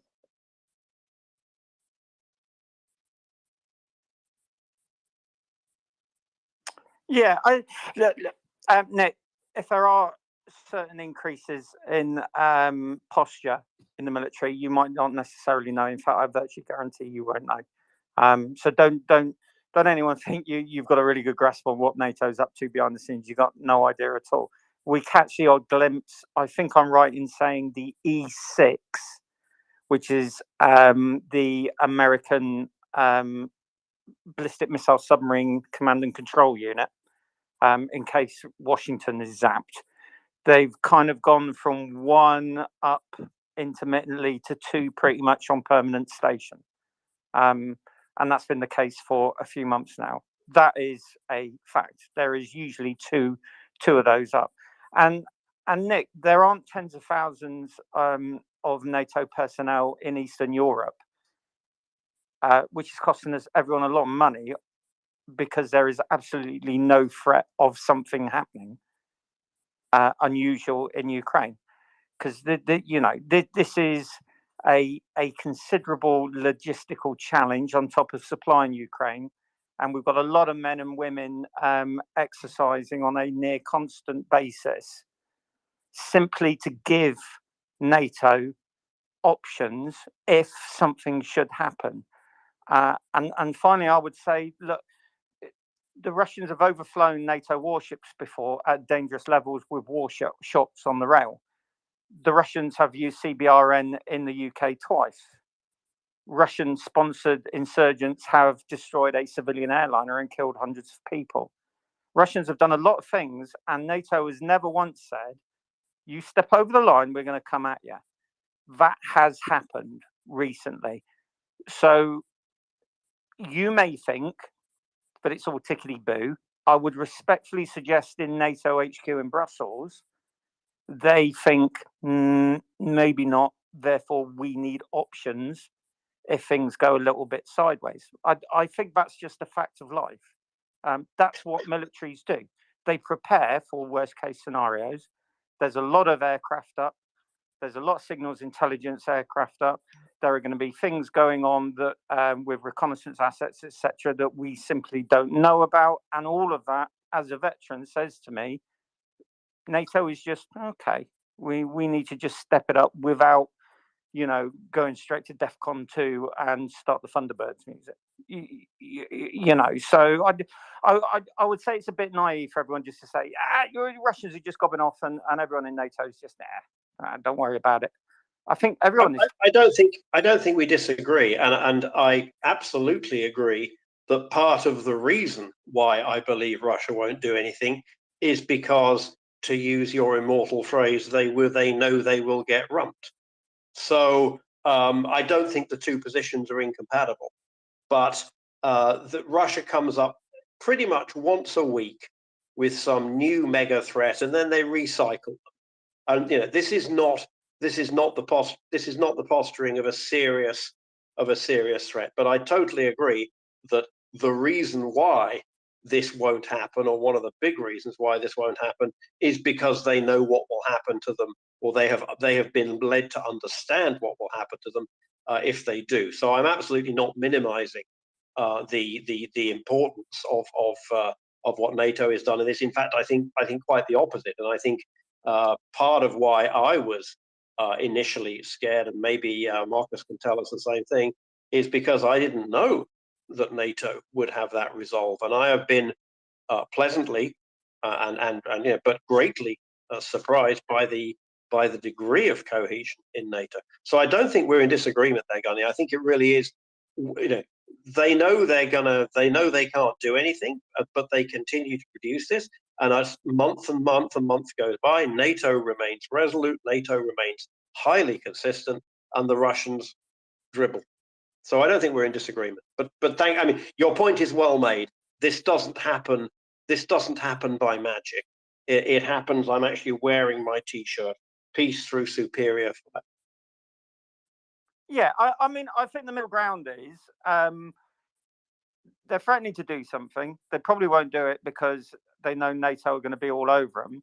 And the reason that they know that is because NATO is postured in Eastern Europe with additional military power, ready to go all over them if they do it. So the middle ground is probably they thought about it. They've certainly thought about it.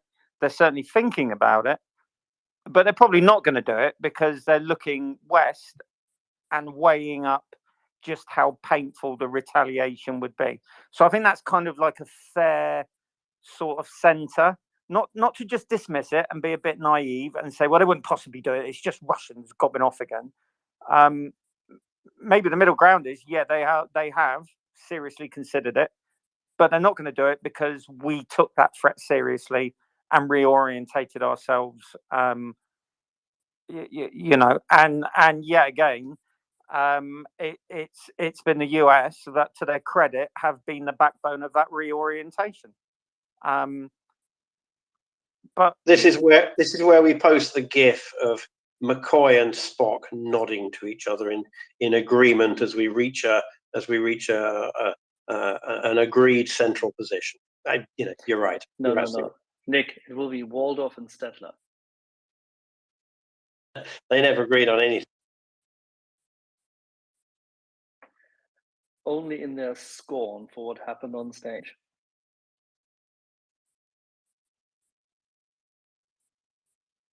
Thank you very much, guys. Ellen, you've been waiting very patiently there. Please go ahead. Well, that's fine. Gunny and Nick had a very good and fruitful discussion. And I want to second what Gunny started saying after taking the word from CJ, that, yeah, sometimes we shoot down the whole nuclear escalation discussion, and sometimes it's all right to shoot it down, but yes, I do believe that a big portion of the people around who are scared of a nuclear threat will be comforted by such informative discussion that you just had, because they do not get that information from the mass media. Yeah, maybe there's a little sentence about some military reporter saying, well, this is not so scary. We believe that the risk is minimal, but you don't get this very detailed explanation on why this is so unlikely to happen and how low the risks are. And I think that sometimes these discussions are needed to inform people, and I think the MriyaReport is the perfect place for this. We do not know if everyone in the audience actually, follow us all the time, are as updated as a lot of the speakers and regular listeners are. And yeah, that's why I really second what Gunny said. And I think a lot of people will take comfort in what you just described. So thank you. And thank you to MriyaReport for existing, because yeah, this space is it's a marvel. It's your space. It's everybody's space. The space is nothing without all of you. But at the same time, by creating it together, it becomes so much more than even just the sum of its parts. Well, I can safely say that this space was, it rescued me from the panic that I felt, and purely because I didn't know enough. I came on here and I listened to calm, informed people talking about something that I knew nothing really about, and within about 10 minutes, I was completely reassured, and I thought, flipping heck, this is amazing. This is the place where I want to get my information, because these are the people who know what they're talking about. There was, specialist people who actually knew things that take a long time to learn, and I'm 45 now, so I'm not starting now. But yeah, I learned something new every day on this space. It's a very good place for factual information. That's the main thing, facts.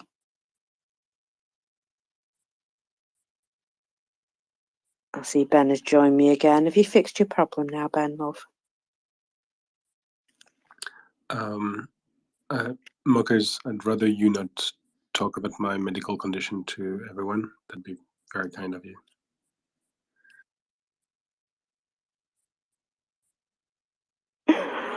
Oh, sorry.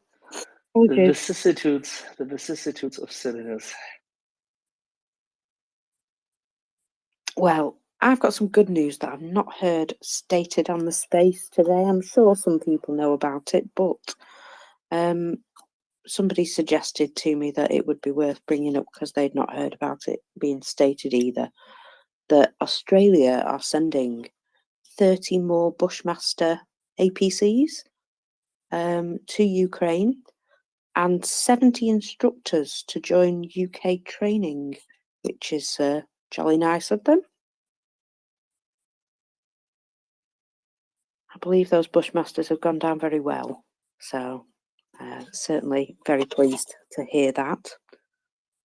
I'm going through my notebook now, so I'm Oh, I'm on my last 20 minutes, so going through my notebook, just so as you know. We were talking about dependence on Russian gas and oil earlier, and I'd had a little tidbit to go with that. The EU has reduced its dependence on Russian gas from 40% to 70%. That was announced and confirmed by Josep Vantelis, maybe? I don't know if I'm pronouncing that correctly, but he's the Vice President of the EU Foreign Affairs and Security Policy. So I'm going to suggest that he knows what he's talking about. I've got a new speaker now to save me from rambling to you all. Fuzzy-headed realist, go ahead. Hey, good evening. Thank you. I just wanted to make 1.5 comments or points. One, regarding the nuclear threat, I guess we look at the timing of all of the noise and how it kind of ramped up as the Kherson cauldron started to develop. All the troops isolated over there. I think that they're pretty much figuring that there's going to be some sort of a collapse that they're kind of working towards. So typically when something like that falls, they have a reaction to it or an overreaction to it. I don't know if they're going to go with some dirty bomb or something like that, but you got to figure that might be something that is in the works, just to have some reaction. I don't believe it's going to be a bomb, but that's their typical cycle of activity. Something falls out of their control, and then they overreact. And the other point would be, I guess, to build on what you just, the point Mockers just made. I'm sorry, Fuzzy. Yeah. Fuzzy? Yeah. Are you sure about what you just said? What? I mean, they're making a mistake, but they seldom overreact. On the contrary, whenever they get slapped, they shut up and move on. I agree that that's the case. I think what they will probably do is like the way they launched missile attacks on civilian populations, for example. That's their normal reaction, not to like counter with a military target, but to counter with a civilian target. So that's my example of an overreaction. And I don't know if that's what they're building toward, but the timing of it seems to be like, oh, we have to have some sort of a increase in noise about this dirty bomb or something like that, just to make people think that could be happening and then respond some other way. So it gives them kind of another excuse for doing more civilian bombing, conventional weapons. Does that make sense? It's just, what will they do when Kherson falls? Their same reaction like to the attack on the bridge. They started lobbing missiles. They started attacking civilian population centers. So they have to do something on that scale in response to something that happens in Kherson. So this all started to build as the encirclement, and the control started to slip. They're looking at the, I guess the northeastern quadrant of Kherson is like starting to fall out of their control. Who knows what's going to happen, but we can anticipate that when there's bad news, they have to react somehow. Okay. I see what you're saying. I vehemently disagree with you, but I think John will be a lot more able than me to answer. My other point is just to downplay the nuclear threat, is that if their whole intent is to, as Mockers just made the point about the reliance on gas has fallen, they have to try to ramp that up somehow. But the problem with that is that if there's any nuclear war, any oil reserves are worthless. We all know this. So that's my fallback option. That's the half a point that I wanted to make, is that anything that goes beyond a localized strike is ridiculous. So that's my only premise. It's a half a point that I just wanted to bring to the table, that nuclear war means gas prices are going through the floor, because who the hell needs reserves or futures? Okay, I'm not sure I follow you on this one, but John, you wanted to intervene on the first point. Yeah, so I think it's important to remember that the Russians don't need a particular excuse to carry out strikes or, bomb or shell civilian population centers. For example, the round of cruise missile strikes, in which 80 something were launched, along with a large number of the Shahed loitering munitions. Contrary to popular belief, that was not a response to the attack on the Kerch Bridge. It had been planned. They had been planning and preparing for it for at least a week prior to when the Kerch Bridge was struck. So there doesn't appear to be any correlation between those two events. Beyond the fact they happened in a similar time frame. The point is they will continue to bomb, shell, strike, etc. Ukrainian civilian population centers, more or less regardless of the situation of the front line. That is how they have chosen to expend the overwhelming majority of their limited inventory of standoff precision guided munitions against non-military targets, and they will continue to do so, presumably. I'm skeptical of any notion that some kind of radiological weapon would be used as a pretext, to quote unquote escalate strikes against Ukrainian population centers, because they don't really have the capacity to escalate, to a meaningful extent beyond the current actions that they're already taking. I agree.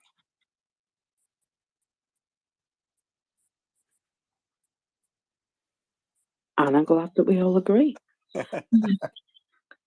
No, it's just exactly that. I think that it makes no sense whatsoever for them to pursue any kind of course that spins out of control. That's my point. And I take your point about this. There's no correlation with the Kerch Bridge and them just starting to shell civilians. That's what they do best, or they do all the time. So why should they change that? Hopefully, what happens is we get good news from Kherson, and we just see them break more furniture. So we'll see. Yep, thank you very much for that, Susie. Leonard, I've got you on my list for next. Thank you, mockers, and good afternoon to you. Just a quick follow-up to what John had said, and with reference to Fuzzy.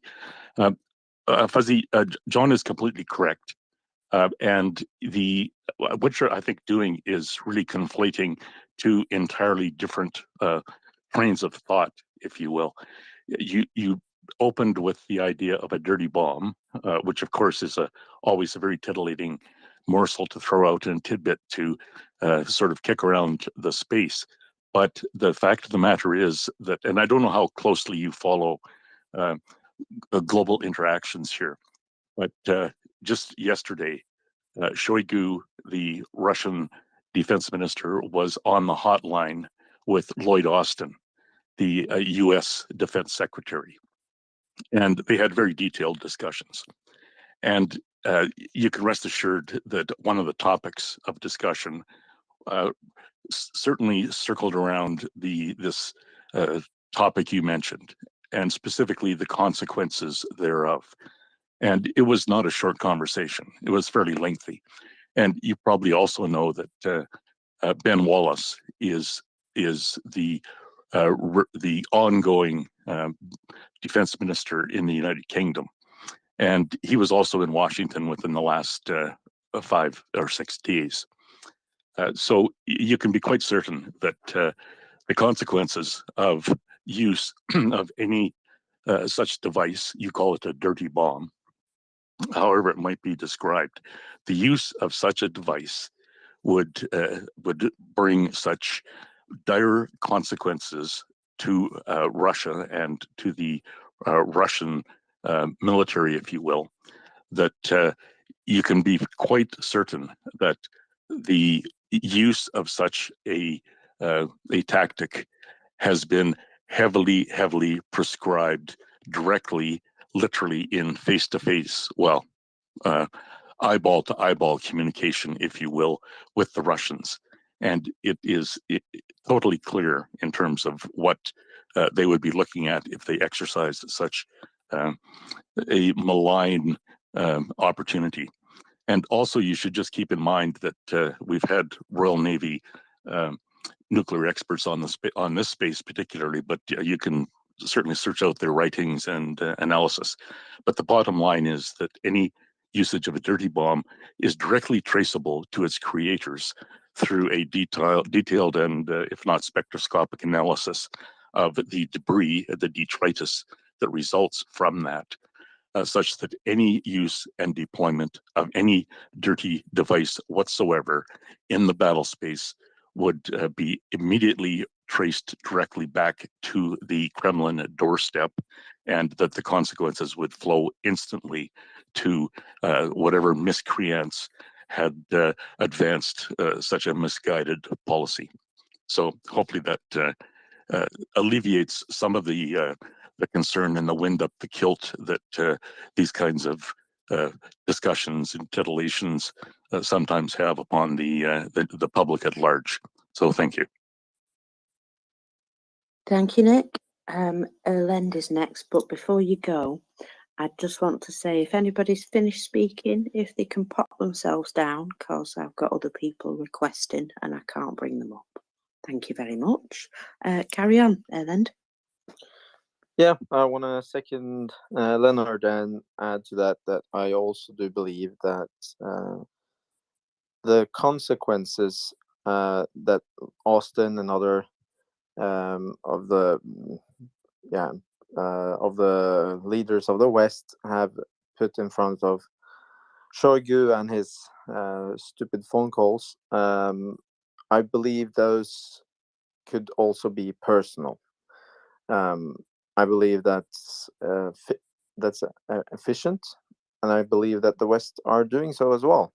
That they will put in front of Shoigu, or they already did, that if such an event occurs, we know it is you.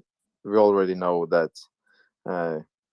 certain officers got certain phone calls, etc., to prepare this, etc. The Western intelligence, they have penetrated the Russian ones command lines a long time ago, and that was clear in the beginning of the war. It's been clear throughout the war, and I believe they put in front of them evidence so that they know, as Axel often say, and they clearly state what the consequences personally for them will be as well. Because if they are the perpetrator of basically nuclear terror, well, then I think the red lines have been crossed. All the red lines. So I'm not very worried about this. I think the Western leaders and the Biden administration is handling this in the best possible way, and I believe that will deter the Russians. So I'm not scared, but we should anyways. We should be happy that we have leaders now in place in the right spots that are handling these things. And I will drop down and listen, and thank you and good night. Thank you very much. Jens, go ahead, my friend. Just before you do, it does appear that I can't bring up speakers at the moment, but I'm off in 7 minutes, so be patient. Thank you. Yeah, I think in the past, Russia have have great results with making these threats. And these threats, I think, serves a couple of purposes. They make the easily scared flinch and hesitate. And those who are uncaring or reluctant to help, they also get an alibi to not provide help or assistance. I think the problem is that Ukraine is done flinching. They simply know that the horrors they are subjected to are worse than death. So they will fight no matter what. At the same time, Russia has acted so offensive that even the most reluctant governments are forced to keep a distance to them or forced to help Ukraine. So I think they are stuck with their old tricks, trying to scare us or give us alibis. And I mean, we haven't seen Western tanks or planes in Ukraine yet. So, and because we are responsible, we try not to escalate. But I just see this as the same old trick. That was all. It always seems to be, doesn't it? They regurgitate an awful lot of their previous mistakes, maybe. Go ahead, Mark. Yes, thank you, Ockers. Nice job of hosting, by the way. I was just going to comment on the nuclear thing. I find it kind of interesting and ironic that the Western media, newspapers, news has been focusing a lot on this. I mean, I don't really take it seriously, but I guess you need to plan for the all the possible contingencies.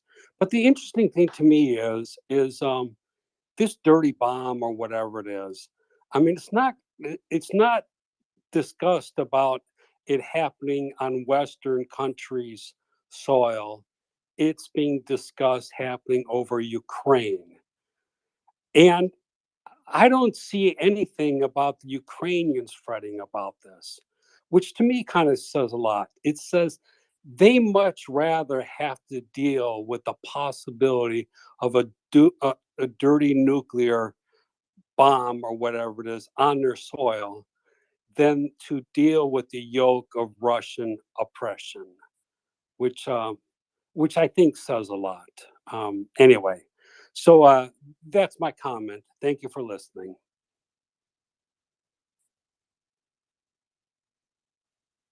Thank you very much, Mark. I see my lovely Daryl is there. Hello, Daryl, sweetheart.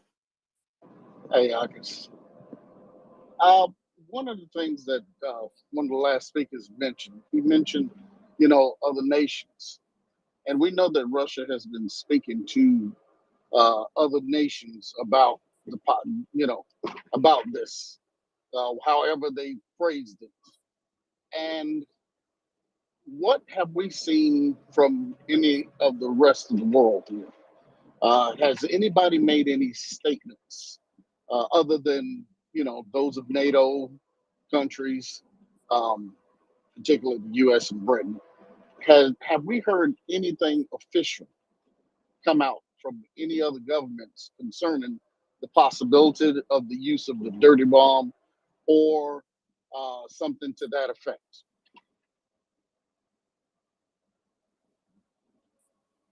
I think John Ridge might have the answer for you. Yes, so I believe it was yesterday. I'm not sure if it was the Department of Defense or the National Security Council in the White House, but U.S. government spokesperson was asked specifically on this point, and their comment was that the United States has not observed anything indicative of an order being given to deploy nuclear, biological, chemical, or radiological weapons. Well, John, what I'm saying is, okay, there's been all the discussions. Russia has contacted multiple nations, I believe, from some of the little Twitter phrase, Twitter tweets that have gone out. And I was just wondering, has any other nations, I'm not talking about US or Britain, I'm speaking about other nations, because for some reason we're talking about dirty bombs. And yes, the US and Britain will speak. And my point is, who else has spoken out or spoken up? And that's what I want to go, because that also gauges the other parts of the world, and that's what we all need to know, about how these other nations are looking at this, because I think it's important for not only for us, but it's also important for Russia, because if they don't have support, if they've been talking all this, all this stuff, I think it's important for them to know, and when these countries speak, what they hear as well. So that's what I was getting at, not the U.S. Words. I'm looking for words from other countries.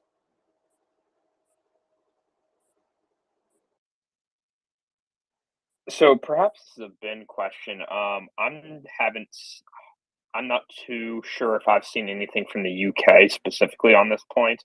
Ben, have you seen anything from the French government? I have not paid attention. I can have a look. Well, I'm going to jump in. I think it's time to get a chance to let our moderators know. But tomorrow at 1800 Polish time, that is anyone, John, human calculator, 1800 Warsaw time. It's 4 p.m. So what is that? 10 or 11 a.m. Eastern Standard Time? What is that? I 11, believe that 11, is 11. 11. Okay. Malcolm Nance is going to be on the show for quite a bit of time. And unfortunately, the topic will be Russian threats of a dirty bomb. It's an important topic to discuss. I don't want to scare people, but he is no longer, because he has to, every time he leaves the country, he has to technically quit his work. And then every time he enters in, he has to resign. It's just the rule if you're enlisted in the Ukrainian military, like he was up until recently. And it's not in a bad way. They come and go. It's just one of those things they do. And what'll happen is he wants to discuss Ukrainian preparations, because Ukraine is a professional army that has to prepare for all eventualities, especially when the Russians are making ridiculous threats. So it doesn't mean that he's saying a dirty bomb will be used tomorrow. He's saying that he'd like to talk about the posture that armies are taking, and it's very important. Axel, what do you think of that? Are we going to be able to get some kind of speaker's card ahead of time? I think it's an important topic. And I did speak with Malcolm. I wanted to, and full disclosure to the audience,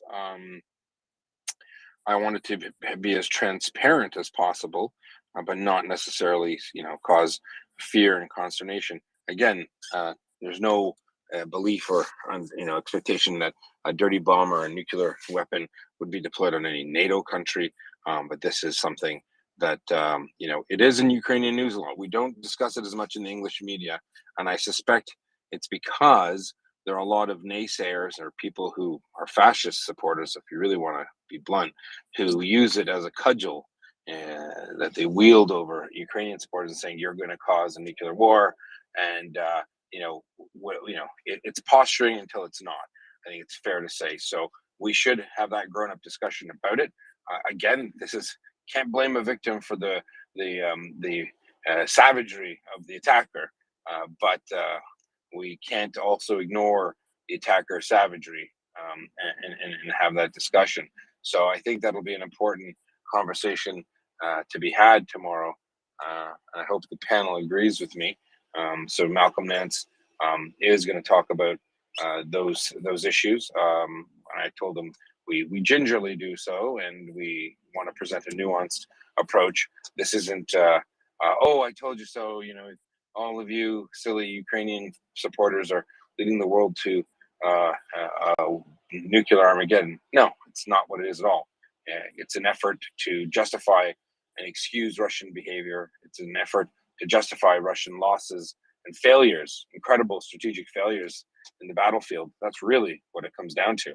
And it's important that we call it out for what it is, and that is posturing. That is desperation. If the Russians were to do something like that, no one in the right mind would believe that the Ukrainians launched or detonated a dirty bomb over a Nohadar in order to make, actually, according to the Russian spokesperson, it's in order to get the international community to isolate Russia. I'm not sure how isolated they want to be, but I think they're about as isolated as they can get. So I'm not sure, even that motive makes no sense, because Russia is isolated. And to turn the whole world against Russia, I'd like to know what planet she's living on, because the whole world is against Russia. So definitely looking for feedback on that. Daryl and John, let's go through the panel. How do you guys feel about that? Well, I'm excited to have Malcolm back on. I'm sure that'll be absolutely fantastic. Right, good. I tell you what, I'm gonna be probably in the mountains tomorrow, but I will damn sure have my ears on if I can listen to as much as I can. All you have to do is climb the highest mountain and sit there, and you'll be able to get reception, I suspect. Alleghenies, man, it's the Alleghenies. They got places where the sun don't shine. Yeah, I hear that. All right, well then, great. So it's confirmed. I'm having a moderator discussion in public, because I know we've been talking about it, and often, sometimes people bring it up in a way that somehow puts the blame on Ukraine for bad behavior of the Russians. But it's important enough of an issue not to ignore, and we have to be cognizant of people's feelings and understandings of it too. But this is a real world, real life situation, and we need to pay attention to it. So I'm glad that we'll do that. I've sent him I sent him what I think that the title of the speaker's card should be, and I'll put it in the MriyaReport Signal channel. But yes, it's definitely an issue. It's definitely something that we can't shy away from, but it's also something we have to discuss responsibly. At the end of the day, I don't want it to create a stir amongst people, because it's not you that it's targeting. It's the average Ukrainian that lives in southeastern Ukraine and all around. But there are a bunch of reports that Malcolm wants to discuss, and then I think we're going to talk about other requirements, chemical, biological equipment, and gear and kit that people wear. But that's for tomorrow, 1800 hours Polish time, and we'll go from there. This is something that we need to. Preparation is the mother of success. Oh my gosh! Sorry, Sorry. Sorry, can I make a comment, please? You may. Oh, you can hear me. Fantastic. My name's Rob, from the British Isles, the Isle of Man. The Isle of Man. Yeah, I put I knew someone from the Isle of Woman. They used to fight with you guys, though. I'm just kidding. I made that up. Right. Go on, Robert. I think we've lost our way, to be honest with you, guys. I think we've really lost the way. I mean, no, not spiritually. I mean, the whole analytical things. I mean, you're blowing the whole dirty bomb out of proportion. I mean, I do analytical stuff as a job, and I love to analyze people, but I'm not actually doing my job. But it's like, I've written millions of notes here, and some of your previous commenters have pointed out, you're talking about Ukraine and the dirty bomb. And I mean, for me, forget the dirty bomb, yeah. It's hysterics. Forget it. It goes back. I've written notes back to my point number one, and one of your commenters said, no one's talking about the dirty bomb in England. No one's talking about cables being cut. Yeah, I mean, these like basic analytics here. Yeah, once they cut their fibers to America, who cares about a dirty bomb? It doesn't really matter because you go in your house, as long as you're not exposed to it for too long, depends on the levels, the sievert, etc. And the lead, blah, blah, blah, blah. The dirty bomb is just Putin's way of putting fear into people that do not understand the nuclear properties. But one thing that really I found really interesting today was an interview. It was on Twitter. You've probably seen it. I can't remember the American ex-military person who it was. And he actually said the whole issue, this entire issue, and I've always believed that the West, including the UK, have caused this issue. Forget the NATO thing, forget it, because we can go back years for this and we can discuss it. But he said it was foreign policy. Robert, let me ask you a couple of questions. No. Just wait. I'm the moderator. I'm asking you to wait. So you've made a lot of comments here. So let's unpack it. So you're saying, one, dirty bomb, not a big deal. Just go in your house. Two, you started to say something about that some American, talking head had said something about that this is a political fault or something political of the West. Can you explain that in more detail, please? Robert, go ahead and explain that part. You might have to unmute your mic. Okay. Yeah, sorry. Yeah, that's what I was trying to explain about. Sorry, I apologize. No worries. You interrupted me. Sorry. Yeah, sorry. I'm the moderator, so what I like to do is I like to stop for the rest of the audience. So when you're going a little too far and you're losing people, right, understood. Yeah, this is my first time on the channel here, so I wish everyone peace and health and. Yeah, go ahead. Sorry. So you were saying. Yeah, so it was quite interesting what he said. I mean, I've always been a believer on you take your news from all sources, you analyze it, and then you make your own judgment. That's the way I've dealt with it. Yeah, across the world. Smart move. Exactly.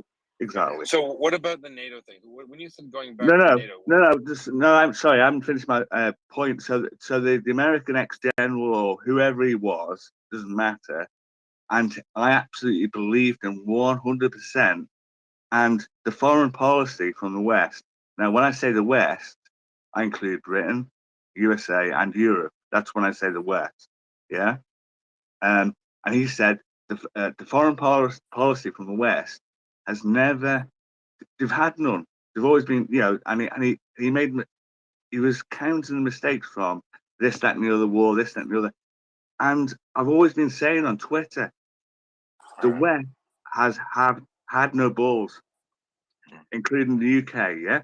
Right? Because how do you deal with a terrorist? You can't talk to them, right? Yeah? Can you remember? I can remember to this day, the Iraq First War, yeah? And the British public, we were sat watching the TV. I was actually building an extension in my house, yeah? And all the builders stopped and the explosions. Yeah. All right, Robert, we're going to wrap up and get to your question. We got a lot of hands. You've sparked a lot of interest. So what's your, do you want to leave that as an interesting comment or do you have a question? No, it's more of not a statement, but an opinion. I think the dirty bomb, forget it. Yeah. Right. Okay. Well, I'm sorry. I don't think we can forget it, but I mean, definitely. The point is, you're playing at Putin's hand. Yeah. Yes. Right. Why would he use a dirty bomb in the country that he wants to take? Because he's crazy. Because he can't take it. Yeah, exactly. So why aren't the West treating him like a terrorist? And that's my entire point. Thank you. All right. You understand? You understand where I'm Yeah. coming from? I agree. He's a terrorist and he's not well and he would do bad things. I think we've established that, my friend. So totally tracking that. Thank you for that comment. We do have some other hands that we're going to go to. Daryl, I think, wants to jump in. So let's go ahead and go to Daryl. Thank you, Robert. I appreciate it. Robert's a long-time listener, first-time caller. Thanks, Robert. And stick around. We're going to get back to Daryl and then War Pigeon and the usual suspects. Go ahead. Yeah, I just think he made a statement about how the U.S., nobody's talking about it. I think once that event, if it comes about, is breached, people will see a different side of the U.S. as a whole. Just like with the war, they saw a lot of the center come together on it. I think if something was like that was to happen, they would see a different America altogether. And that's just a feeling, and it's people don't understand that there are events that can galvanize the states. When 9/11 happened, it galvanized us as a country. And so I think it's, it's bad thinking to think that the U.S. would just, as a whole, just blink and look, continue on about oil prices. That's just, that's just my feeling. Well, I also disagree with the previous speaker that a U.S. general said that the United States has never had any foreign policy. I'm not sure. He didn't elaborate on it. I'm not sure what that means. They had no foreign policy. I'm pretty sure they did have a foreign policy. I think I could agree with the gentleman in the sense that that there are concerns with what the threats that Putin uses with this dirty bomb and how he makes it look like that there's a possibility of something that would change the world's perspective in helping Ukraine.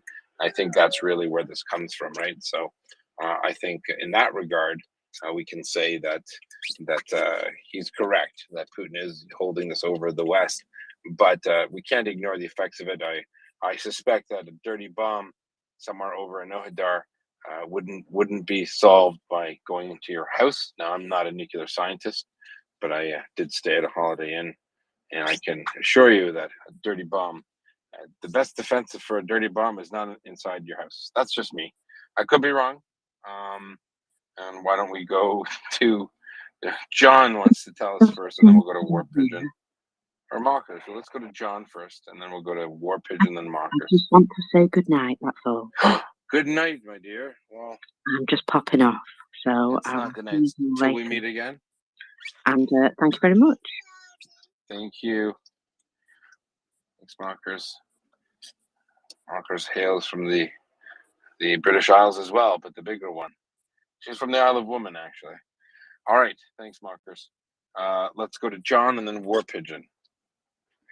Thanks, Yehuda. Just, on the point of, a dirty bomb or some form of radiological weapon, and just looking at the impact in terms of its, immediate effect on its surroundings in terms of, larger geopolitical or strategic implications or, any other purpose that it could be used for, just looking at its, direct physical effects, the actual material impact of a dirty bomb, would be relatively minimal. It's not going to be able to effectively contaminate a very large area. And it's not going to pose a, catastrophic risk to the lives of, the individuals there.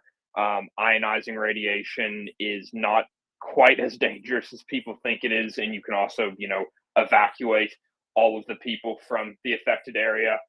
There's long-term concerns in terms of, cleanup and making the area safe again, on a long-term basis. But in terms of the ability of a dirty bomb to materially affect the military or political situation on the ground in and of itself, that capability is near zero.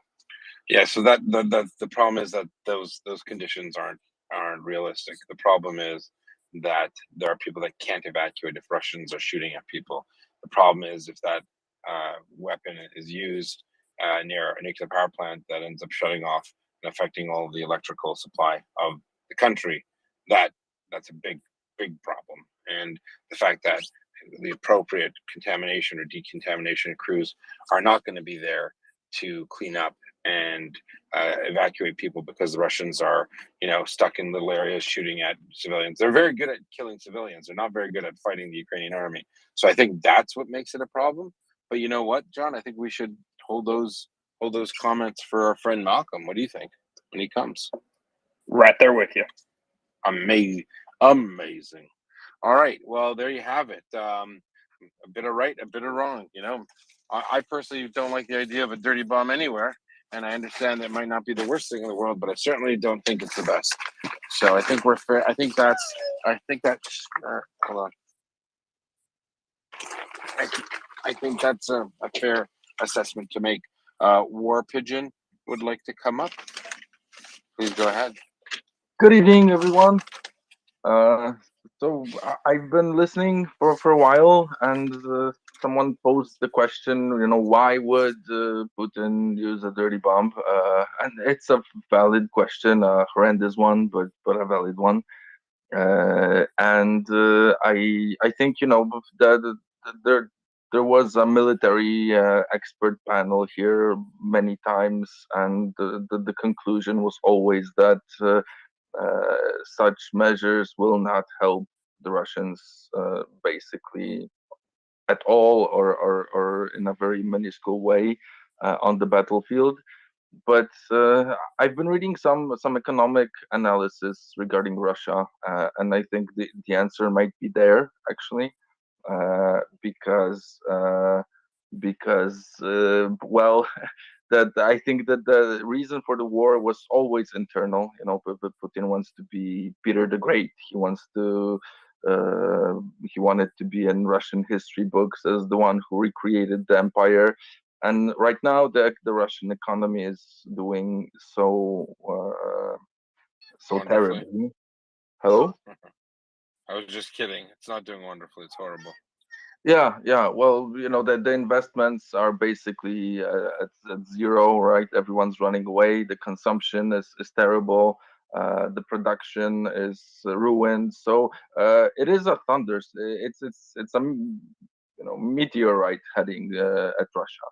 So I think that Putin is basically afraid of his own people, and he wants a pretext to introduce more draconian sanctions, increase spending on security apparatus, perhaps increase the mobilization. I think, if we're looking for any sort of, psychopathic rationale behind things like a dirty bomb, it would be in the internal situation in Russia, not on the battlefield. So I would be very much interested in having an economic expert say more about this. Is Russia, are the things that I've read basically true? Are they nearing a situation of economic collapse? And because if it is so, then I believe he might be looking for a pretext to introduce just say, oh, we've been attacked with a dirty bomb, now we have to mobilize 2 million people, something like that. What do you guys think? Just give me a second here. Okay, let's go, John. What do you think? I mean, false flag attack. Russia is no stranger to perpetrating false flag attacks. I mean, that's how they drummed up support for the Chechen War in 1999 and 2000. The apartment bombings in a number of Russian cities. As well as potentially other incidents over the years. I mean, it's a it's a non-zero possibility. I'll say that at a minimum. I'm not willing to speculate as to how likely I think that is, beyond saying that it is within the spectrum of possibilities. I'm not sure to what extent that would motivate,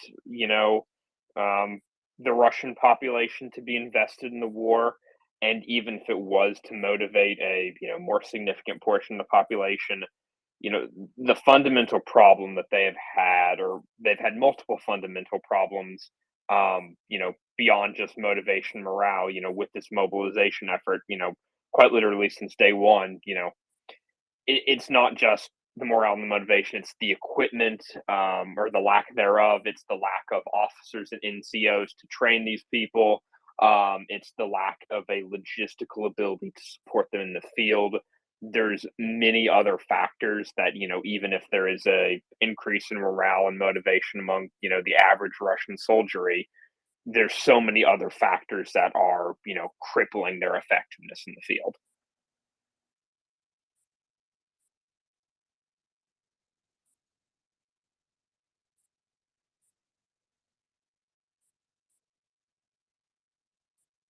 All right. Well, thank you for that. If there's a follow-up, Daryl? Yeah, one of the things he mentioned the economy, and you got to think about their economy in this way. Right now, they're on a wartime footing, even though they have not explicitly said so. Their industries are all gearing toward the war. They've taken manpower away from their industries, which means that there is a glut of work, but no workers. And that affects households. Even though you have the soldiers, quote unquote, they're supposed to be making money. Many of them are not getting paid, which means that those pensions are not going back home as they should be. So when you start talking about is their economy on collapse, you have to start thinking about in that way, how is the war affecting the economy in itself first? And then, once we start getting more data on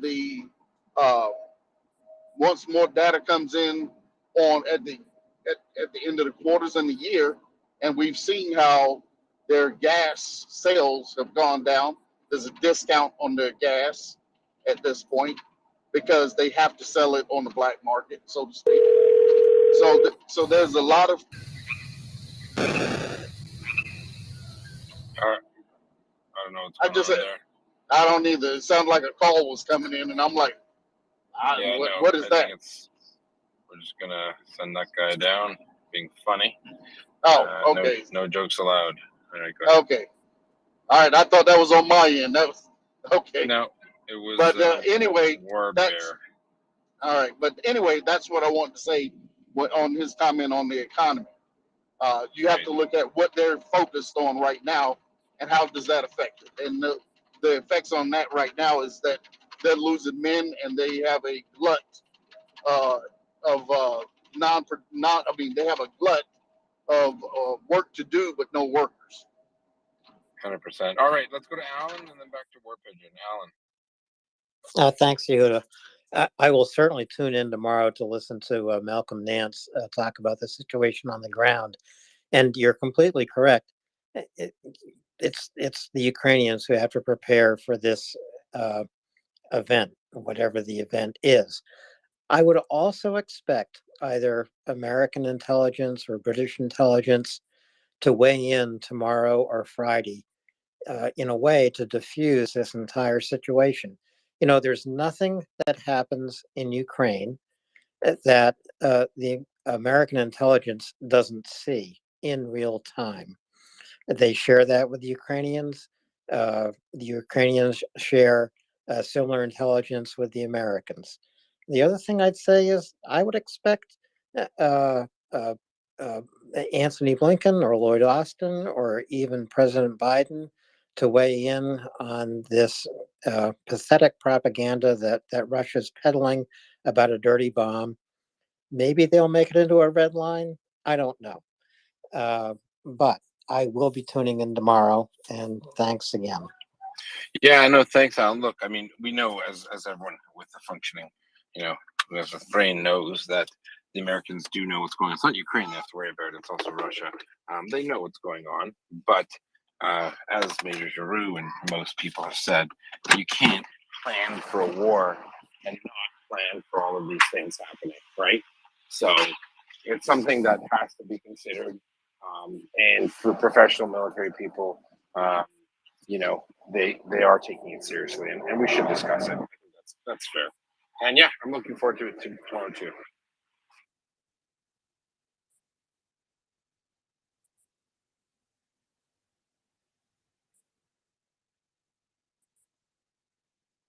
Hey, Yehuda, how can you hear me right now?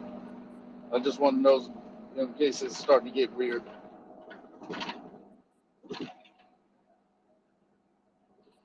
Hello, Yehuda.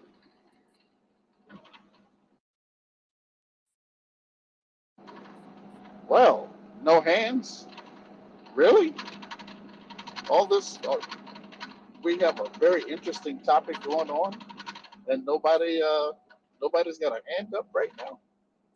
Anyway, I tell you what, having Malcolm Nance on here, uh, you know, that's just a wonderful thing. He cut us short on Saturday because he had things going on. He had to tend to his men, and cutting us short was the league. I mean, you know, cutting us short was just something small because those men are more important than we are. And he said he would come back on Monday, but I guess that there are things that are really keeping him embroiled in the situation. So, plus he was on his way home on vacation. But to having him come back tomorrow, I think that's, you know, it's an honor for us here to have him come in and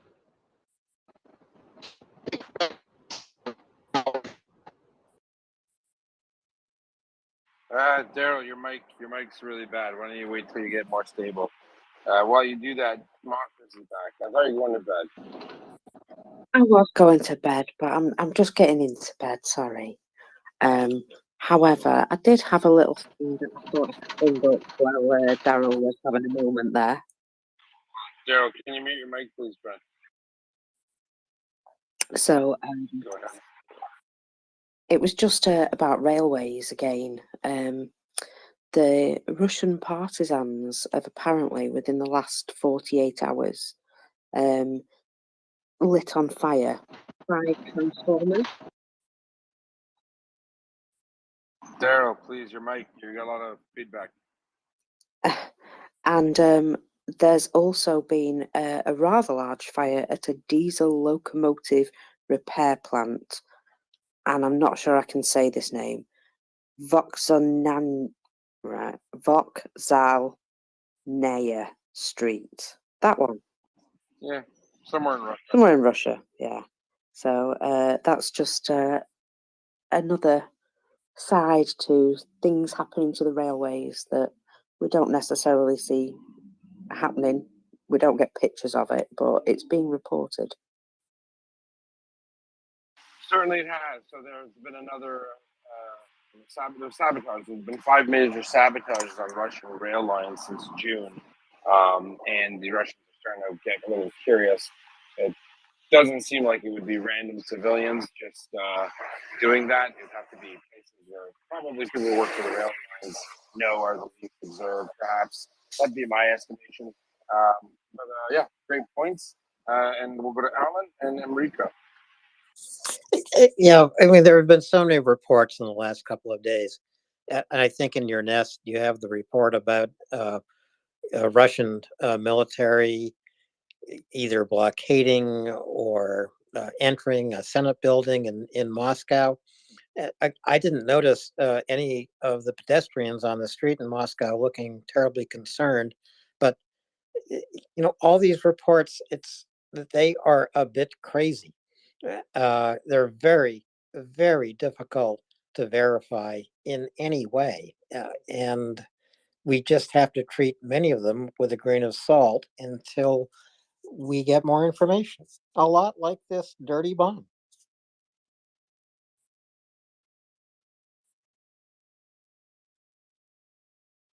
Yeah, good point. Let's go to Mirko now. Yes, I have a piece of information I would like to report and maybe verify. I'm following one account. Her name is Tatiana. She's in Ukraine. And yesterday she reported poisoning in the east of her friends who are fighting. And today she reported again, then after 24 hours, they're still not well. Anybody heard about it? I tweeted it to you, Yehuda. Let me take a look for it. Give me 1 second. If someone else has heard it, maybe Axel has. Go ahead. No, I did not. Yeah, I can confirm loads of reports in regards to people around my family that live in Ukraine, but because of the blackout, I can't say anything. Well, that was rather unhelpful, Robert. So let's then take a look at it. We will find out. I don't know the answer. I did not see your. Could you say that again? Because I was actually filling up with petrol, or gasoline, as we say in the right side of the pond. America. So there was Repeat the whole sentence. the last part. Yeah, the gist is that Tatiana is saying that her friends who are fighting in the east on the front lines came back from the fight not feeling well, and the meeting is saying that it's apart from other things, it's resin which is not actually WMD, but it's a poison. So after 24 hours, they are not feeling well. Different symptoms, but all consistent with poisoning. So I'm just, yeah, they reported it, of course. If it's something on scale, we'll hear about it. Yeah, I mean, you know what? I think I heard something to that effect. Look, until I mean, there has to be tests. There's a lot more than just symptoms. There were other cases where soldiers reported symptoms of something that thought it was chemical and ended up not being chemical at all. It was a fire, smoke from a fire that had plastics in it. Tomorrow, let's save that question for Malcolm. He would definitely know, probably more than most. He'll be here in 12 short hours, I'd say, or more than that, 14 longer hours, and then we can wait and see on that. Let's see what insight he can give. Is that fair, Enrico? Come back, yes. Tune in for Malcolm Nance tomorrow, 11 a.m. Eastern Standard Time. Thanks for that, and we'll go over to Alan. Yeah, Brewer. thanks. Regardless of all this speculation of what's happening, Yehuda, do you have any update on what is really happening on the ground today? I understand weather has slowed down operations in Kherson, but do we have an update from the ground? Yeah, I have an update. I can't give it from the car though. I got to do it from desktop with my notes. But I will give you a brief outline. Most of what's happened is pretty much all part of these enabling operations that the Ukrainians have been conducting. I would argue they've not slowed down. The enabling operations are underway. Shaping operations when they're destroying, engaging in the deep battle and hitting, attacking all sorts of Russian supply and fuel dumps. Fuel depot just got hit actually today. If you recall, this is very much what happens before a big, it's the relative calm before a storm. So we're seeing that all being undertaken right now. And so, it might not all be by HIMARS. It might not be required. They could be Excaliburs. They can be perhaps air-based. But the Ukrainians are slowly chipping away at Russian offensive and defensive capabilities. So they want to make sure that their attack is exploited to the the highest degree. And I think as this continues, the question becomes is when is enough? When is it enough? When have the Ukrainians decided that this is where they attack? And obviously that's the $64,000 question. And I don't have the answer for that, but I suspect it will be in the next week or two. And I think I don't think the winter will stop it either. I think they will move because it's just as hard for the Russians to defend as it is harder for the Ukrainians to attack in the winter. So we also know the Russians are supremely underprepared. They're wearing imaginary winter clothing, and it's very cold at night there now. So this all bodes well for the Ukrainians. Any follow up there, Alan? Yeah, get your desktop, gather your notes. As you know, Yehuda, I listen, I watch, I ask, and that's pretty much all I do. Thanks. Amazing. Thank you, Alan. And Leon, I think Leon's your Canadian cousin, Alan. I don't know if you've met him. He's here quite often. And I don't think he's there right now. But anyways, listen. Right, just to give your listeners an update there, I can actually tell you exactly what's happening in Zaporizhia. Yeah. Amazing. But unfortunately, as you know, as the Russians retreat, people start to die. And probably unlike you, I actually have family and friends around Kiev and Zaporizhia. Oh my God, unlike me, eh? Well, unfortunately for you, you're wrong. But thank you for that, Robert. The point. Yeah. What happened, Robert? Are you there? I think we've lost Robert. Probably all that analytic stuff he's doing, it's overloading the system. So Robert, we can't see you. Anyway, thanks for that. Sorry. Yes, sorry, Bob. We will try to get you back up. I've pressed the accept button there, Robert, but it just seems that just circling. You might have to leave the app altogether and restart it and come back in. All right. So we're having comms issues. Daryl is down. We've lost a new person, Robert, who's very knows a lot about what's going on the ground. Unfortunately, can't share any of those details with us, so that's a little anticlimactic. And we're going to bring up Ryan and Dr. Paul.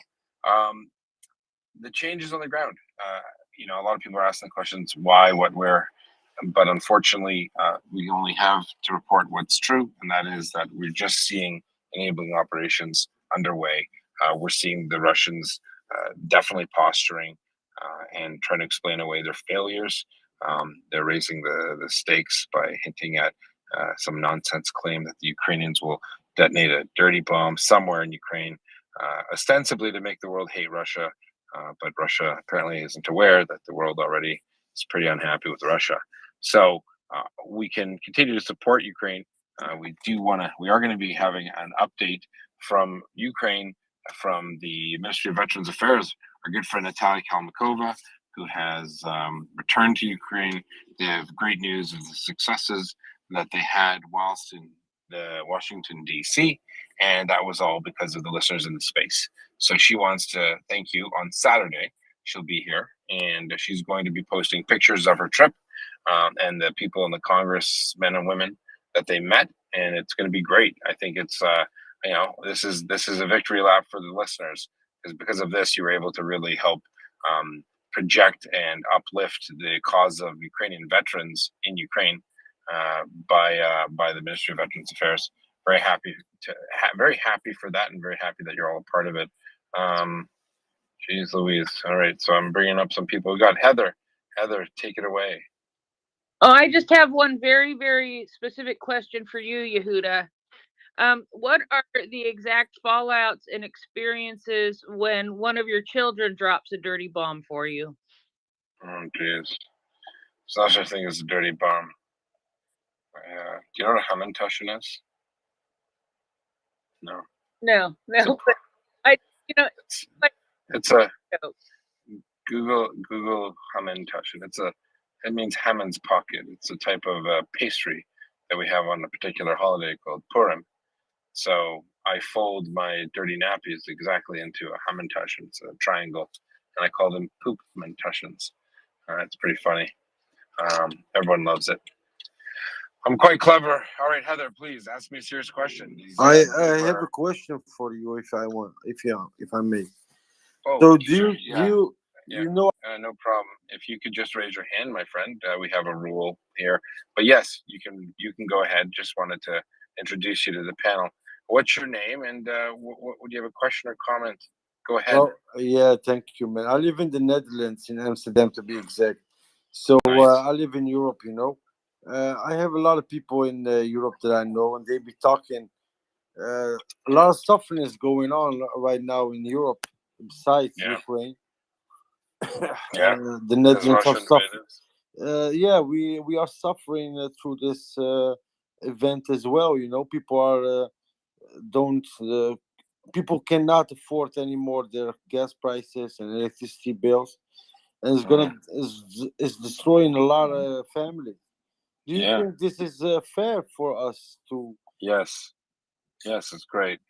Do I think it's fair? What do I think is fair? That your price of energy is up? That people are no more able to pay their bills because of Ukraine and Russia in Europe. Okay. Well, it's not because of Ukraine; it's because of Russia. I mean, here's a better question. Well, Ukraine is asking help for NATO, right? Yeah. So do you remember? You remember World War II? What happened to the Netherlands, right? Yeah, a long time ago. Yeah. Oh, it's too long ago to remember. But you know what happened, right? You know who came and liberated most of the Netherlands? Yeah, Morocco, Who? Morocco, and Algeria. No, liberated, meaning who won the war for the Netherlands and kicked the Nazi Germans Well, I out. think Russia also had something to do with winning. Did you just actually say you think Morocco and Algeria liberated the Netherlands from the Germans? Is that what you said? Yeah, because a lot of Moroccan soldiers died in Amsterdam. Okay. Do you know the main country that actually liberated the Netherlands? And like, I want to be realistic here. I'm not being silly. No, so but please be serious. I don't know the. You don't know the exact- history. I don't know. Yeah, I can promise you it wasn't the Moroccans and the Algerians. There were Moroccans and Algerians who emigrated to the Netherlands after, but it was actually the Canadian Army. So imagine the Canadian Army said, you know what, Philippa, whatever your name is, I don't really care. Philippa, I don't really care about the Netherlands. It's kind of far away, and I'd like to live. So you would have never moved to the Netherlands from Morocco or Algeria. You wouldn't be Dutch. I don't know if this is true. I don't know if this is true. We cannot see in the future. We cannot change the history.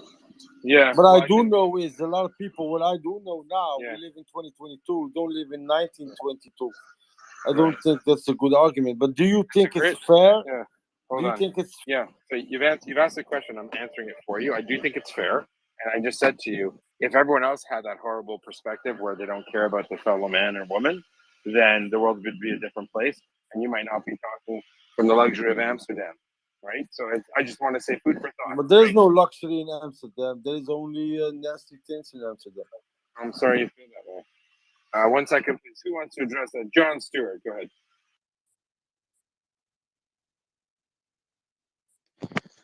Yeah, hey, you heard it. I've got a bit of technical difficulties, so I can't hear very much, but hopefully you can hear me.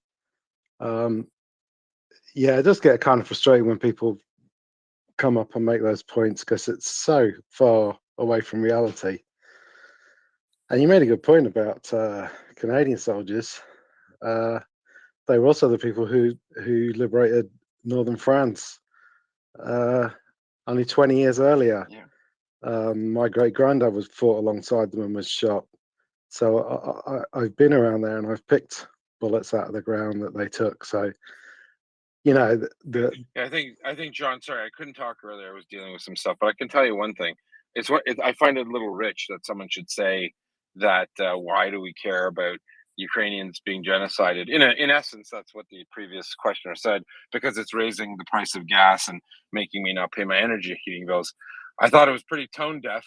I mean, gosh. Yeah. I'm afraid. We could extend that to say the Dutch Jews. Should people have fought to make sure that the Dutch Jews weren't deported through concentration camps and murdered? I wonder what he would say then. I'm almost afraid to ask. But yeah, it's tricky, man, because there's a. Can I say something, guys, please? You know, there's a hell of a lot of ignorance out there.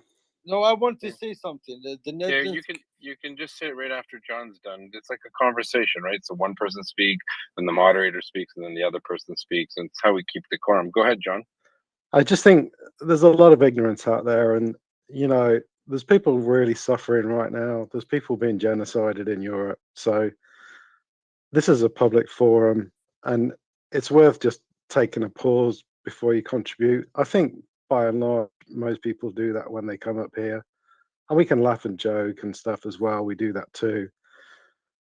But when people are being genocided on the continent you're in, there's a certain moral responsibility to have some kind of grasp of what's going on. If you don't have that, you're complicit. So you have a good think about what you got to say on this space before you chip in with stuff like that to people who really know what they're talking about. So Okay, we'll go back to Flippa for a reply. I mean, Flippa, I think you came into Can the I make wrong a room. comment, please? No, I One don't want second. to insult nobody, please. Well, you are okay. Just hold on. Let me just finish speaking. Robert, please don't speak out of turn. You've been doing it since you got here. When it comes to Flippa, I got to be honest with you. You've come into a room where many of the people here have family in Ukraine, where many people here are Ukrainian, and saying that some guys complaining about the price of gas when our families are being murdered and Ukrainians are being genocided and 8-year-old girls are being raped, and you're telling me how you're not having a good time in Amsterdam. You sound like a pretty big a-hole. I'm just going to be honest with you. So now, But after it's hearing not that, me who's saying that. It's not me. I didn't say. you just did say that. No, I said people are complaining on spaces. I didn't say it was me. I'm Okay. Moroccan. But what I want to say about the World War II, the Netherlands gave up 3 days after fighting. The army of the Netherlands actually gave up the fight against. They joined Hitler. So there's a lot of things going on when it's war. People can switch. Countries can switch. This is why people are maybe concerned. I don't think the majority of people care if people die in the world because they are only caring about their own spaces. Even when we are Europe, even when we are one in Europe, so-called NATO and the European Union, you have to understand this. I don't think you realize that the army of the Netherlands, they actually gave up the fight against the. I don't think you heard me right. I said to you the Canadian army. I said to you the Canadian army liberated most of Northwest Netherlands. I'm saying that you said why should you suffer for another people, and I'm saying other people suffered for you. So that's just a point to make. I don't think it's controversial. I think it's a pretty normal. I'm from Morocco. We suffered only against the French. I'm not a real Dutchman. I only live here, but I understand that people are not caring because there is a lot of war. When the Iraqis was invaded, nobody cared. Ukraine invaded Iraq. Nobody talks about that. Ukraine didn't invade Iraq, but okay. Yeah, they They're helped. part of it. They did help USA to invade Iraq to take out Saddam Hussein. So a lot of people don't forget that as well.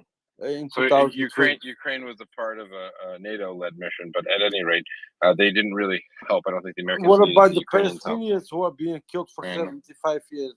Yeah, There's what also about genocide committed in Palestine. Nobody talks about that here. Yeah. Sorry, Joris, if you couldn't mute it. Yeah, you know what? Listen, I agree. That's a good point to end it on.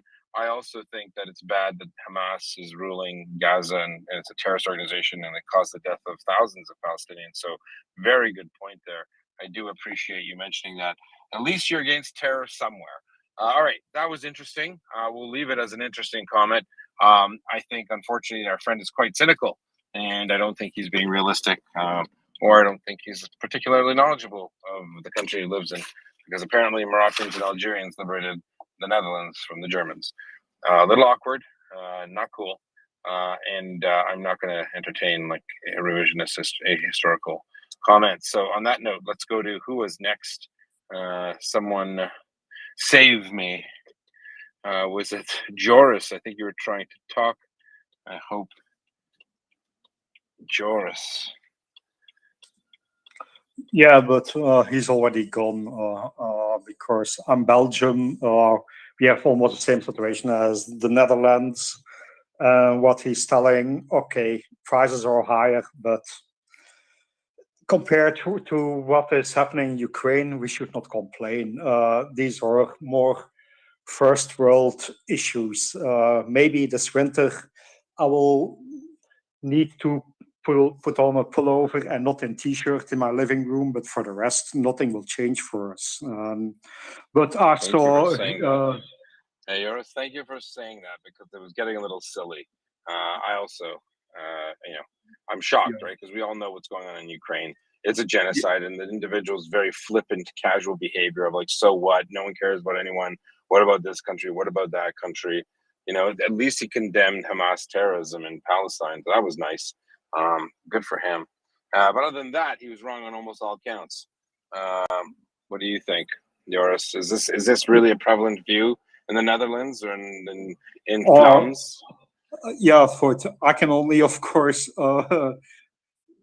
tell what I know from my friends, but most of them, the electricity prices went up for my parents, but they heat everything by electric, and they pay now 600 euros a month for it. But for them, it's doable. They have a big pension. My father was a NATO officer. My mom was a teacher, so they can survive. My sister, she pays 200 euros a month, and I pay less than 100 euros a month. So the prices went up, but it's not that for most people. How much do you pay a month? 500? About 100 euros a month. Oh, cool. That's still a lot, but I mean, you know what? Depends. Yeah, it's a lot. yeah, It's double. it's a lot, but some people were complaining. Yeah, and this year we cannot go going on a holiday for skiing. Okay. Compared to dead people or not going to on holiday for skiing, no. Towards genocide and having your children murdered. So Yeah. Same, Yeah. but a little different, right? Yeah, but also think the previous person, he was a kind of troll because I looked at his Twitter account, and he was then following Forum voor Democratie. That's extreme right, a party in Netherlands against Islam, and then somebody from Morocco is following them. So I have a little bit my doubts. Yeah, no, I saw the profile too. I thought it was a bit of a troll account, so I didn't want to. I didn't once I went through it, I was going to give the benefit of the doubt, and then I went through. I'm like, okay, this guy's not being serious. He's playing games. It's a bit of a joke. But yeah, no, thank you, Joris. I really appreciate it. Whereabouts in Flanders are you, may I ask? Near Leuven. Leuven, okay. Leuven is about 20 kilometers from Brussels. Yeah. Dutch-speaking part. Yeah, no, I know. I have a cousin in Amsterdam, so. Okay. Yeah. Maybe you can ask your cousin then if he agrees. No, he listen. They know full well that it's better off to. I mean, gosh, God forbid the Russians ever took Ukraine. It would be a gong show. Yeah, no, 100%. Thanks, Joris. I appreciate it. Stick around. We're Okay, welcome. Yeah, Bye-bye. Okay. Leon, go ahead.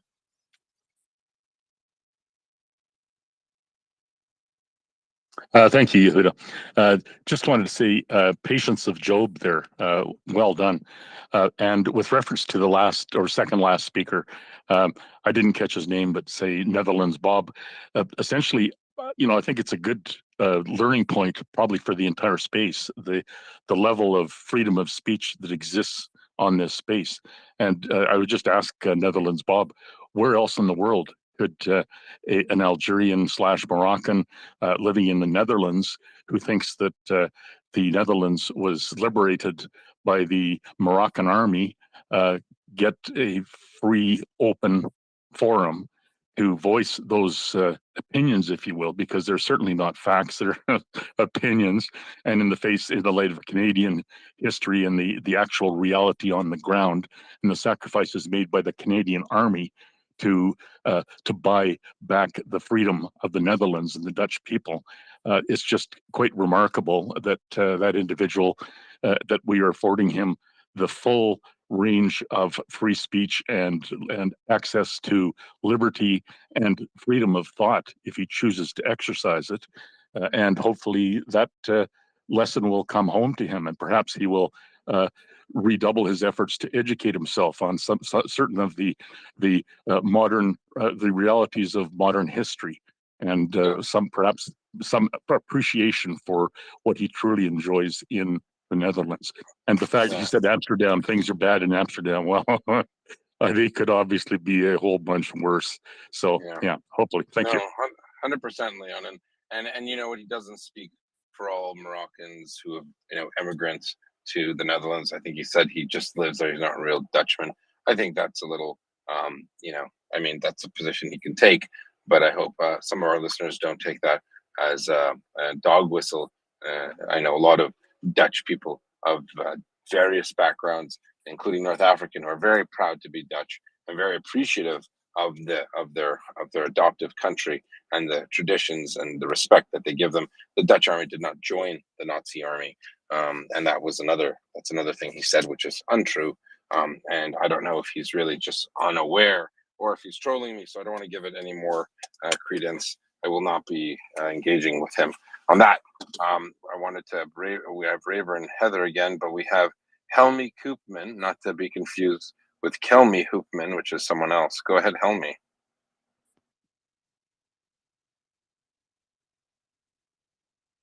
Helmi, we can't. Oh, there we go. We got you. Yeah, and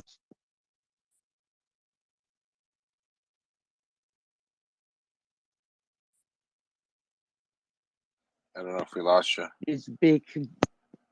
Helmi, we can't hear you. Your mic's cutting off. Can you just try it again? Start from the top. Sorry. I have.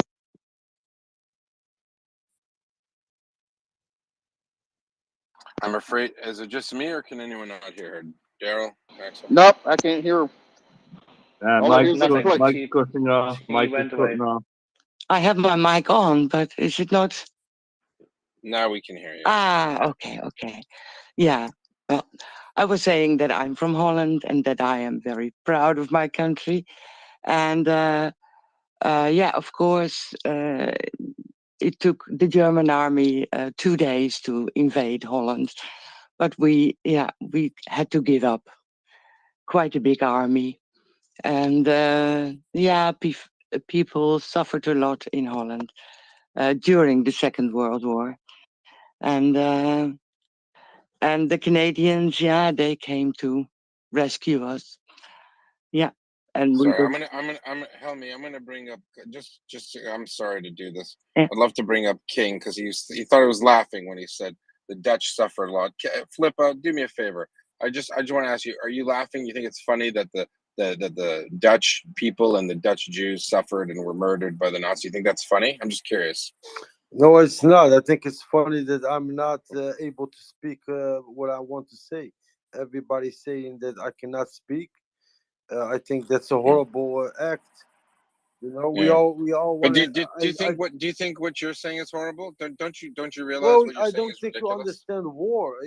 I told you before. How do you know what I understand? Wars, War? Have you been countries to can war? change. I mean, Italy doesn't want to stay with the NATO. A lot of countries don't want to stay with the NATO.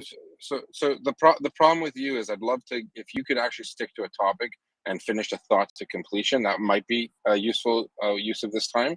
But if you're just gonna, like, no offense, babble and talk about you've hit every country in the world. You've gone on. You've said things that are palpably, demonstrably false. I don't know if no offense if you're really this ignorant or you're just playing with me. So if you want to answer, like, Helmi is a fellow Dutch person here, okay? And I No, think you're insulting her. sorry, can I just say No, I'm he's not. got the Yeah, say it. Go ahead, man.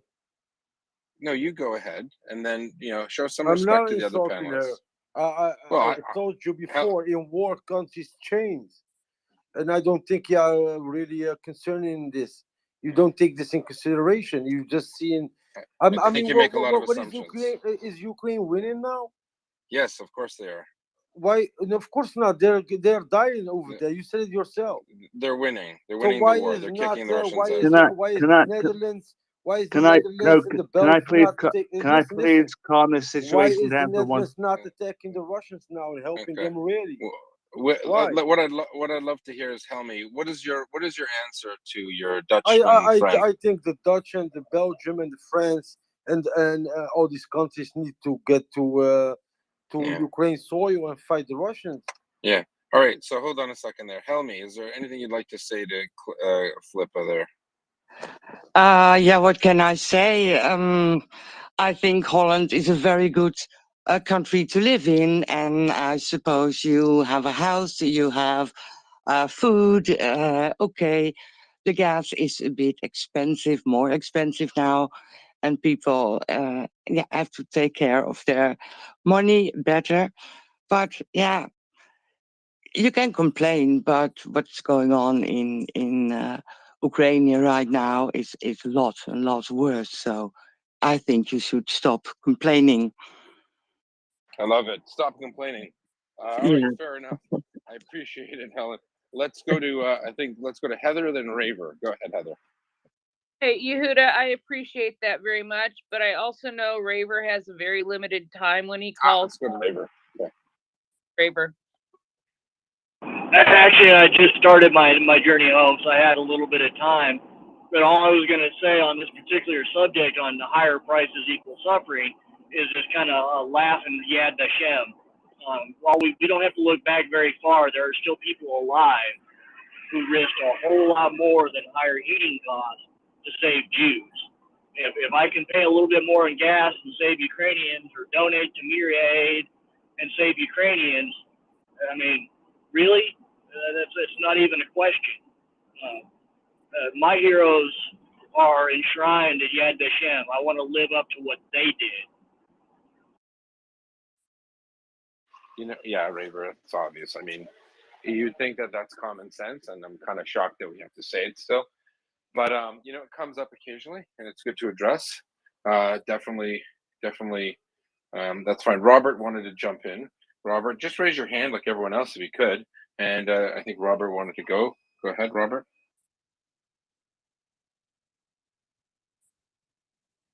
Sorry, apologise for that. No, it's no, nothing to say at the moment. I'll come back in with my comments, but my only comment is regards to that last person. Everyone has a voice, and I think they should be heard. Everyone has different opinions, different political views. I think everyone should be heard on this forum. That's my opinion. But yeah, I have more to add to this conversation, but I won't hog it for the moment. Thank you. Yeah, well, and you know what, Robert, that's why we let the individual speak. But even all things, all good and bad things must come to an end eventually. So he did have his share. I don't think very many people agree with him.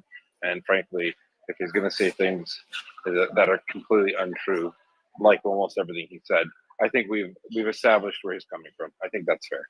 So thanks for that. And Victor's up, or Heather. Sorry, Heather, we skipped you. That's okay, Yehuda. Thanks.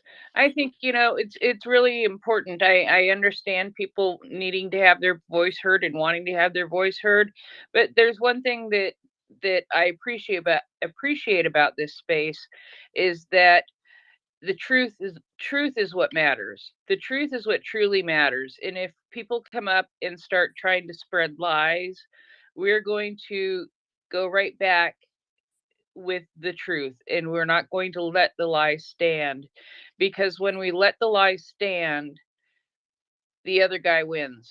When we let the lie stand, we're not putting our best foot forward, and our best foot forward is always being put forward on behalf of Ukraine. So we can let people speak, but we cannot allow them to propagate lies. That's what I am going to say about that. Thank you. Can I make my input on this, please? Sure, Robert, go ahead. Sorry, I'm new here, so I don't know how to put my hand up, so I apologise for that. I totally agree with it, the last caller. My issue is you know, what do you know what is true and what's false? I mean, I can, for example, I'm not questioning anyone. I never question anyone's integrity. I will never do that. I can send you pictures right now of civilians dying in the street as it happens. That's my truth. So what's other people's truth around the world? Okay, Robert, what do you mean? Okay, Robert, Moroccan army liberated Holland. Yes or no? True or false? No, you're talking about history. I'm not talking about history. I'm talking about truth, as in right now on the ground, as in right now. I'm not talking about what the UK government is giving me, for example, the rubbish they're giving me. I'm talking about the truth from my friends and family on the. I think we lost. Hello, Daryl. I'm going to try to bring him up, Daryl. So Let me try that. I think maybe your adding button is broken there. Can't seem to get Richard. Okay. Go ahead, Reaver. Yeah, I'm going to take a little bit of issue with the path he was on. So how do we know some things are true? Where's the fighting occurring? It's occurring in Ukraine. So we know who invaded who. We have the Maxar satellite images from Bucha that were then confirmed once the town was liberated because the bodies were still laying right there where the Russians had shot them. We know what the truth in Ukraine is. It is a genocide. The Russians brag about kidnapping Ukrainian children. That is de jure genocide under the Convention to Prevention of Genocide. So this, my truth, this truth, everybody's truth. No, there's one side that has invaded another that had not attacked them and is committing genocide against them. This whipple waffling both sides whataboutism stinks. Absolutely. Yeah, I don't know what's going on today. It seems a little strange. Than just ramblings about people on the ground and truth and the other fellow with. I mean, I'm sorry. None of this makes any sense. We all know what's going on. It's not a secret. We should just accept it and deal with it, and that's the best way. And that's what we do when we're here. Daryl. Yeah, I just want to say, when people start talking about they don't judge people, blah blah blah, and that type of thing, that's the first that's the first hint that tells me that they don't really want to have a real voice. They want to hear others spout whatever they want to say, a freedom that is just, it's crazy to think that they're free to be a Nazi, or they're free to be a racist, and I'm not going to judge them on, because we have a society based on morals.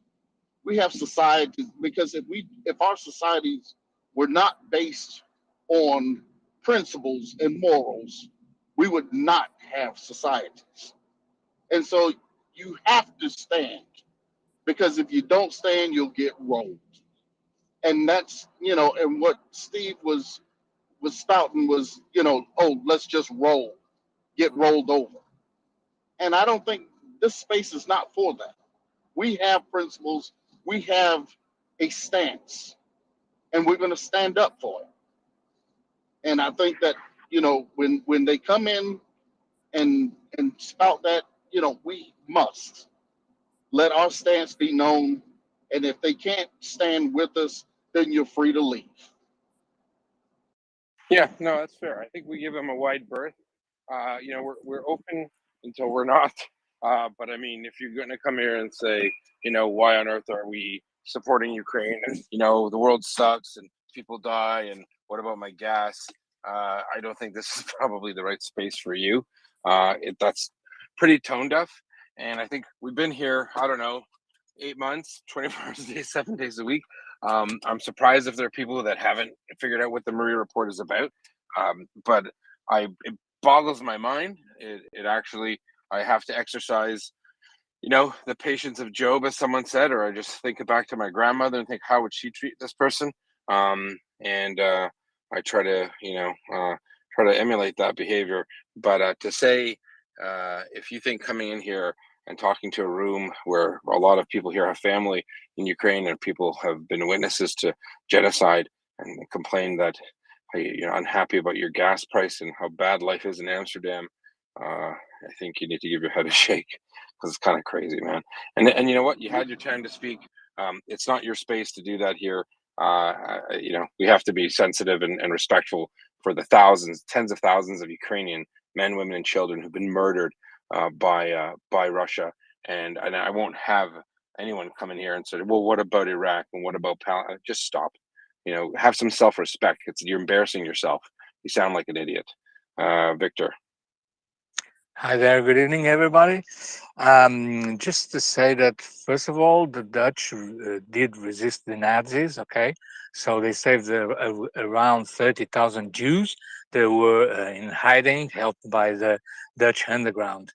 then this is not a war about gas or oil or something else. It's a war about values. You had in Russia a regime, a kleptocrat regime.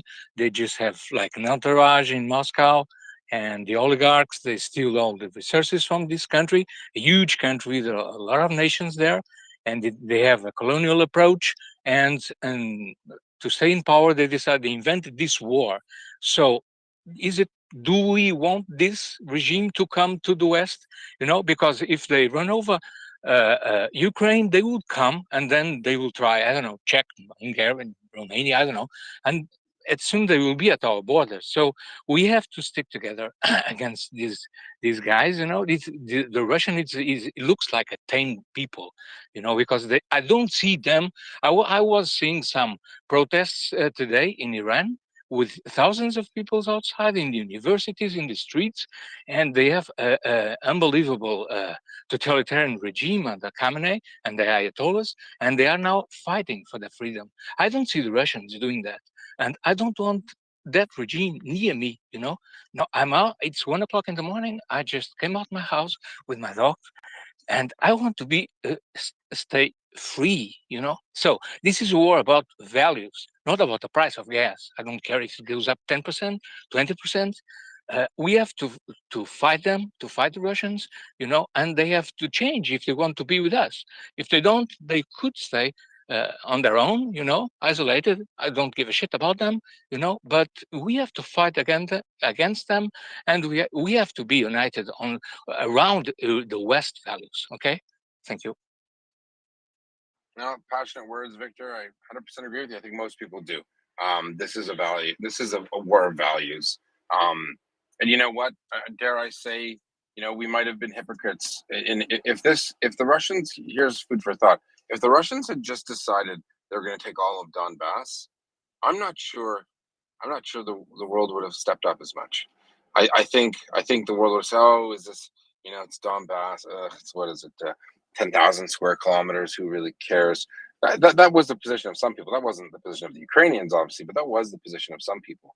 But I think, I don't think, it was obvious that when Russia literally decided whole cloth, they were going to invade all of Ukraine, and they made up an excuse, whole cloth rather, to just invade all of Ukraine, destroy it as a country, remove the neo-Nazi Jewish president, which is obviously insanity, and think they could get away with it.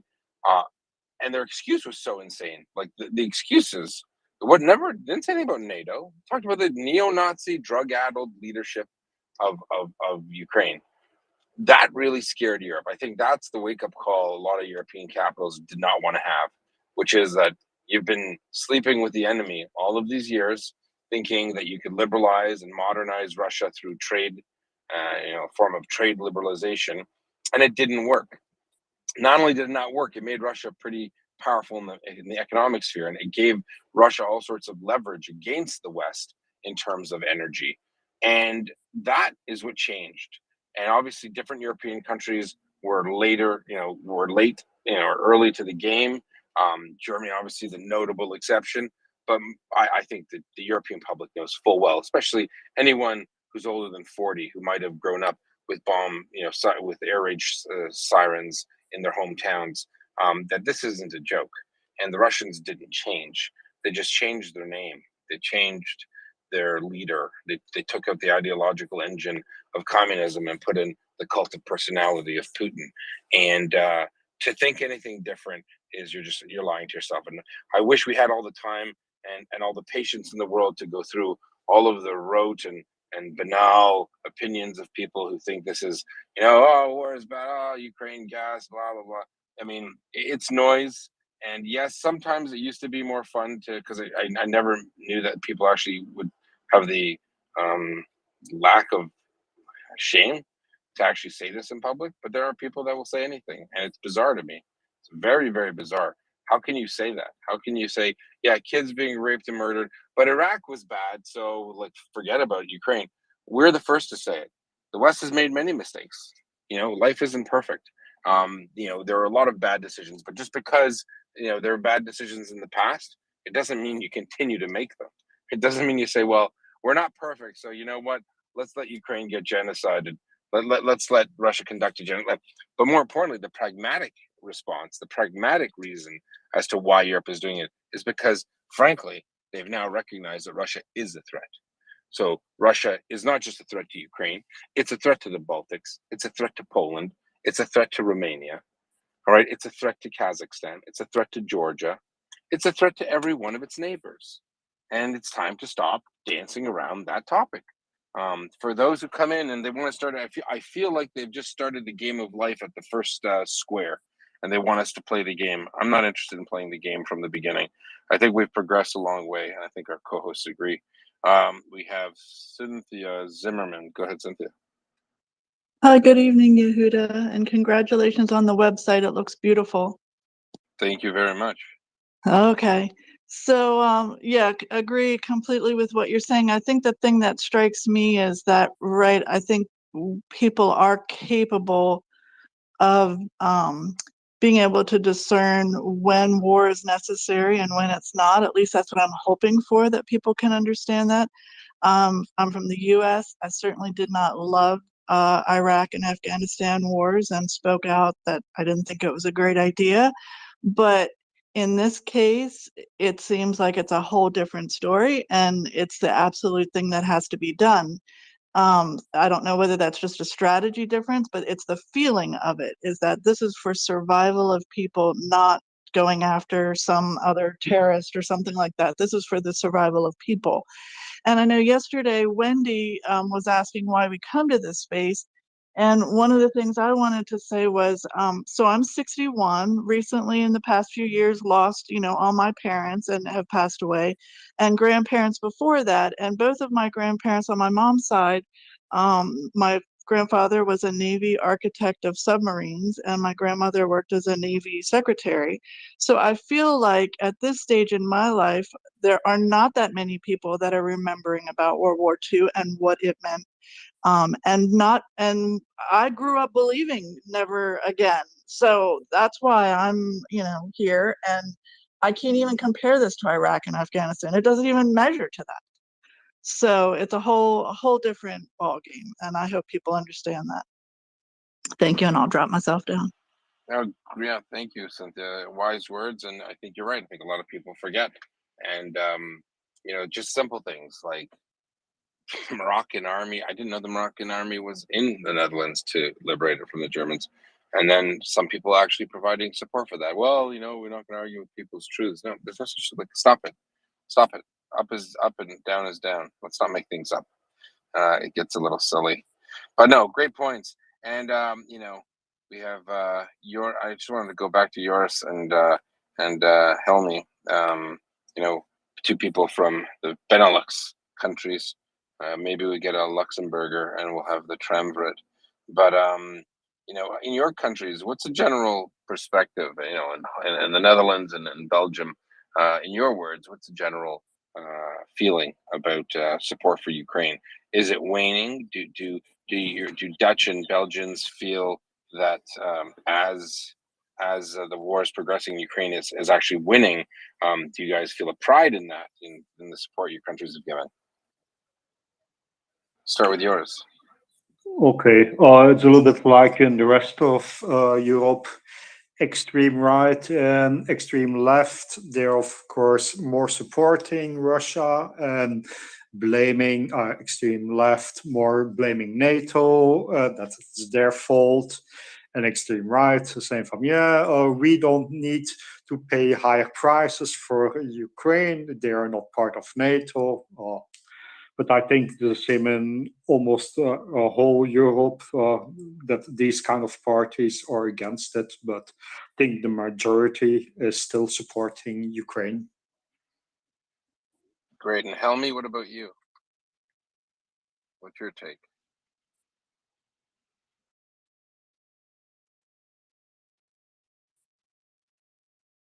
I might be late. Helmi's microphone might not be working. So let's pop over to Irish. Oh, Helmi, your mic's Okay, working. yes, sorry. Sorry, it didn't work. I think in Holland it's a bit the same as in Belgium.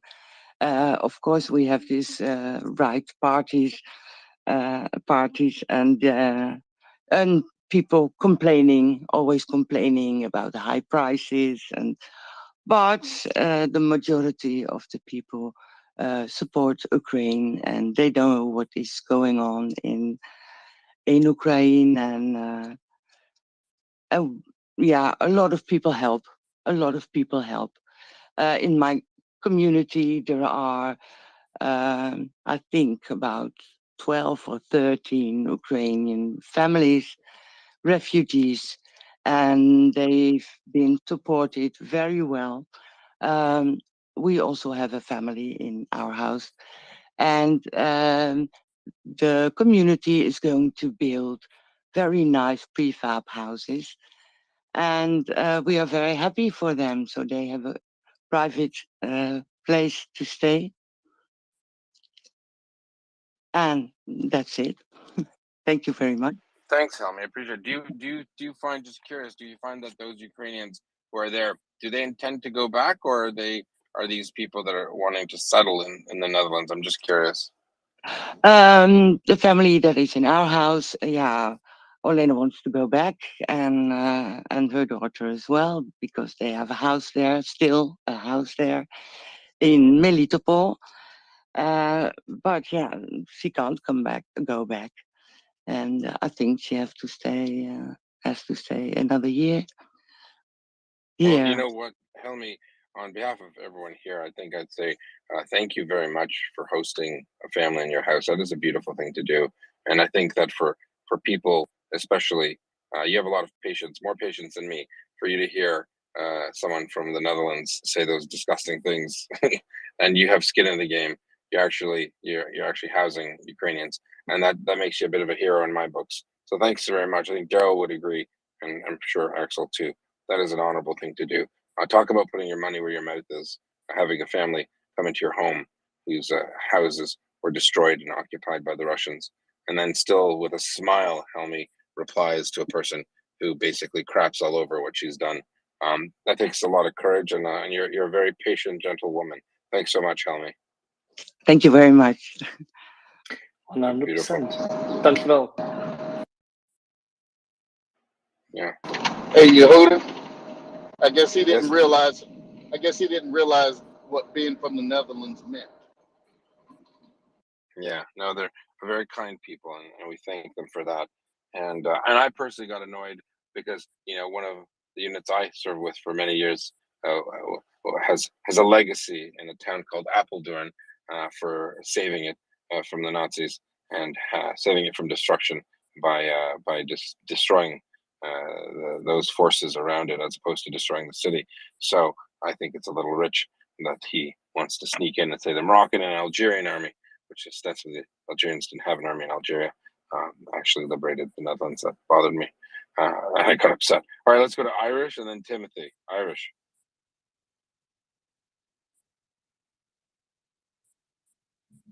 Good morning. I've worked on military bases. I do construction, and you ex-military guys as well know the money that's wasted in the military, and all the Iraq, Afghanistan, all the stuff that was unjust wars, is particularly the reason that they need to even more support Ukraine. I think that all the money that they just waste and stuff, if people knew about it, they wouldn't even question. There's a lot bigger trains and military budgets than supporting a country who's inevitably doing the dirty work of the West by weakening Russia. It's really, if they could justify, Iraq and weapons of mass destruction, surely, it's only media making out that people are against this because the mass destruction is being done, by Russia for the last 20 years, and so I really think that all this political stuff is just ridiculous. Fair enough. I'll go to Timothy. Hi, good evening from Germany. Just want to say thank you for this amazing space. I'm happy to listen to this every day. And we got a bunch of Ukrainians since a while here in town. two guys were in my shop a few weeks ago, and it ripped my heart, man. I never saw so many sadness in people's eyes like from them two guys. When this thing starts, a friend of mine from Poland who is in the Polish army, he organized with me to send some stuff from Germany and Poland to the Ukrainian army, to the Volunteers. We got some medic equipment, some plate carriers and so on, and I try to get as many as I can from Germany to support the guys down there who need help. And here in the south of Germany, the Polish are the Ukrainians are very good supported. The most people like them, and everybody is happy to help and try the best he can do. That's it.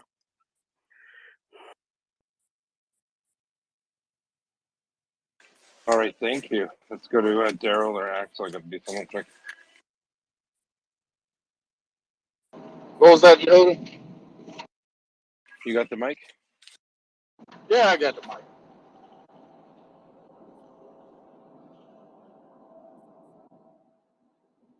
All right.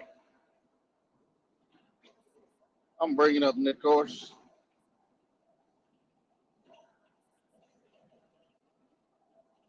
Good evening, Nico. Hi.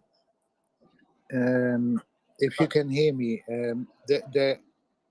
I'm from Holland too, and there actually was a small regiment of Moroccan soldiers liberating one or two of our small islands in the north.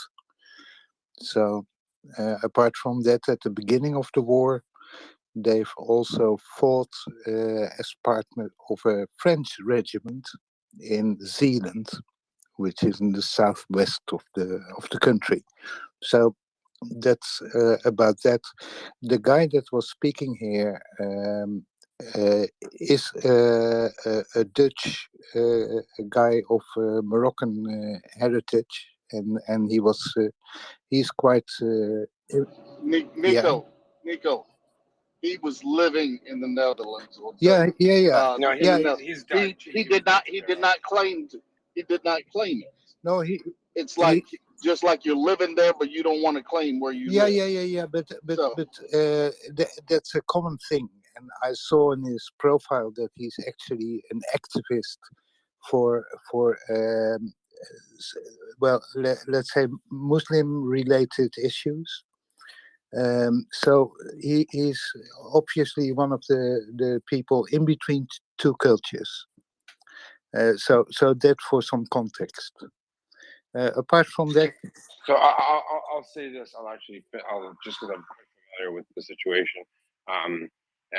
So Daryl, so he's Dutch when he wants to be Dutch in Holland, but outside of Holland, he'll say he's Moroccan. That's kind of the angle he takes.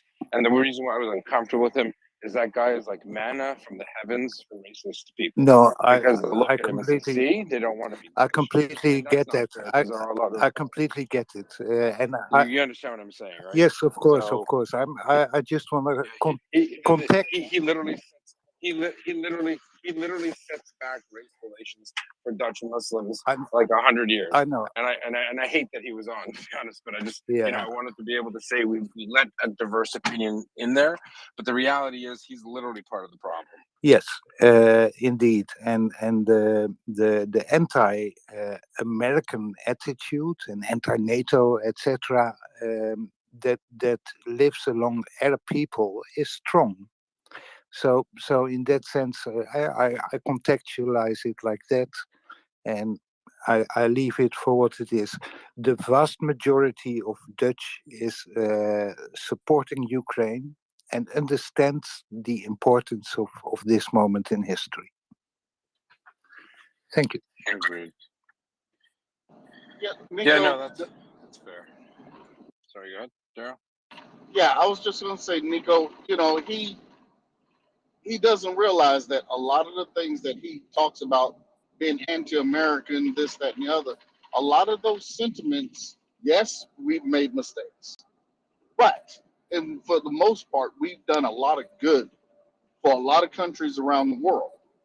And those that find themselves on the opposite side of us typically are because they are being fed by the people that we're up against right now. They they take the things that we want to do and they turn it around and make it something as though we are trying to conquer them rather than help in a lot of cases. Yes.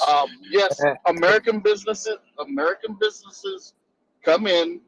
Yes, they go in to make money, but in turn, it creates jobs, and then it creates commerce. And if it's in successful relationships, that's what you look for. You want commerce and good relations. However, a lot of these countries rebels turn that around. Sure.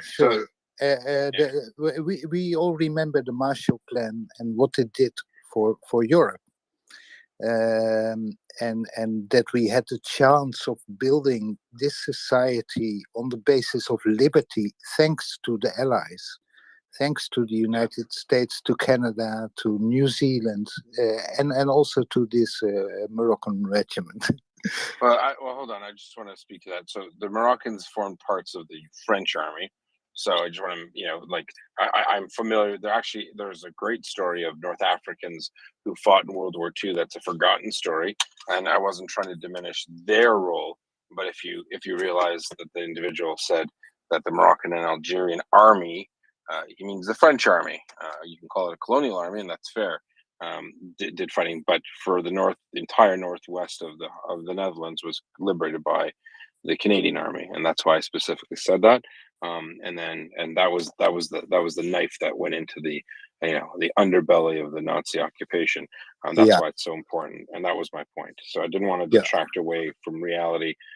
We do know that hundreds of thousands of Muslims fought for the Allies, whether they be from North Africa or even India. But that's not what the man was getting at, and I think he was being sullen. I would like to move past it because I think we're giving it too much oxygen, and I'm going to move past it. But thank you, Nico. I appreciate it. Is there any other follow-up you'd like to say? No. I'm still waiting for a kind of a release of official information on the south, the battle in the south of Ukraine. I don't know. It's not yet public, is it? I think nothing's happened yet. There's shaping operations, but we'll get there shortly, Nico. I'm going to have an update, and we're going to have Joris come up. Joris. Yeah, just one last thing, because otherwise we will continue talking about him.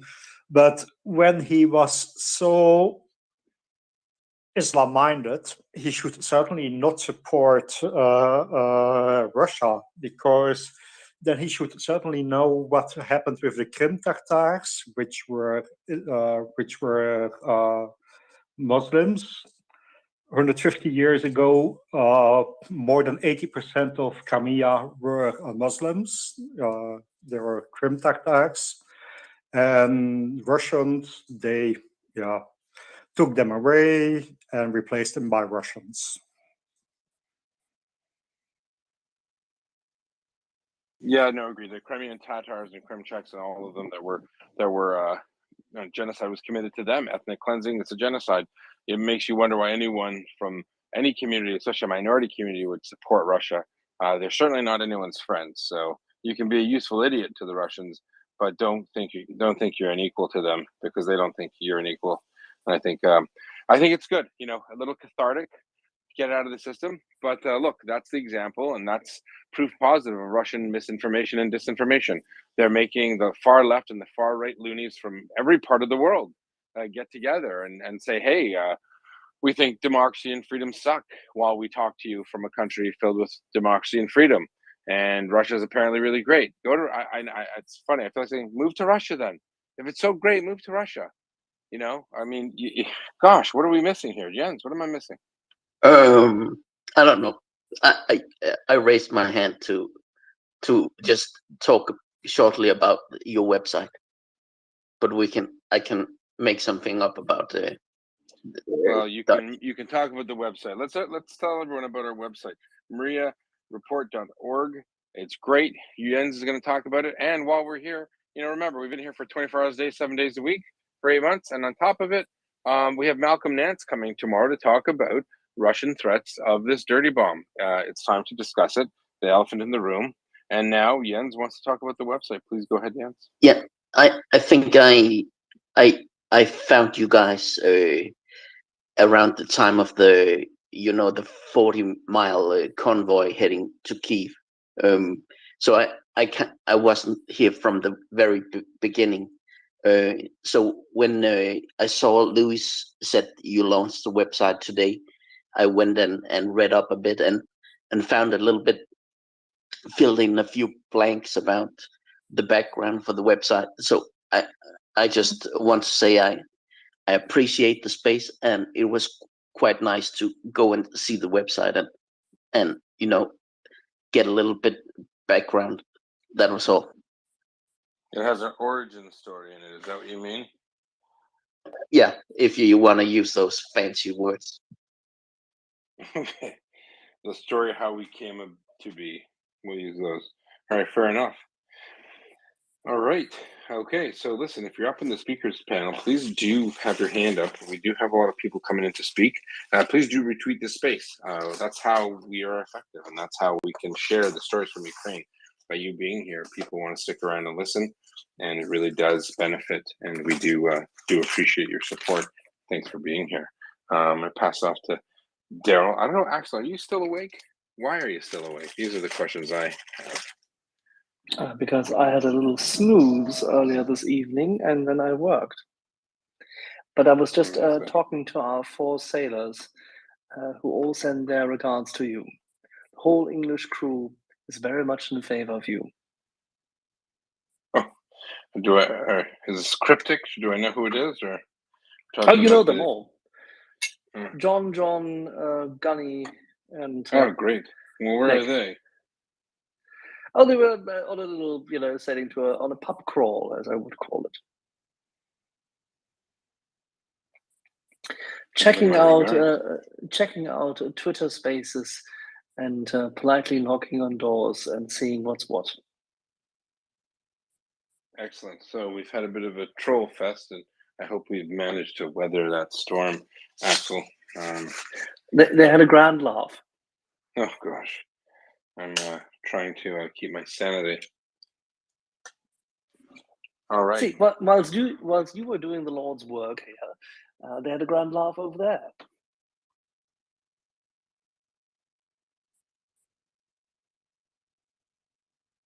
So I'm just preparing some dinner. Where are they all physically together? No, they were not all physically together. So remote drinking.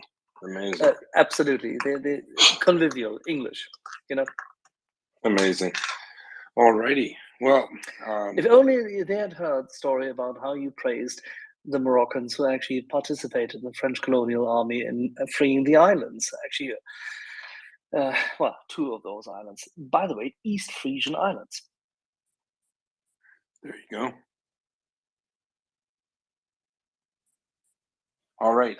So I'm going to try to get my notes together for the update. So I want to be able to pass it off to you, gentle folk. Maybe I'll leave it to Daryl and Axel. Can you cover a bit? Yeah, I think I'm stable enough here where I'm at. Okay, I'll pop down and get my work done. All right. Just to let everyone know, hoorah! What was that all about? I'll have to go back and check what that was all about. I saw that and I was like, what? What was that? It was about CJ's training regime. And then he highlighted the grandeur of the army's conquest in terms of, the army's naval escapades at storming beaches and the likes, which I quite liked. But he somewhat mangled it with the word Pacific at some point in time. We then had a little issue as to differentiate the whole campaign versus Okinawa. But there you go. Yeah, they were probably there, but they weren't there. Well, they weren't there. Taking nothing from them, But, As he said, know, they were jumping into Corregidor, and they were absolutely fantastic at Okinawa, as everybody knows. But I'm not quite sure what they were doing Peru, Tinian, and Guadalcanal and Saipan, right? that's right. Yeah, I mean, there's a lot of blood on those islands, and we hold them, pretty tight, close to the chest when we talk about those places. So, yeah, okay, their army, yeah, they were there, but those boys with the Eagle Globe and Anchor raised a lot of hell. But so what? but we were all there. We were there together.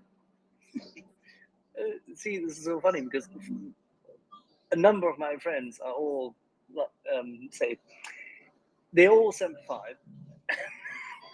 The only thing I got drilled into me while I was over there was their cadence and this wonderful thing about the get off your bots and follow me.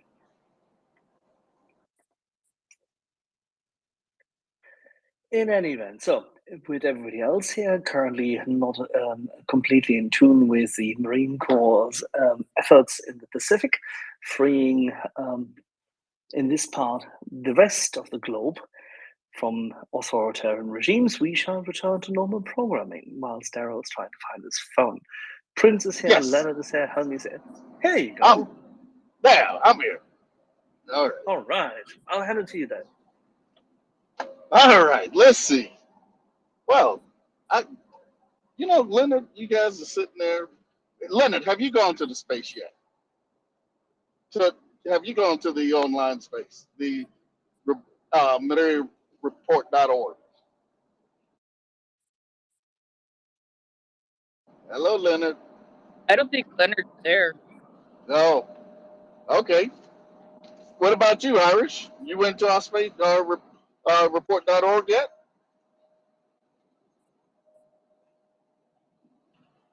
You mean to No, tell I haven't. me, folks? I haven't been yet. I will. It's on my list. No. All right. Well, just to give you guys the heads up, when you go there, there's tabs that kind of give a little bit of history of this organization. Gives you, so to speak, as our nonprofits that we partner with. It also gives some idea of the speakers that we regularly have there. And then there's a little tab that says, the sound of war. And that little tab, as Luis was so kind enough to talk about earlier today, is the sounds that the Ukrainians are listening to as they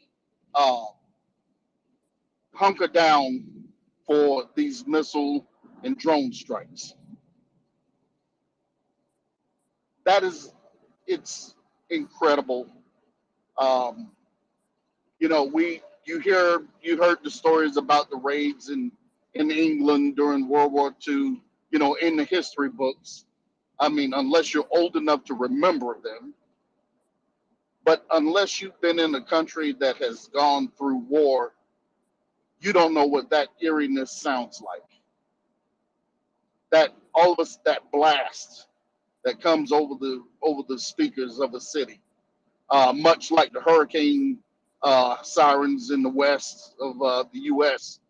You know what those mean, and if you know what the danger that's coming, it's not like a weather event that you can predict, but something that is a lot more sinister in nature. Somebody is targeting you just because of who you are. Think about that. And you have to listen to this. Come over the speakers. Now you too can see what it feels like. And that's a very powerful piece of that website. And I just invite everybody to go and just find out a little about us. You're going to hear things, all over the place about us. Now you have a place to go to really know about us. And I just invite you to go. MriyaReport.org. Okay? It is, we are here 24/7 as volunteers. Every last one, everyone down to the last woman and man. And we do it because we believe in what's going on. We believe in the Ukrainian people. We believe in the fight for freedom. We come from all different sides of the spectrum of politics. So don't think that, it's a liberal site, it's a conservative, ultra conservative, whatever site. No, it's not. We're here joined at the hip for one purpose. And if we can have conversations and talk amongst each other about this, then I think it's a siren to the world that we can all talk to each other and get through our differences.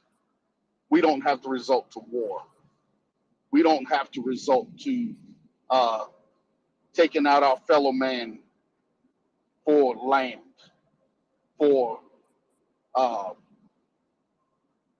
just the right to stand on top of someone. We don't have to do that. We can speak to each other, communicate, find consensus, and put forth a plan for all of us to be better. So that's what we're here. We're here 24/7. We love to talk to you guys. We love to give you information from the battle space. We love to give you information about who the Ukrainians are. We love to hear the stories because we believe in the fight for freedom, but we also believe in lending a hand. And that's where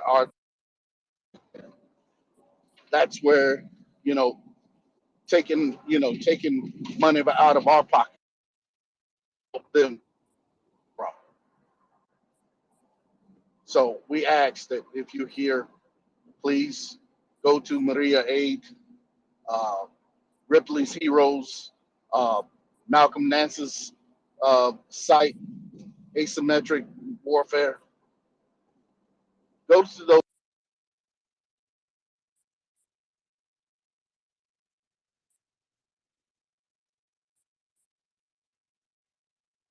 Daryl? Yeah. This happens when he's driving. He loses signal for a bit and he loses microphone. We need to get him a Starlink into his truck.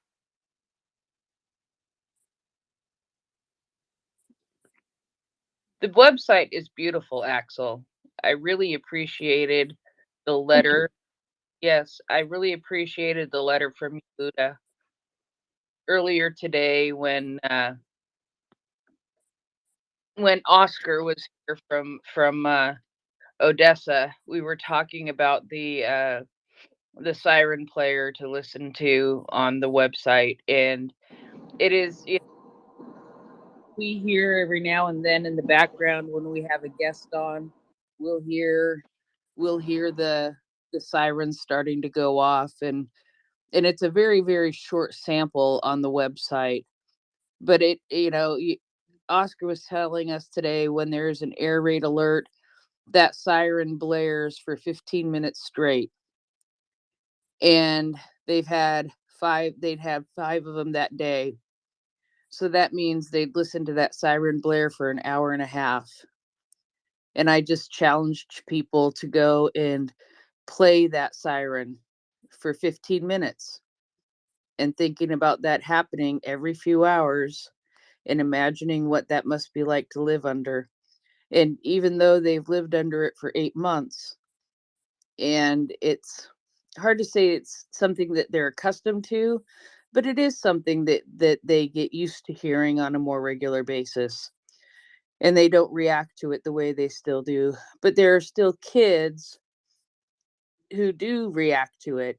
And can you imagine having a young child who you just got down for a nap, and then the air raid alarm goes off and wakes your child up, scares the child?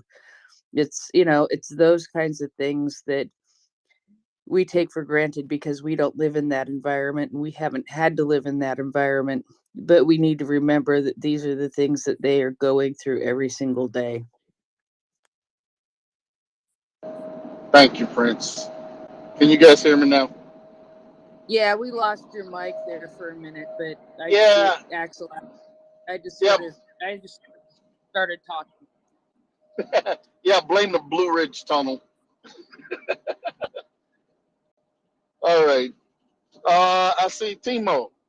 Go ahead, man. Thank you very much. When you said about the sound of war, a thing comes to my mind. A dearest friend of mine was served 12 years in the military here in Germany, and he was in the Balkan War in Afghanistan. And a while ago, when I showed him some pictures and video from the Ukrainian war, he told me he can smell those pictures and videos. He told me he would never forget what a battlefield would smell like, and it's 20 years ago since he was in war. It came very deep to my heart when he told me this. Yeah, I mean, you think about the soldiers coming home from war. There's a lot of things they can't forget. There's a lot of the things that people that have never been in that situation will understand. Yeah, I understand where he's coming from. Totally. Thank you. Good evening, Cynthia. Hello, Cynthia. Cynthia, you look like you have your mic unmuted. Go ahead, speak.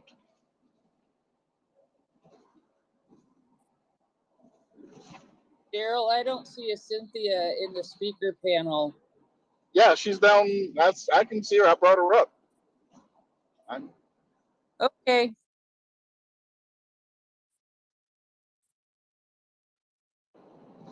Okay, maybe maybe she's a ghost. Let's see what happens. I just took her down. Maybe she'll come back up because we couldn't hear her. Maybe it was the Twitter box. I hate the Twitter bots. I know, me too. Tell me. I was just looking at a post that Chuck Farrell made here about a half an hour ago. It's some good news. He said that Ukrainian air defense shot down 19 out of 20 drones today. It's a 95% success rate. That's getting pretty good shooting those drones down, and that's good to hear. It's they're only going to keep getting better, I'm sure. That's what you call getting the job done. That's what you call getting the job done, right there. Yes, that's definitely the kind of news we need to hear. Yeah, they have a blackout on the war front, but hearing good news about the rear is definitely great, because that's families, that's infrastructure, all being saved so that people are not cold. Because remember, folks, they're going through rolling brownouts and blackouts because of the infrastructure being taxed by the grid being hit. So them being able to be warm, getting warm food, warm in their houses, and getting laundry done, getting, just simple things, because you got to remember the water is pumped. So getting even those small things, getting it done in a short amount of time that they can while they have electricity is important. So, yes, that is good news. Thank you for that. Go ahead, Helmy.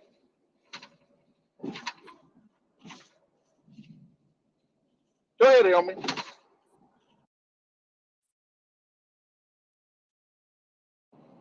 Elmi, you raised your hand to speak. Sorry, my mic. Was there something you want to say?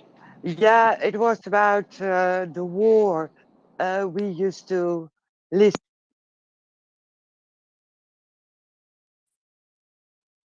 I'm not sure what's going on with your mic.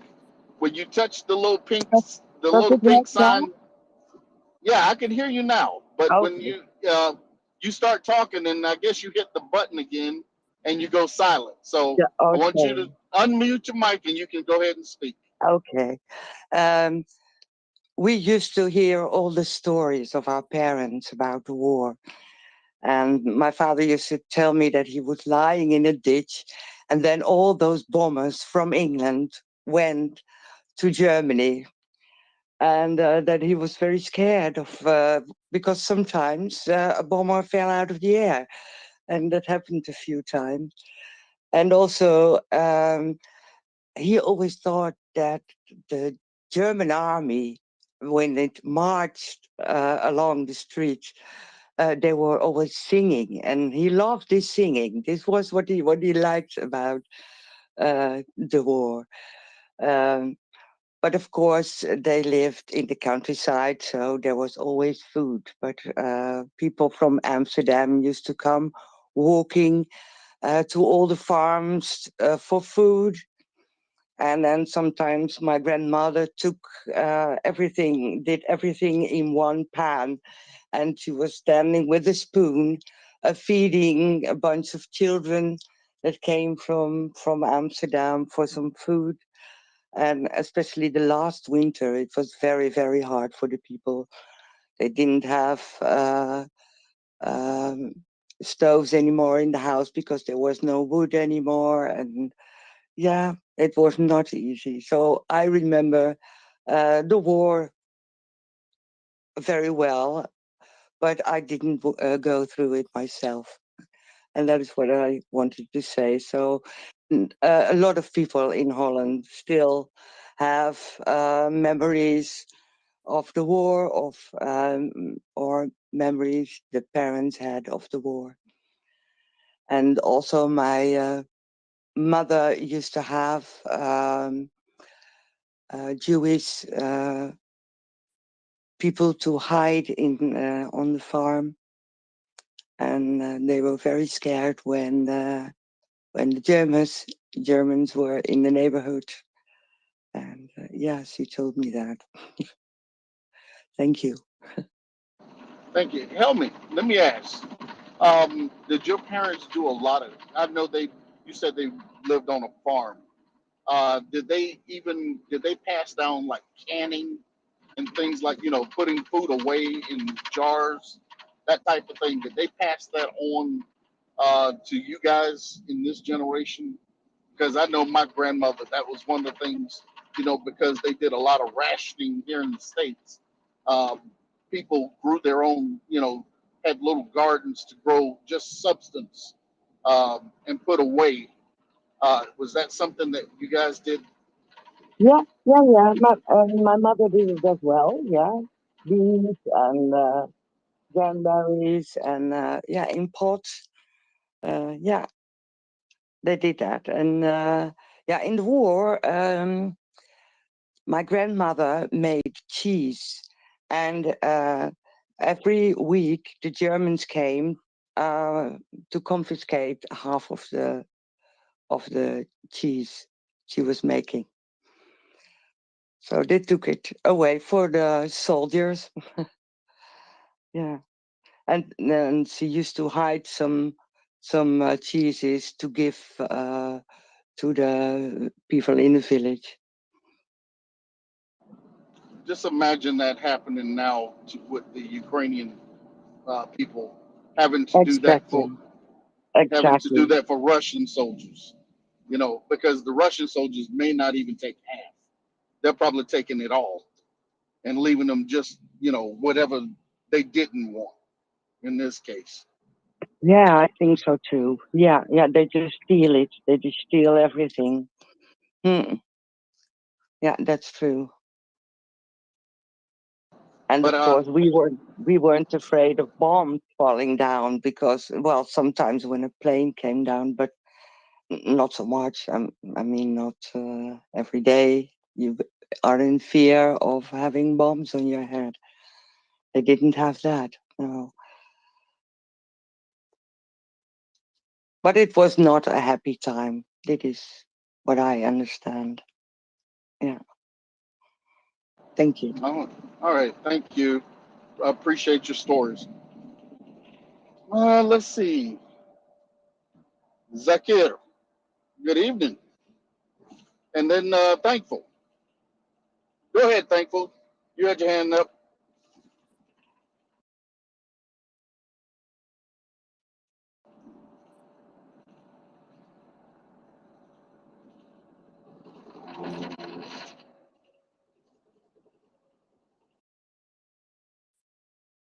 Zakir, Thankful, I brought you guys up. You guys want to raise your hand? I can. Oh, I guess they dropped. That's interesting.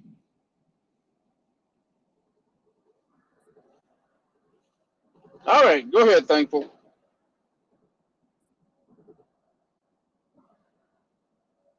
Hello, this is Thankful. Hi. I guess we're having them. There. Hi, I will make my story quick. A friend of mine who lives in the former East Germany, whose grandfather, let me think about this. His father remembers being taken out into the yard when he was a tiny boy, and the planes were going over on their way to Dresden. And the father or the grandfather said, the rest of the family said, "Get inside, you guys are crazy." And the grandfather said, "They don't want to bomb our little town." I'll omit the name for his privacy. But for the Ukrainians, they know that they are being directly targeted, and that's hard for most of us to imagine now. Thank you.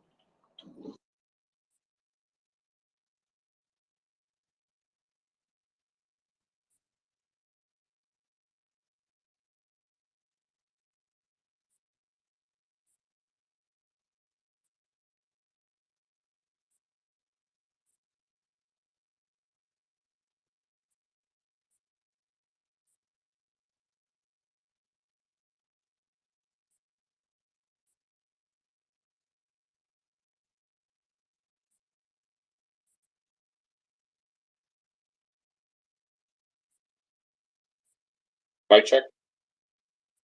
You're good. I don't know what's going on with Daryl. Okay, wasn't sure if I lost audio or not. Okay, thanks, Heather. So, Joe, are you there, brother? Yeah, I'm here, Yes. man. Lilith? I just had a bad spot. Did you say Lilith? No, Oh, I okay, didn't. sorry. No, you're good. Did you have something to say or ask? Yes, on what the lady said about rules of engagement, targeting citizens. Doesn't this go against something like the Geneva Convention, or isn't that a violation of anything? Anyway, that's it. You're saying the targeting of. Oh, go ahead, Kobe. Yes, deliberately targeting civilians is against international law, but Russia obviously does not care about violations of international law, unfortunately. So it's there's a very long list of war crimes that they have committed. They're violating numerous statutes. So there'll be a lot of work for the prosecutors at the International Criminal Court when all of this is said and done. So it can't be stopped. We just have to sit and watch this. No, we don't have to sit and watch. What we're doing is we are supporting Ukraine so that they can defeat the invading Russian army. That's why it's so important for all of us here in North America and Europe to continue to support Ukraine and pressure our governments to provide Ukraine with more assistance so that they can defeat the Russian invaders that are committing genocide against their people. I just come from an era. My pops was World War II, Korea. His two sons did 2 tours in Vietnam, and they were never the same. But there were violations, but the world got involved. They like stopped it. So I'm not used to this just we're going to hold off borders and the UN and America, no air. We're not protecting the airspace above because that's some kind of logistic thing. Anyway, hon, I'm going to get out. But you see the frustration maybe of just me sitting here trying to support Ukraine in a lot of ways, but also confused about this war play. Anyway, you could drop me, but you get where I'm going with that? Yeah, I mean, obviously, all of us here feel very strongly about what is happening in Ukraine, and we all would very much like it to end immediately. But this is not. There's no simple solution to this because Russia is a nuclear power, and NATO is a defensive alliance, and members of the NATO alliance, whether it be the United States or other countries, are not going to declare war on Russia because that would have very significant ramifications that would be to nobody's benefit. So the solution is for us to provide Ukraine with everything that their military needs so that they can bring this to a very swift conclusion. That's the solution that we have available to us. I know some people don't feel that's adequate, but that's the reality of the situation, is that the United States or the United Kingdom or France or any other country is not going to attack the Russian Federation. It's just not going to happen. So.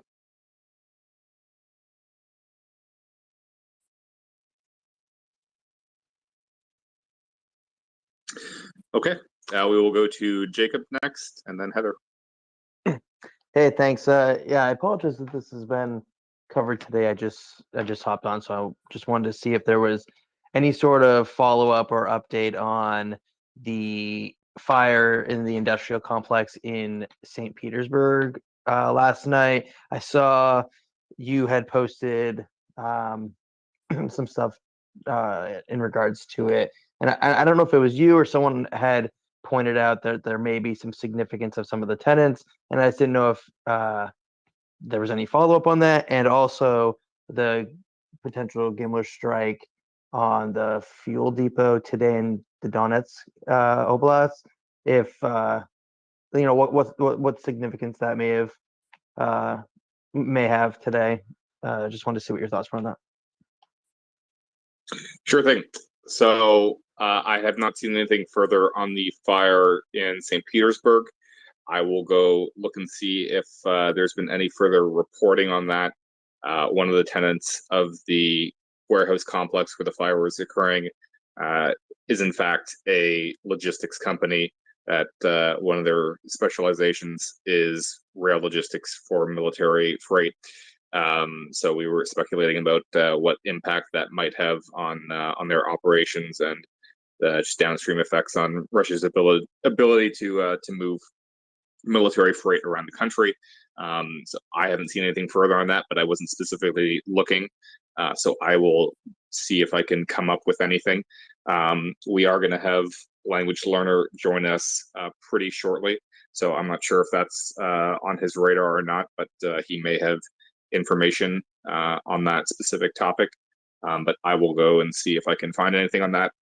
As for the reported Gimler strike in occupied Donetsk, as well, I haven't seen any further reporting or BDAs or anything. I mean, it's a little early. It's the middle of the night still there. So, I mean, anything we get is, it's Russian occupied territory. So information is going to be somewhat limited probably. So perhaps by, when the sun rises over in Ukraine, and we might get some more information about what the results of that might have been. But so far, we can see in the pictures in the video that there was a train with fuel cars that was burning, pretty big fireball. So obviously some significant damage there. So definitely watch both of those spaces. I'll see what I can find, but so far I don't have anything further other than the initial reports that I made on those two topics. Yeah, I appreciate that. As you were talking, I kind of was just All realizing. right. Thanks, Kobe. Hey, just to let everybody never know, mind. Kobe mentioned it. 9:30. Language learner will be here to give an update. And so, if you would retweet the space, let folks know that he will be here at that time, and just stay tuned for that. I'm not sure what we're going to do to find out, because like I said, it's still on, but hopefully he can give us a couple of nuggets. Go ahead, Prince. Yeah, Hello, Prince. I'm here. Can you hear her, Daryl? She's speaking. Oh no, I couldn't. Okay, audio issue on your side then, I think. Go ahead, Prince. No, I actually put my hand up to share the language learner thing because I hadn't heard about it yet. So that's why I put my hand up, and I'm actually going to drop down and go do some stuff. But thank you guys.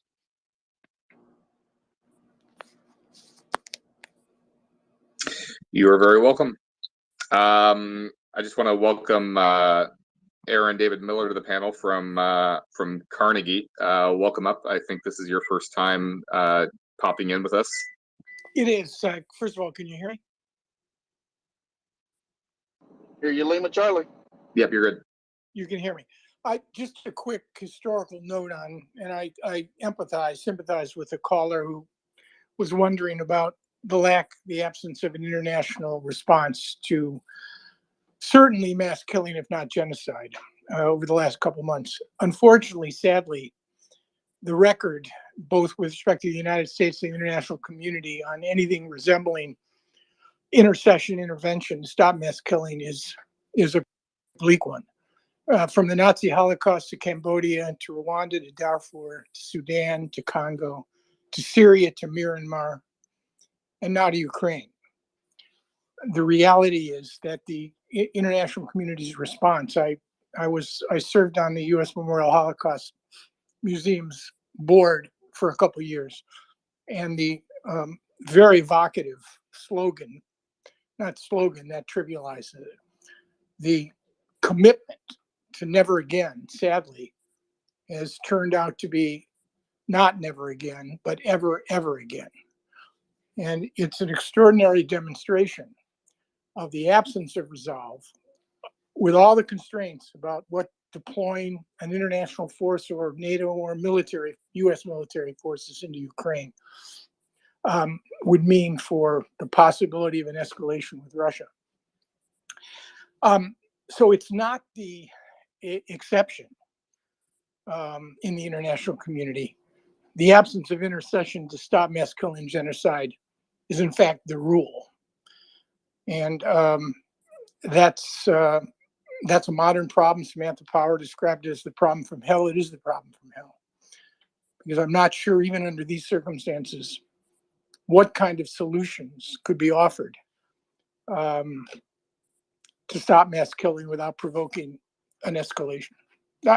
Just a thought, and I'm sorry to drone on, but I just wanted to weigh in on that. Thanks. No, absolutely, and we appreciate your thoughts on that subject, Aaron. I mean, my opinion is that the current framework of international institutions and international law does not address the problem posed by a permanent member of the Security Council like Russia committing these war crimes. I mean, it's another thing. Obviously, Rwanda was not well responded to by the international community, but at least there was an ability to address that. But when you have the criminal party in this equation is a member of the Security Council, what can we do? What recourse is there through organizations like the UN? No, I mean, I think it's an excellent point. The other problem, of course, politically inconvenient, though it may be, is that there's an enormous amount of hedging going on here. I mean, of the top 10 most populated countries in the world, only one, the United States, has signed on to the kind of comprehensive economic and political effort to sanction Vladimir Putin. You've got any number of countries, obviously India, China, Mexico, Venezuela, whole host of Middle Eastern countries. The Saudis just showed us in the OPEC Plus decision. The Israelis, they're all hedging, because in the end, as much as they may want to promote, some of them at least, a values-driven foreign policy, it's all in the end about their own national self-interest. I only have one additional thought, and it's a grim one. If COVID was the most transformational event that affected the planet since the end of the Second World War, and I think an argument can be made that it was, then you really have to take a long, hard look in the mirror, certainly in the United States, about how the international community handled the response to this pandemic. And in many respects, it was more complicated, perhaps, than a conflict between nations. But in other respects, it should have been less complicated. I mean, the Great Influenza in 1917 to 1920, 675,000 Americans died, and they couldn't even identify the virus. With all of our extraordinary capacity in this country, you have 1 million Americans dead and counting. And it's unfortunate, I think. And I wish there were, in fact, an answer. Sorry, Alan. No, Alan. I just want to mention one point when you speak on the pandemic. Even back during that time, there were people that were basically they didn't want to follow the rules, and unlike now where we have the internet and things of that nature, or these subversive type opinions to replicate themselves throughout, they didn't have it then, and it was a lot easier to minimize the effects of those types of ideas and opinions. But today it's a little bit different. And on the subject of some of the genocides, I think when we look at the areas in which they happened, there were a lot of the countries that sat right on their borders that refused to intervene, which makes it a little bit harder for the world at large to try to go in, because in some cases we have to cross their borders to help. And I think when we look at, say, in the Pan-African area region, those countries there has to be some partnership within themselves in order to solve some of these problems, and that's not always there. And so that we can help, but we have to have partners on the continent that are willing. And I think and that's just one point I want to make about that. Also, I wanted to interrupt. Thank you, Aaron, for joining us, Aaron. I was actually trying to reach you at some point, and I'm glad you're here. I'm around. Just send me an email. Aaron.miller@ceip.org. Great. I don't know. Always happy to chat. Yeah, we have. Pardon me here. We had a group. We sponsored the Ukrainian Ministry of Veterans Affairs to Washington, where they met a whole slew of think tank people such as yourself, and open just a bunch of. Yeah, I'll send you an email. I wanted to touch base with you, and you've been here before, Aaron, or? No, I don't think so. I was actually riding home in a cab, and just on Twitter, I noticed this space and figured I'd dial in. How fortuitous. Are you familiar? So we've been here for 24 hours a day, 7 days a week for 8 months. And if you do get a chance at your desktop, look at our webpage, MriyaReport.org. It's kind of like an information campaign, and we've had probably many of your colleagues on here, if I'm being honest. So it's great to have someone from Carnegie Endowment. Really appreciate it. No, I appreciate it. You guys create a space that allows intelligent commentary and, above all, listening with great respect and integrity. And I have to tell you, I know what I don't know, and I'm always in a hurry to find out. And this space provides a real educational tool and an extraordinary instrument. And you should be very, very proud of what you've done, because you're actually, in your own way, you're doing your part. And that's getting people smarter and more aware, which people really want to be. They really want to get smart. Is critically important. And sorry, I don't want to do a commercial for you guys, but I just was listening over the last 10 minutes.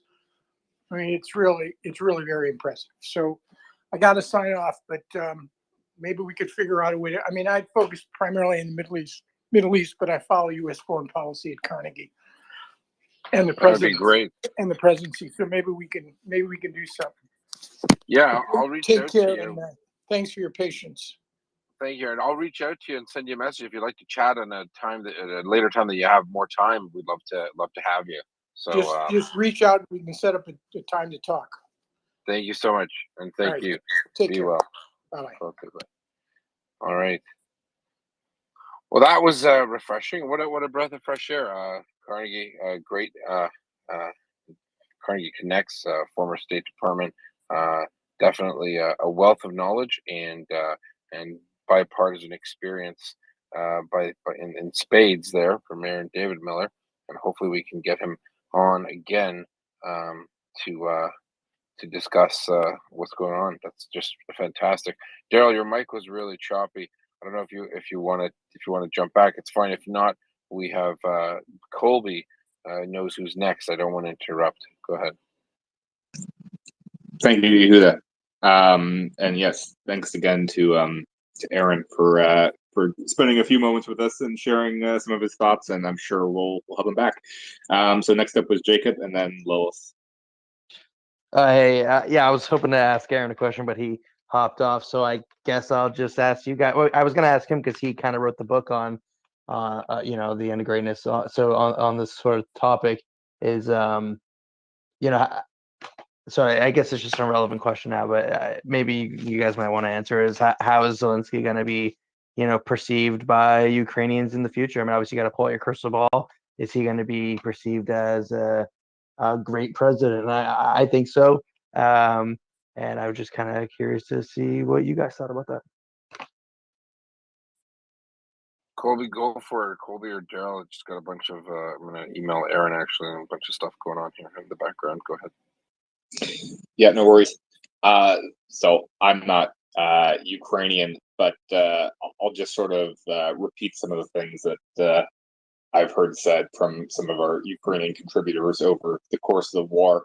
And one thing that stuck out to me was that, at the outset and before the war started, I recall hearing that, Zelensky didn't have the greatest approval numbers like many leaders, across the world, especially during the pandemic. It was a pretty taxing time, and so a lot of leaders, their approval ratings reflected sort of the general dissatisfaction with the state of global affairs. But since the war started, I think that he's really risen to the challenge, and overall, I think that most Ukrainians are pretty satisfied with his leadership as commander in chief, and he's been quite inspirational to me on just a personal level. Again, I can't speak for all Ukrainians, but just some of the things that I've heard from them, and certainly around the world, he seems to be pretty well regarded. And obviously, anytime he goes and speaks to foreign bodies, he's very well received. So I think that he's really showing himself to be one of the great leaders of our time, and we'll see how things can change. But that's just my assessment. But really, that's a question for some of our Ukrainian contributors, many of whom are sleeping right now probably. But we'll certainly if we'll come back to that topic in the future if you want to ask when we get some others on the panel. Battle Moves, welcome up. Do you have something to add to that? Yeah, he definitely rose to the occasion, and he's definitely not a dumb guy. For those that may not know, he was a lawyer long before he became an actor, and he writes his own speeches. So that's a big TSN turning point, and very few leaders throughout history have been their own speechwriters. And some of the stuff that he has written during the time of the invasion, he's been knocking out of the park. Like, posterity will judge, right? We can say what we want about him, but ultimately, it's for the Ukrainians to decide. And with that, I think can we get the Lilith, or we got language in the house here? Yeah, let's clean up the That's hands. cute. That's cute. The Lilith. Wow. I got a name now, the Lilith. I love it.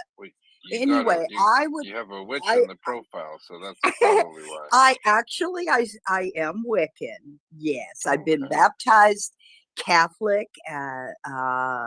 I've been baptized Southern Baptist, where they dunk you under. So I got scared and I scratched the preacher, and he screamed, and so they called me Demon Child. And then I was baptized Lutheran.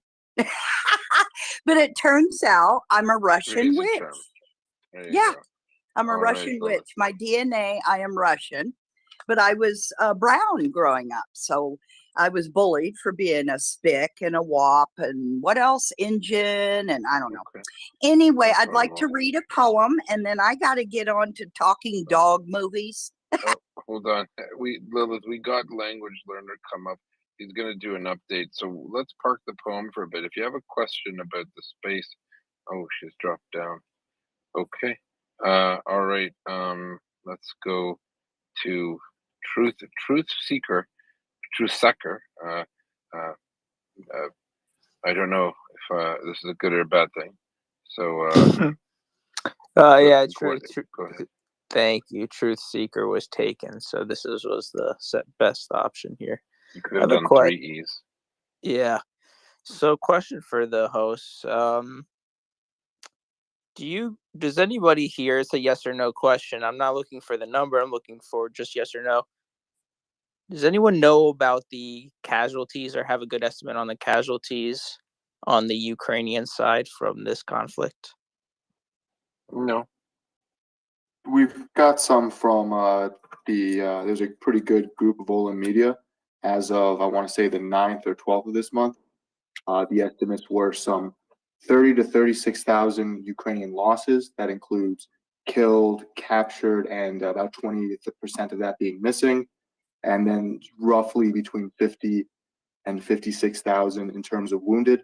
However, the bulk of those did come from the first 45 days of the invasion. And beyond that, the Ukrainian ratio is about half, a little less than half of the Russian numbers in both recounts. And subsequently, their ability to get their wounded soldiers back to the battlefield is significant. With some, I want to say it was like 20, 30% of wounded soldiers by April were back on the battlefield by June. And so the Ukrainians are keeping that a closely guarded secret, and the numbers can be very varied and open to interpretation. For example, there's different types of wounded. There's ambulatory. It's one of, I think it's one of the things that the Ukrainians don't really want to talk about because they don't need to give the Russians any ideas, and they're also not telling how many are fully mobilized. But that's why I said no, because there's no exact number that we can give you. I'm sure the Ukrainians know it, and language has touched on general figures that and that's fair. Any other question, Truth Seeker? No, I was just thank you for the information there, Language Seeker. I'm curious about sort of the credibility of that source. I have no idea. I haven't heard anything about it. And as you said, there's this secrecy around that number, and I totally understand that. But I'm curious, as this goes on, how does that how does that uh, how is it maintained? Sorry, in terms of you know this is not how it's part of the message. I mean, I think it's part of the story. Sorry, I'm struggling here. But this obviously hasn't been spoken on yet, and it's month 8. So I'm just curious how it goes on from here. Thanks, guys. Yeah. Well, let me sum this up for you. If somebody breaks into your house and kills your dog, kills your cat, and whatnot, and shanks you, and are you just going to stop fighting back because, oh well, you shanked me and you killed all my pets? It's not like that at all. Like, we don't need to know the numbers at all. We do know that the Ukrainians will fight to the last man and last woman, because that's home, that's their land, that's their families, that's their blood, sweat, and tears. Okay. I completely hear what you're saying. That's why I said, I started with it. Is this a yes or no question? I understand what you're saying, and you're making the assumption that saying the number or talking about the number isn't necessarily a negative thing for the Ukrainians. That's certainly the determination that they've made. But my point is that at month 8 and going forward, is that ever going to change? Because that's not how we, at least in America and the Western world and other countries, handle that sort of situation. And I'm not completely convinced that it's going to be a negative effect on the Ukrainians if that's a topic that's brought up. Yeah, I guess the reality is you're not the Ukrainian, so it doesn't really matter what you or I think about it, right? So if they don't want to share the number, they don't want to share it. And some people think that if they talk about the number, that it might discourage people. Maybe the Ukrainians don't have it in them, but I can assure you that they do, and they'll keep fighting. There could be 100,000 dead. The Ukrainians will still keep fighting. They have millions of people to fight, and you have millions of people who don't want Russia in their country anymore. And if that's if those are the volunteers, and if that's what they want to do, and to defend their country, that's entirely on them. So I'm not sure. I guess my question back to you, I don't want to take away from language time because it doesn't have a lot of it. But my question is, what is it? What is it to you? How many? Like, just because you feel bad for them, or Really quick, if you think that millions of Ukrainians are going to die before anybody else dies from other countries, I think that's probably very mistaken. But my point is just that it's interesting that I completely understand early on. Point. But at month 8, yes, it is. But you said millions of people. But at month 8 and going forward, I'm just interested if. Actually, so I didn't say million. I said they have millions of people. I said 100,000 could die and they'd still keep fighting. They have millions. So that's my point. My point is that far be it from you or anyone to discuss, like, to even. It's not even. I don't understand the argument. The question. Gosh, I don't support Ukraine, and gosh, how many of them are dying? Who cares if you don't care about them? Then what do you care how many of them die? They want to defend their country, and it's not going to be a world war. If I kind of feel that this is where it's going. It could be a world war if what, let the only people that are going to make this a world war are the Russians, and the minute they try to make it a world war, it becomes an end war for them. Goodbye to them. Okay, so thank you for that.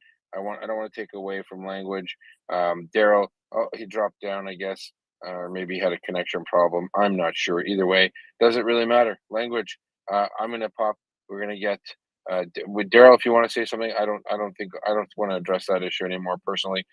So Battle Moose or Daryl, if you want to pop up into the co-host while language is here, I have to get some notes together. I'm going to do a military update after. So let's go ahead to language. Daryl, is it important, or do you want language to go ahead? No. We can go ahead.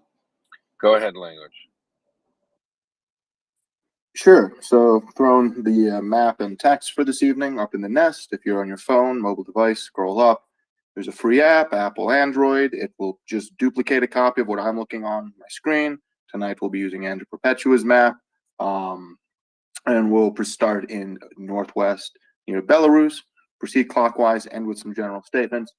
Give folks a couple seconds to grab all of that together. If you're looking for a map code, if the link there does not work, it is all lowercase 7604R as in Romeo.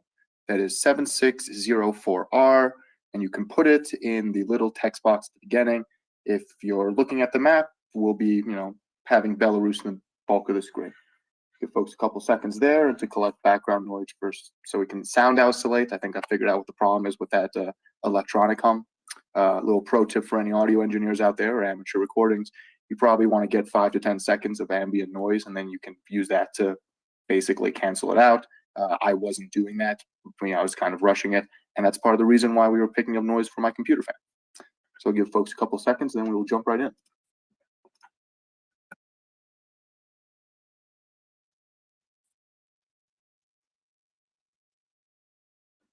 Okay, without further ado, let's begin. This is the military update for October 26, 2022, day 245 of the Russian invasion of Ukraine. In Belarus, Belarusian forces will reportedly conduct an exercise near Brest, southwest Belarus, along the border with Ukraine in the coming weeks.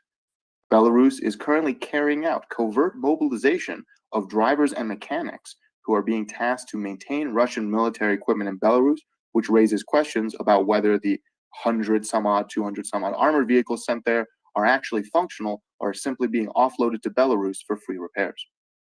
Ukraine continues to not foresee any military action from Belarus, despite rumors. And an explosion along the Belarusian-Russian rail line just east of Homo a couple days ago was attributed to a previously unknown Russian anti-war group called Stop the Trains, per the UK's Ministry of Defense. Regarding Kyiv, central Ukraine, and the politics of the day, Russia has so far used more than 400 Iranian regime-provided drones, with 60 to 70% of them being shot down. Ukraine will reportedly receive help from Israel on countering Russian drones going forward, and Zelensky repeated calls for increased assistance from Israel in other systems. 10 more Ukrainian prisoners of war were exchanged today, and the body of a slain American volunteer, U.S. Army veteran Joshua Allen Jones, was also returned. Alfa Bank, 90% of whose shares belong to a Russian oligarch, may be nationalized by the Ukrainian government, as will be their assets.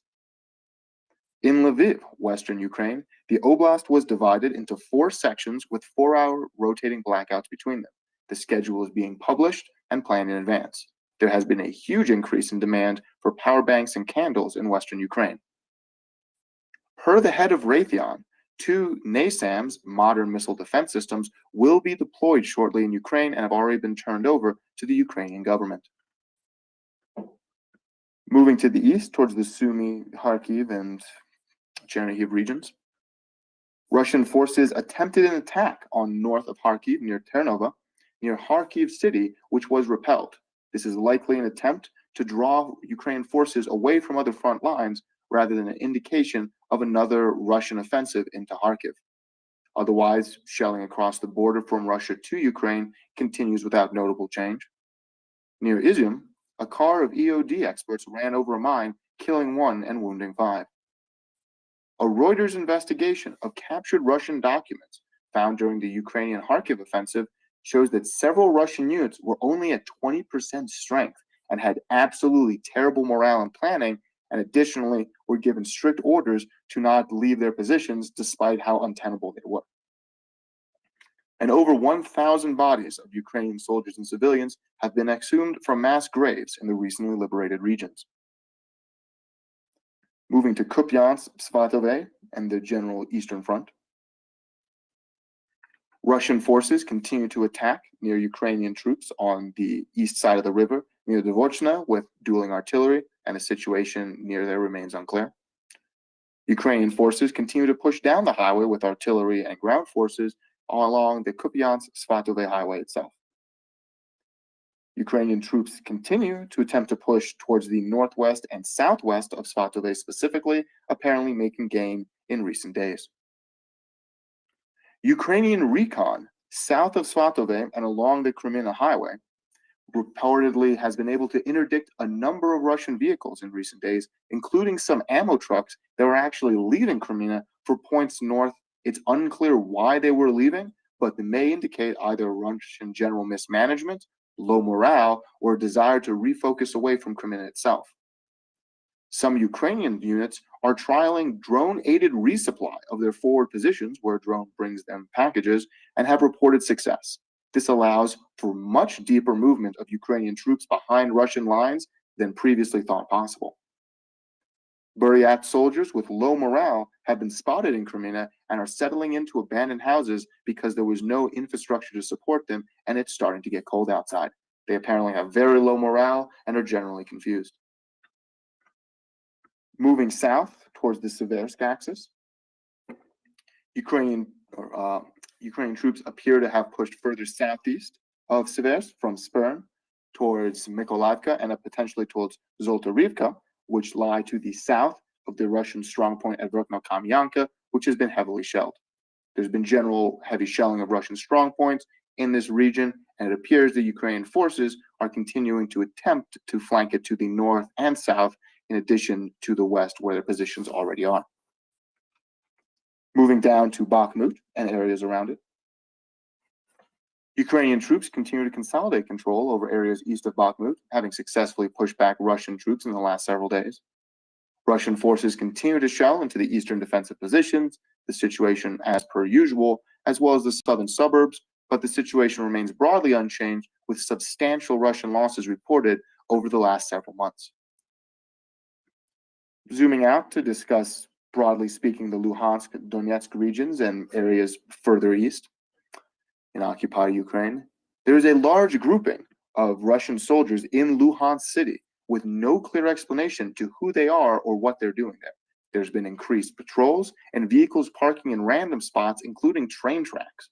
The situation is very confusing for locals who've noted a sharp increase in Russian military personnel and apparent defenses being constructed around the city, which is one of the largest that Russia occupies and is frankly nowhere close to the front lines currently. A large fire occurred in Shakhtarsk, Donetsk, some distance from the front lines, where a fuel train was apparently hit by rocket artillery, although Russian forces claimed that it was quite literally drunk people with a welding torch. So somehow this blew up two fuel trains, which were located about 100 meters away from each other at the same time. Regarding Mariupol, there's nothing of note to report for today. Regarding Zaporizhia and the southern axis, Ukrainian forces continue to skirmish south from their towns to the southeast of Zaporizhia city, specifically around Orikhiv and Leopol, with artillery exchanges along the front. Russia has broadly depopulated a town southwest of Poloy, first kidnapping the men, and now moving on to kidnap a large number of women, simply abandoning their children at home alone. There are unconfirmed reports of Belarusian soldiers and military units spotted around the city of Melitopol, near Mern, a northeast suburb of the city itself. If confirmed, this would be the first true indication of Belarusian combat units involved in this war. Russia continues to foster claims about hypothetical Ukrainian dirty bomb attacks and posted supposed evidence of radioactive materials. In actuality, it's a 2010 picture of discarded smoke detectors in Slovenia. Moving to Kherson and points around the region. Across the Kherson front today, the ongoing Ukraine operation continues, broadly in the form of strikes across the northeast line of attack. Russian positions to the northwest of Kherson city are increasingly appearing untenable due to lack of long artillery range and ammo, and are expected to eventually withdraw back closer to Kherson city. A Ukrainian police colonel was unfortunately killed while carrying out demining operations in some of the liberated regions to the northeast. A Russian Ka-52 modern gunship was shot down around Berislav today. Russia carried out some 20 UAV missions in the south, a sharp decrease from the 55 yesterday, including some suicide drones which were shot down. Ukrainian troops continue to engage in limited ground movements as well as shelling of Russian positions all along the northeastern section, all the way down towards Berislav itself. And the Ukrainian defense minister stated that while the offensive has slowed down in Kherson region due to weather-related reasons, the Russian forces are in a very tenuous situation in Kherson city and will have to make a decision similar to one in Liman of do they leave now or do they not leave at all. Unknown partisans fired a rocket-propelled grenade through the front entrance of a Kherson police station today, apparently with intent to loot the place for weaponry afterwards. The outcome is currently unclear, although the partisans got away, and it's unclear exactly what they got away with. Russia apparently continues to loot Kherson City, taking away a chemotherapy irradiation machine from the local cancer ward, in addition to the constant stealing of civilian vehicles. They also reportedly looted the monument and remains of Prince Grigory Potemkin. Russian forces across the river in Novokhovka are reportedly welding sewer hatches and underground access tunnels shut out of fear of Ukrainian special forces and other forces using them to move around. There's reports of Russian troops preparing for an urban defense in Novokhovka, which indicates their concerns about losing the west bank of the Dnipro River and, by extension, Kherson City. Moving to Odessa, the Black Sea, and Crimea, 15 Shahed 136 suicide drones were shot down over the Odessa region today. Reportedly, in the Black Sea, there are some 3 ships with approximately 20 missiles available for use. Russia stated today they will not be opening the damaged road section of the Kerch Strait Bridge following an explosion to trucks until December. And Russia has been apparently delaying the inspections of ships using the grain corridor through the Bosphorus Straits of Turkey, and there is currently a queue of more than 170 ships. As a result, Ukrainian ports are working at 25 to 30% of their total capacity. In general, yesterday, Ukrainian forces eliminated some 480 soldiers for a total of 68,900, 17 tanks, 30 armored vehicles, 14 artillery systems, 2 of them being long-range rocket artillery, 22 cars and trucks, 7 UAVs, and 2 air defense systems. The U.S. currently sees no signs that the Russians are preparing to use a dirty bomb or tactical nuclear weaponry. At the same time, the U.S. takes threats from the Russian Federation seriously, particularly against the background of Russia's false accusations against Ukraine of preparing a nuclear attack. Russia is reportedly trying to recruit former Afghan army special forces to fight for the Wagner Group, as they are currently living in incredibly challenging circumstances and frankly could use the money in a number of locations. In Iran, there's been spurious reports that they might be offered Iranian citizenship, having fled from Afghanistan, if they sign up for this war. Putin is likely to attend the G20 summit, which will begin in Bali on November 15th, and will likely try to put pressure on the international community there using the possible extension of the agreement on a grain corridor and unblocking Ukrainian ports as leverage, saying, if I don't get what I want, then I won't renew this deal. Australia will provide Ukraine with 30 more Bushmaster armored vehicles, as well as send some 70 training staff to assist in the UK's training mission overseas. The Airbnb housing service, together with United for Ukraine, an international organization helping Ukrainian immigrants, are renewing the free housing program for Ukrainians abroad. Essentially, as I understand it, you can get free housing for up to 30 days. South Africa has refused to confiscate a sanctioned Russian yacht, saying that they saw, quote, no reason to comply with Western sanctions, unquote. South Africa has been trying to stay neutral in this whole conflict, and I imagine this is going to thrust them into the limelight in a way they particularly don't care for. The U.S. auto manufacturer Ford officially withdrew from the Russian market following Mercedes-Benz earlier today. The Polish Senate adopted a resolution recognizing the Russian Federation as a terrorist regime and has advanced additional legislation talking about seizure of Russian assets. Russia performed a nuclear missile test drill today in the north of Russia. There was no nuclear payload. It was allegedly in response to a simulated attack of nuclear missiles by another country. This is something that's been planned for a while. And someone threw a Molotov cocktail into Dmitry Medvedev, who was former president of the Russian Federation, into his reception hall of his office in Moscow and managed to get away afterwards. With that, a bit of a short one. Thank you so much for listening. If there's any questions, I'm happy to stick around.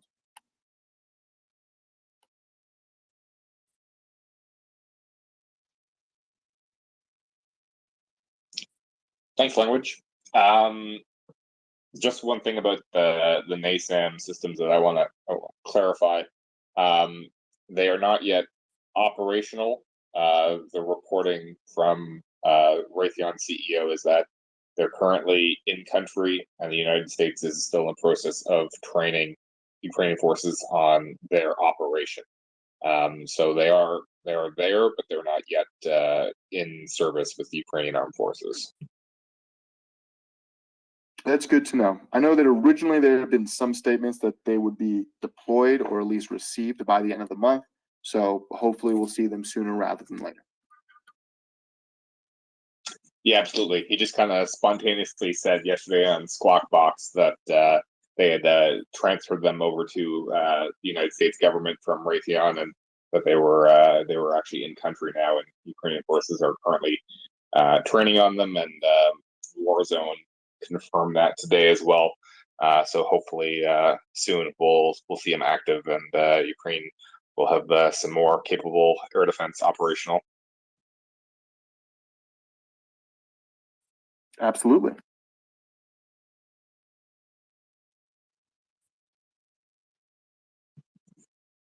Okay, if anybody does have a question, you can throw your hand up or request the mic for language. Seems like it's kind of quiet evening tonight for once.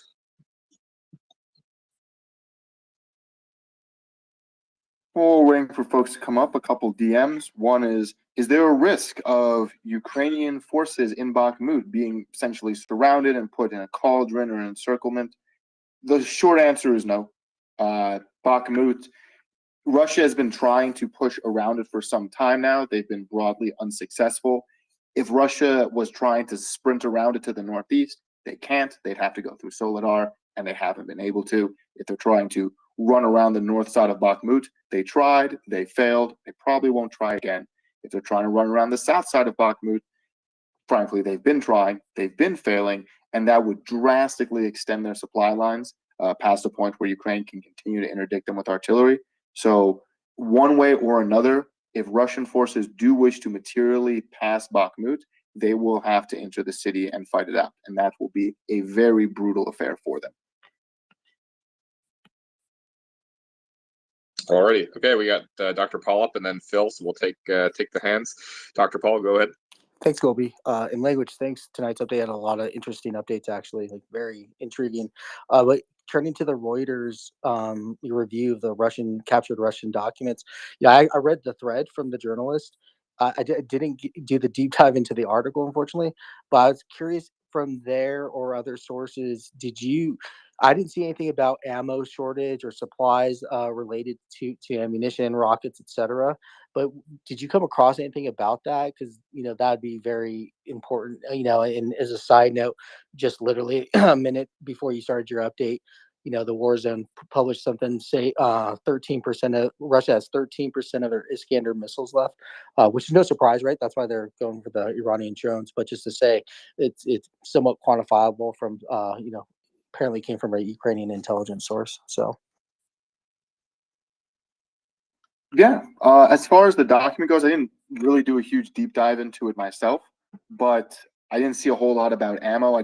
And there broadly has been some ammo shortages. The town they were at, Balaklia, was if I'm thinking of the same town, I might be thinking of a different one. There was a lot of ammo there, so that wasn't necessarily an issue. What was an issue, though, is apparently they only had some 19-20% of their troops available, which is ludicrously low of their stated number. And then their reserve force was only at about 25% strength, both of which are not nearly enough. So this is more evidence that Russia is running skeleton crews, and explains why a number of these units simply melted away because there wasn't enough of them to begin with. As far as Iskanders being depleted, I absolutely 100% believe it.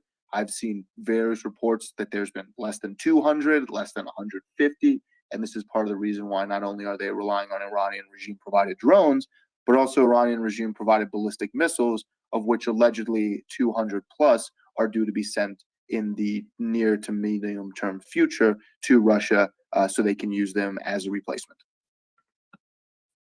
On ammunition specifically, in the report, they stated that in the span of 1 month between the end of July and the end of August, this unit went from 24 AT4 Spigot ATGMs to 4.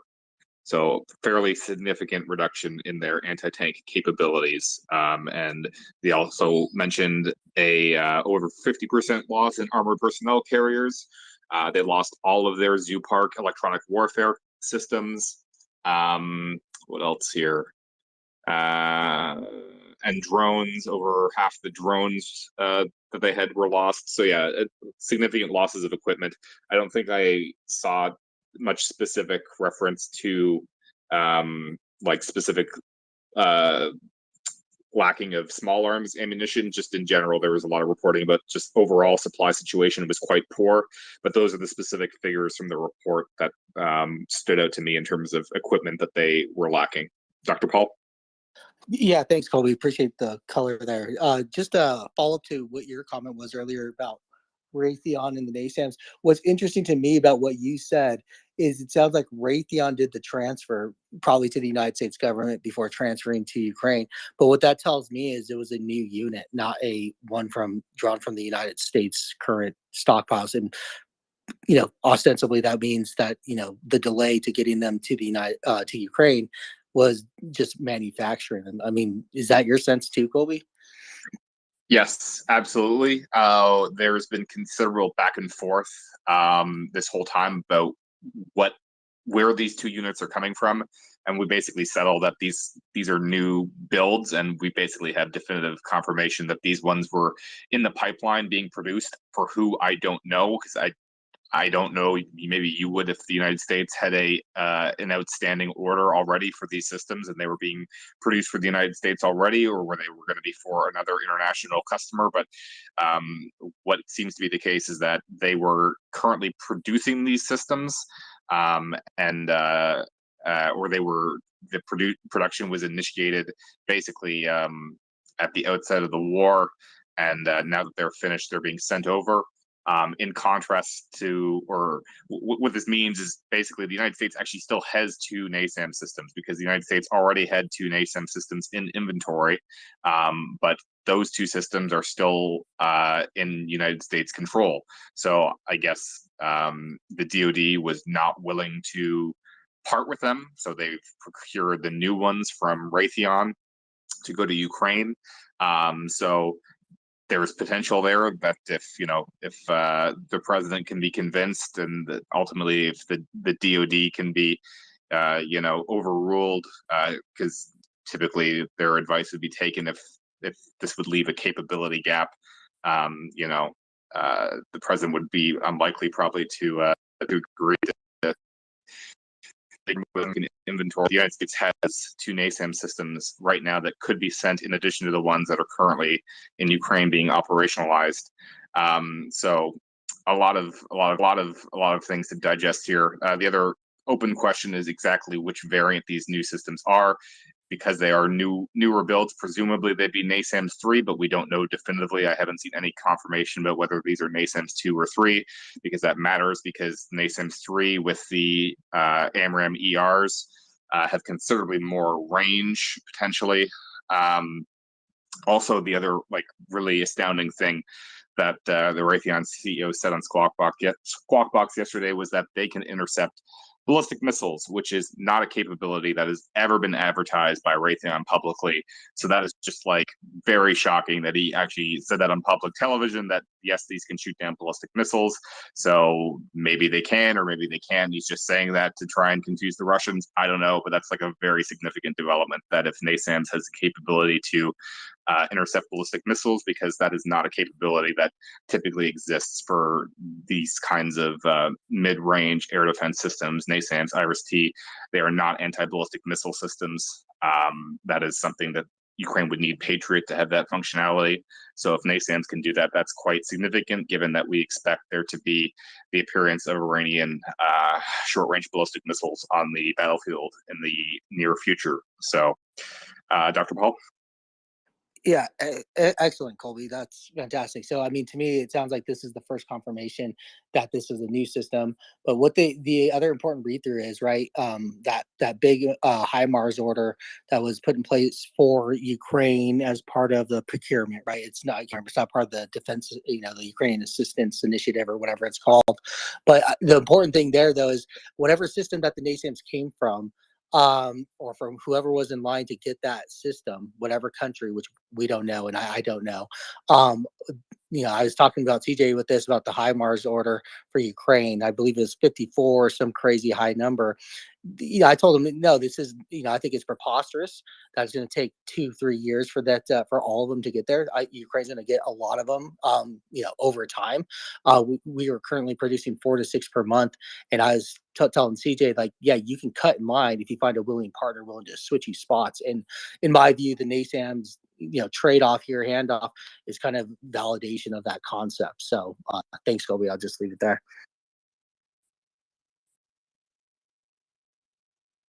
Thanks, Dr. Paul. Phil, over to you.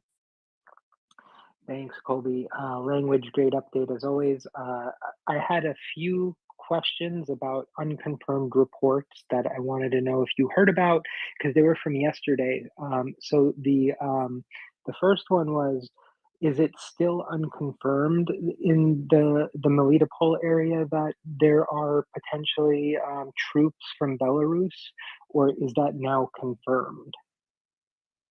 It is still very much unconfirmed. You have the Melitopol mayor, the Ukraine Melitopol mayor, saying that a group of Russian soldiers and officers was spotted northeast of Melitopol in the suburb of Myrne, Myrne. That's a big claim. Frankly, I'm going to need more evidence before I can say that's entirely true, because there's a lot of factors that go into it. But if we start to see photos of it, videos of it, then that would be a dramatic escalation, and it would indicate that Belarus is materially, physically involved in the war, and there would be subsequent consequences for that. Thank you, language, exactly. And that was kind of the point is that, while Russia keeps saying, oh, the West wants a world war, dragging in Iranian troops to show them how to use the drones, and dragging in Belarusian soldiers, that's kind of the Russians doing what, they're saying, oh, the West is doing it. So that was interesting. The second unconfirmed report that I wanted to know if you heard anything about from yesterday was that Russians pulled out of Western Lysychansk. Have you heard about that? I haven't seen any evidence of that, especially continuing the fact that they still continue to fight around the suburbs of Lysychansk, especially to the west and southwest, and the fact that Ukrainian shelling and Russian shelling hasn't broadly changed there leads me to believe that that's not the case. If they were going to withdraw, they'd probably withdraw from Verkhnyo-Kamyanka, large industrial area where they've been based for a while since they stormed up through Lysychansk. The fact that they haven't done that leads me to believe they're not withdrawing broadly.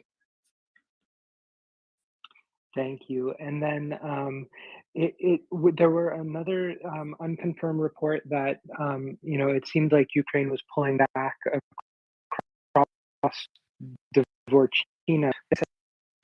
They were making like a spearhead going towards Svatov, but some troops went up the other way towards Dvorchina. Did you hear anything about that?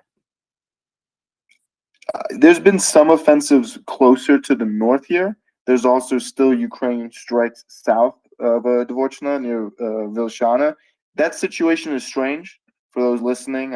If you're looking at the map, it's a river crossing. It's the northernmost river crossing Ukraine's been able to demonstrably affect across the Oskil River. And they went into the next town, and they really haven't changed since then. Russia artillery shells them every day. They shell back.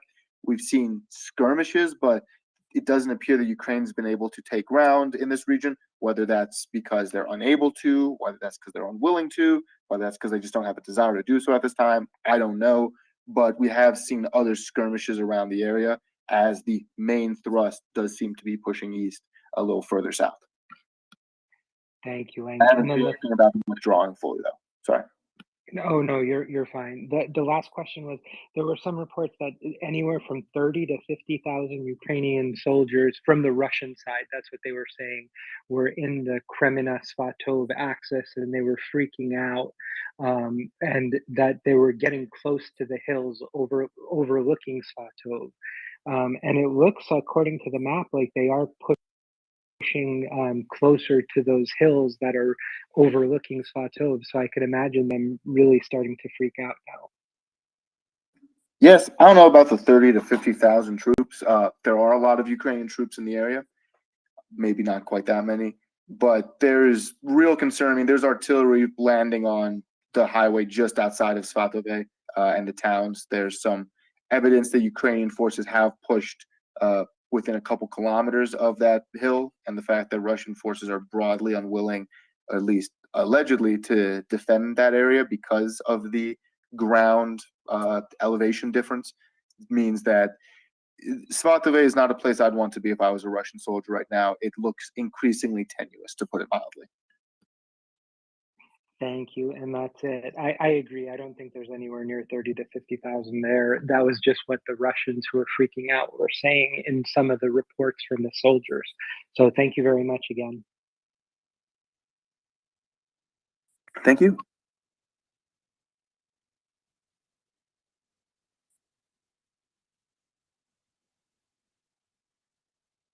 Dr. Paul? Sure. Language, not to be leaguer and draw this out, but in Svatov, that's how I pronunciate it, Svatov. I mean, have you heard about how heavily shelled, whether it's HIMARS or long range artillery, is it under by Ukraine right now or the past few weeks? I mean, I haven't seen a huge volume of evidence to suggest there's much. I think there's been a few potential HIMARS strikes, but I mean, do you have any color to discuss about that? So let me actually pull up here. If you're on Andrew's map, if you're on the phone, I don't think me changing it does it for you guys, so I'll try. If you click that button in the top left corner, it should open up a bunch of check marks on the left side of the screen. You can actually select a number of dates. So if you really want to overwhelm yourself a little bit and select everything going back to 10/22, then you can see sort of the scale of strikes around Svatove. Now, frankly, aside from one that ranged into the city itself and a HIMARS strike on Russian defensive positions in the west side of town, it hasn't been a huge amount. There's been more shelling elsewhere, especially more along the active front lines, at least in the past 5 days or so, 4 days or so. They're being hit, but the bulk of Ukrainian ammo was being expended first towards the highway between there and Kreminna, as well as along the front lines itself. I think the real worry is if you are able to get into these hills, you can take just a regular mortar. You don't need fancy artillery, and you can hit anything you want in this town. And there's nothing anybody can really do to stop you. And that really scares the heck out of the Russians, especially given the fact that Ukraine has things much heavier and much more damaging than simply mortars.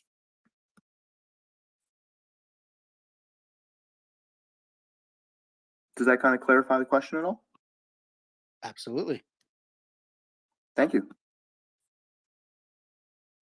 Just to circle back to NASAMS for a second, Qatar has had a order with Raytheon through foreign military sales, approved under foreign military sales since 2019. And as far as I can tell, Qatar has still not received those NASAM systems, which is very peculiar. Now, it's entirely possible that they're there, and I just haven't been able to find any reporting or confirmation of that. I suppose it's also possible that for whatever reason, Raytheon has been very slow in producing these, and some of the systems that were destined for Qatar have been redirected to Ukraine, which would be significant because those are in fact NASAMS 3s with AMRAAM ERs, which would be indicative of the fact that AMRAAM ER would certainly have a much greater capacity at intercepting ballistic missiles than a regular AMRAAM due to the fact they've got significantly higher flight ceiling. So very interesting, and I very much wish that John Ridge was on right now so that I could talk to him about this and we could figure this one out. Yeah, can't wait to see these operational and see what they might be able to shoot down over the skies. Yeah. All right, we will go to Irish next. Go ahead, please. Hey, how you going? I was reading somewhere that in a lot of parts of the line that the Ukrainians can now leave the M777s stationary for like a few days in a row because their counter battery radars for the Russians are starting to run low. Like, have you heard anything about that? Like, and would that be, if the Ukrainians could reach parity on counter-battery radar, like that could obviously make big changes, like in this more stationary period of the war coming up with the winter approaching. So, I think go ahead. Oh, sorry about that. I think now I'm getting a little bit of feedback from your mic.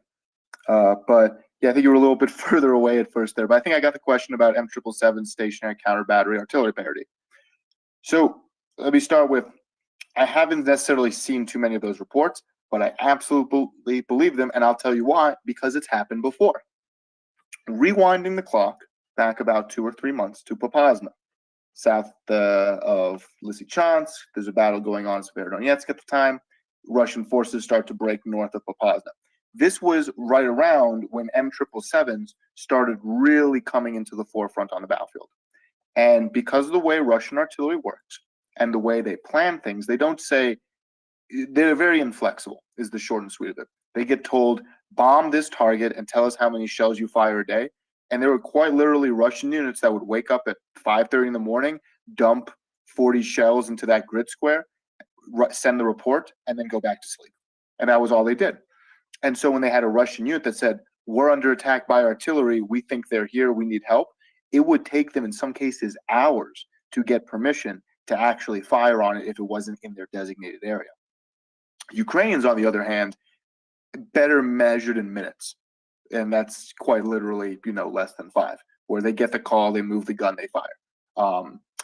It just regular M777s, barreled artillery, which frankly, Russia has longer self-propelled guns, managed to decimate enough of the Russian fixed artillery here, they stopped using it. That highway between Bakhmut up to Lysychansk at the time, which was heavily being shelled, it was reported that Russians would rather get a truck with a bunch of guys and a mortar driving around, hopping out of the back, firing a couple rounds off, and then keep driving, or using their very long-range artillery that could fire a couple shells a day, or even just using tanks that would drive up a couple kilometers from the highway, kind of shoot a few rounds in its direction, and then drive back over the hills.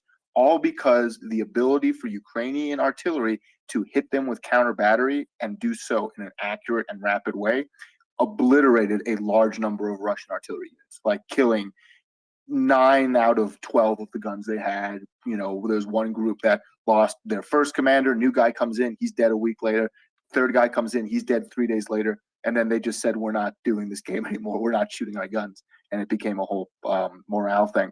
So this has happened before. At that point, really it took broad movement of Russian forces as well as airstrikes in order to even break that line. But I absolutely 100% believe, because that was 2 months ago before HIMARS and the degradation of Russian ammo stockpiles the way we've seen them now, that this can be repeated elsewhere on the battlefield. Russian artillery, we've seen them going back to artillery guns from the Second World War, which has been evidenced by the fact that people on Russian messaging boards are asking for the firing tables because they don't know you need to use a little bit of math to fire artillery. It's a lot of, trigonometry and whatnot, geometry, I think more so. And if you don't know what you're doing, then you're just going to start shooting rounds all over the place. And these guys are getting such old and low range and inaccurate artillery that they need to dig back into, granddaddy's war collection in order to use it. Whereas if we had CJ here, he could probably wax on about what the M777 can do. And it's the equivalent of Old West duel, where somebody has a 6-shooter and you've got a sniper rifle and you're 3 miles outside of town. Hopefully that kind of illustrates the picture a little bit. And I think we may have lost him.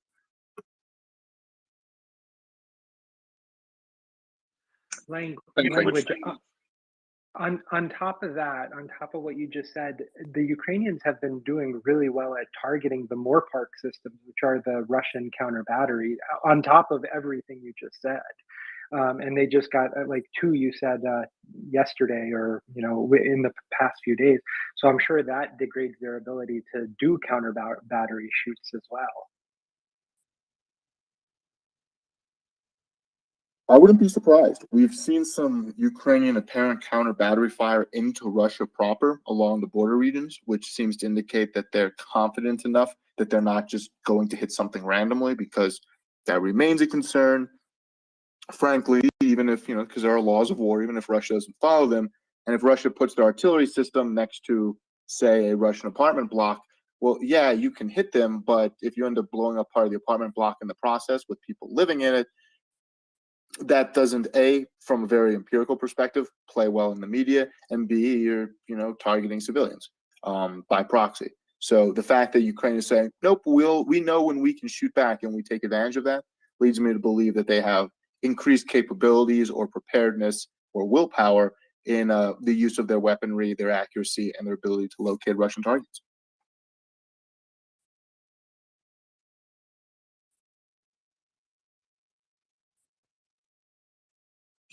Alrighty. Thank you, Language, as always. Any parting thoughts you want to give before I have to go to do some PSAs for the space? So I'll hand it back over to you. Yeah, no, that should be about it. I threw the text and audio up in the nest as per usual. Please take a look at it, read it, listen to it. If there's any questions, comments, concerns, my DMs are always open. The more you share it, the more eyes I get on it, the more of those questions and comments and concerns I get, and the easier it makes my job. But with that, I'll turn it back over to you, Colby.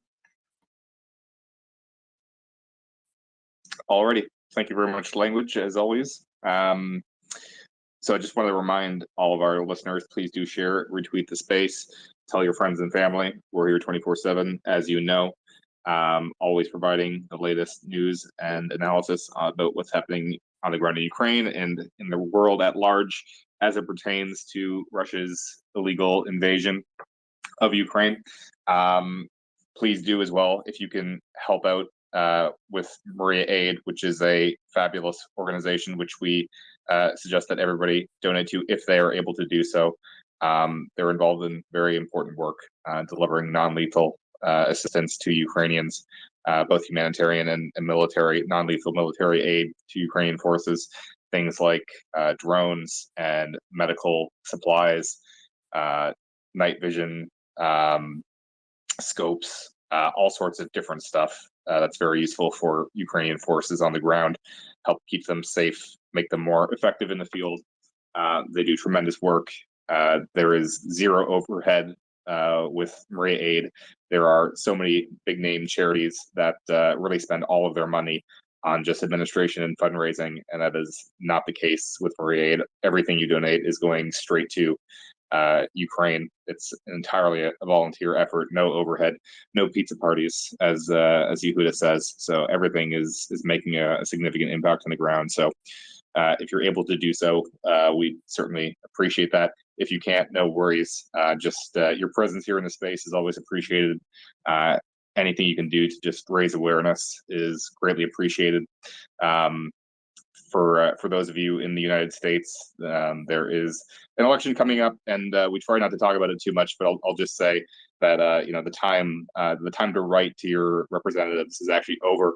The time to actually go speak to them in person is now, because they are campaigning back in their districts. So this is an opportunity to go meet your representative in person and talk to them about Ukraine, and talk to opposition candidates as well. And especially if you may live in a more competitive district, it's very important that Ukraine receives bipartisan support, and they have received tremendous bipartisan support in the United States Congress, particularly from the Senate, and we obviously want to continue that. So go talk to the political candidates in your area for House or Senate. Ask them questions about Ukraine. It's very impactful. We want all the politicians to know that people care deeply about Ukraine and the Ukrainian cause, and it's really impactful if you can actually go and in person and make them see the amount of support that Ukraine has on the ground among their constituents. So if you can do that, that's definitely very appreciated, and as well for people in other countries, whether it be Canada or United Kingdom, Germany especially, very important right now, obviously, with our Free the Leopards campaign. Please do contact your elected representatives and let them know what you think and what you want them to do to support Ukraine. We're very privileged to live in democratic countries where we have a voice, and it's important that we exercise that voice that we have, because there are people who don't have that same privilege of living in democratic countries, like people with the misfortune of being in Russia or Belarus. So important that we exercise that right. and speak to our elected representatives. One of our members of our team here on MriyaReport actually just now is telling us he got back from a meeting with his congressman, and they were talking about different issues, and we certainly encourage that. So thank you all very much for indulging me in that PSA. Just back to some of the news about what's happening. I was asked previously about what was going on in St. Petersburg. So there was a very significant fire there last night in a industrial exurb in St. Petersburg, and a warehouse went up, and one of the tenants there was a rail logistics company. So speculating on some of the impact that would have, and I was asked if there was any follow-up or anything further on that, and I went and checked, and I actually found reporting from RIA, which is Russian state media, and they reported that as of today, the fire was extinguished at 3:30 local time, so that's over 13 hours ago now.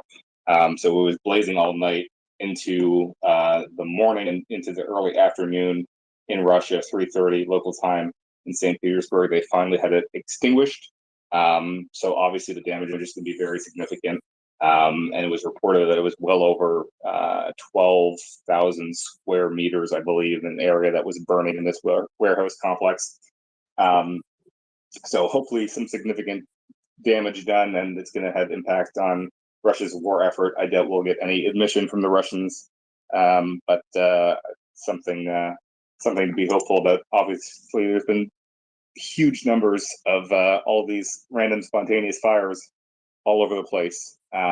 So, smoking accidents, what have you. The Russians are very irresponsible, lack safety standards. So I'm sure that will continue, and there'll be much more of that to come as things progress. Alamu, sorry, you had your mic on. Do you want to? Yeah, sorry about that. I just realized I had my mic on. I hope I didn't have it on the entire time and causing audio problems. But no, we're good. Oh, excellent. I was just thinking about that. That's a pretty significant fire. I've seen the video of it, and it's impressive. But keep in mind that we don't have to read Machiavelli into everything. I remember there was some reporting on it about it was maybe it might have been language learner. Well, who knows? Everything's starting to become a jumble now. But two drunk dudes welding on the trains, and that could very well be because the OSH standards in Russia are not like the OSH standards here. Yeah, I think the biggest point, and I still have to get some, I really do have to kind of double check the facts on this one, but allegedly 100 feet or 100 meters or something like that. And so that unless these guys were practicing juggling their welding torches, would lead me to believe there was something else involved. But who knows? It genuinely could just be somebody had a rough night out on the town and went to work on the night shift a little bit more drunk than they should have. Or they, got blown up. There's also that possibility, which I don't know which of those I currently prefer right now.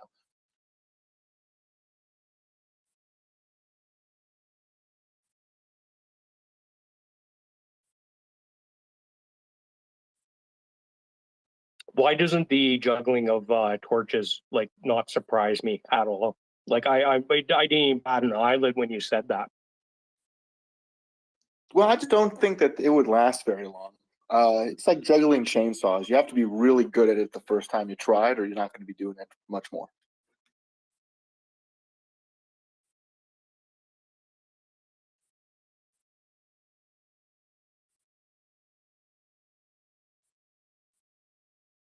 Since we got a bit of a lull here, if you'd like to come on up, join the conversation, got a topic you'd like to discuss about Ukraine, be it the country itself, the war, broadly events relating to it, click that button in the lower left-hand corner.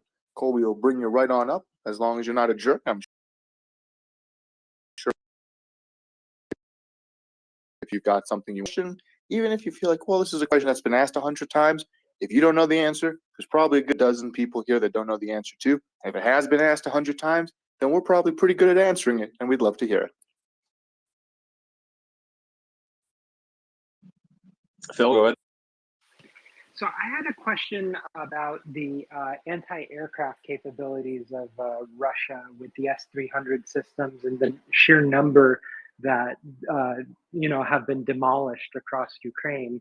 And now, in addition, they're using the S-300s to lob missiles in an anti-ground role. So the question I have is, doesn't that degrade their ability to use those in an air defense role as well? And I know that there were some thoughts that there were, many, like large numbers of S-300 missiles available, and that's why they want to use them in the ground attacks terror role.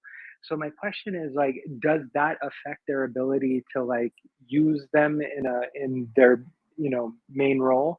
And they're like $1.5 million a missile as well. So I was wondering, like, even if you have that many of them, do you really want to use them in these horrible terror roles? Yeah, it's a good question. I don't know that every missile is up 1.5 million because there are more missiles than anybody can really count when it comes to S-300, S-400. There's a very large number of different ordinances that they're able of firing. So some are probably cheaper than others. So obviously every missile they fire at a ground target is not a missile that they can use to shoot down Ukrainian aircraft, but they already have far more missiles in inventory than Ukraine has serviceable aircraft. Ukraine has very few aircraft. They've been fairly conservative with them. So I think the bigger problem for Russia is that S-300 is not nearly as capable as it's been advertised. And more importantly, because the Russian army is so poorly trained, and as well, their radars probably aren't as effective as they've been advertised. And now with the introduction of both HIMARS and critically harms missiles,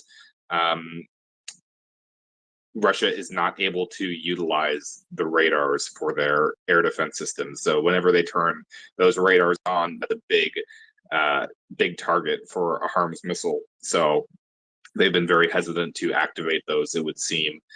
So if you can't have the radars turned on, then the S-300 is useless as an air defense weapon because it needs to have the radar so it can see incoming aircraft. So what are you to do with an S-300 that has a lot of missiles available, but you don't have radar that you can utilize effectively?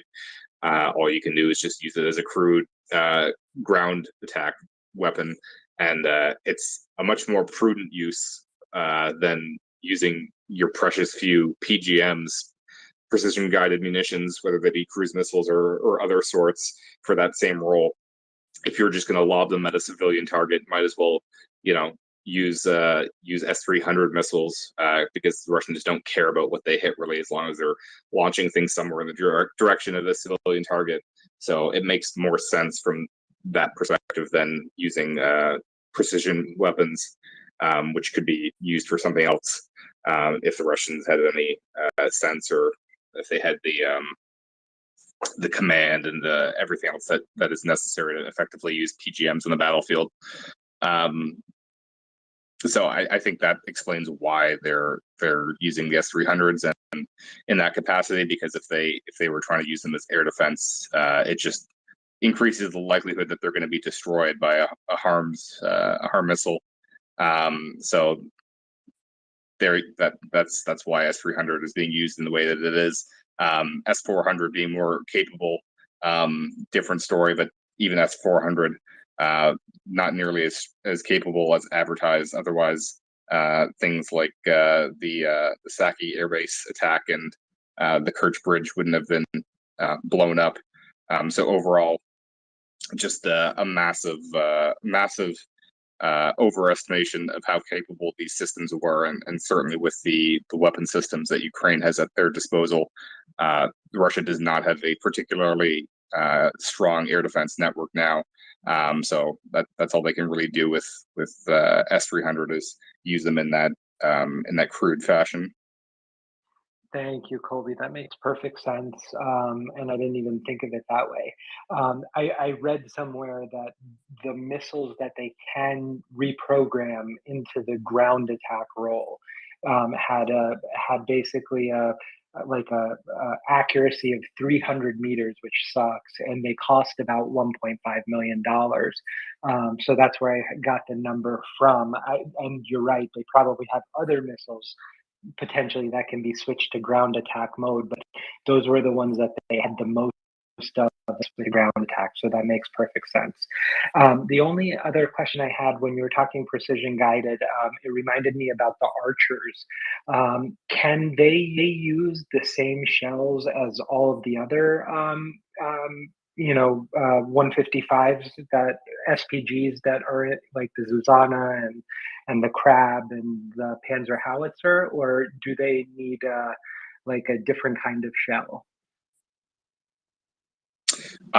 So this is definitely a question for CJ, but my understanding is that the whole purpose of NATO caliber standardization is so that they can use all the same shells for the most part. So a 155 is a 155.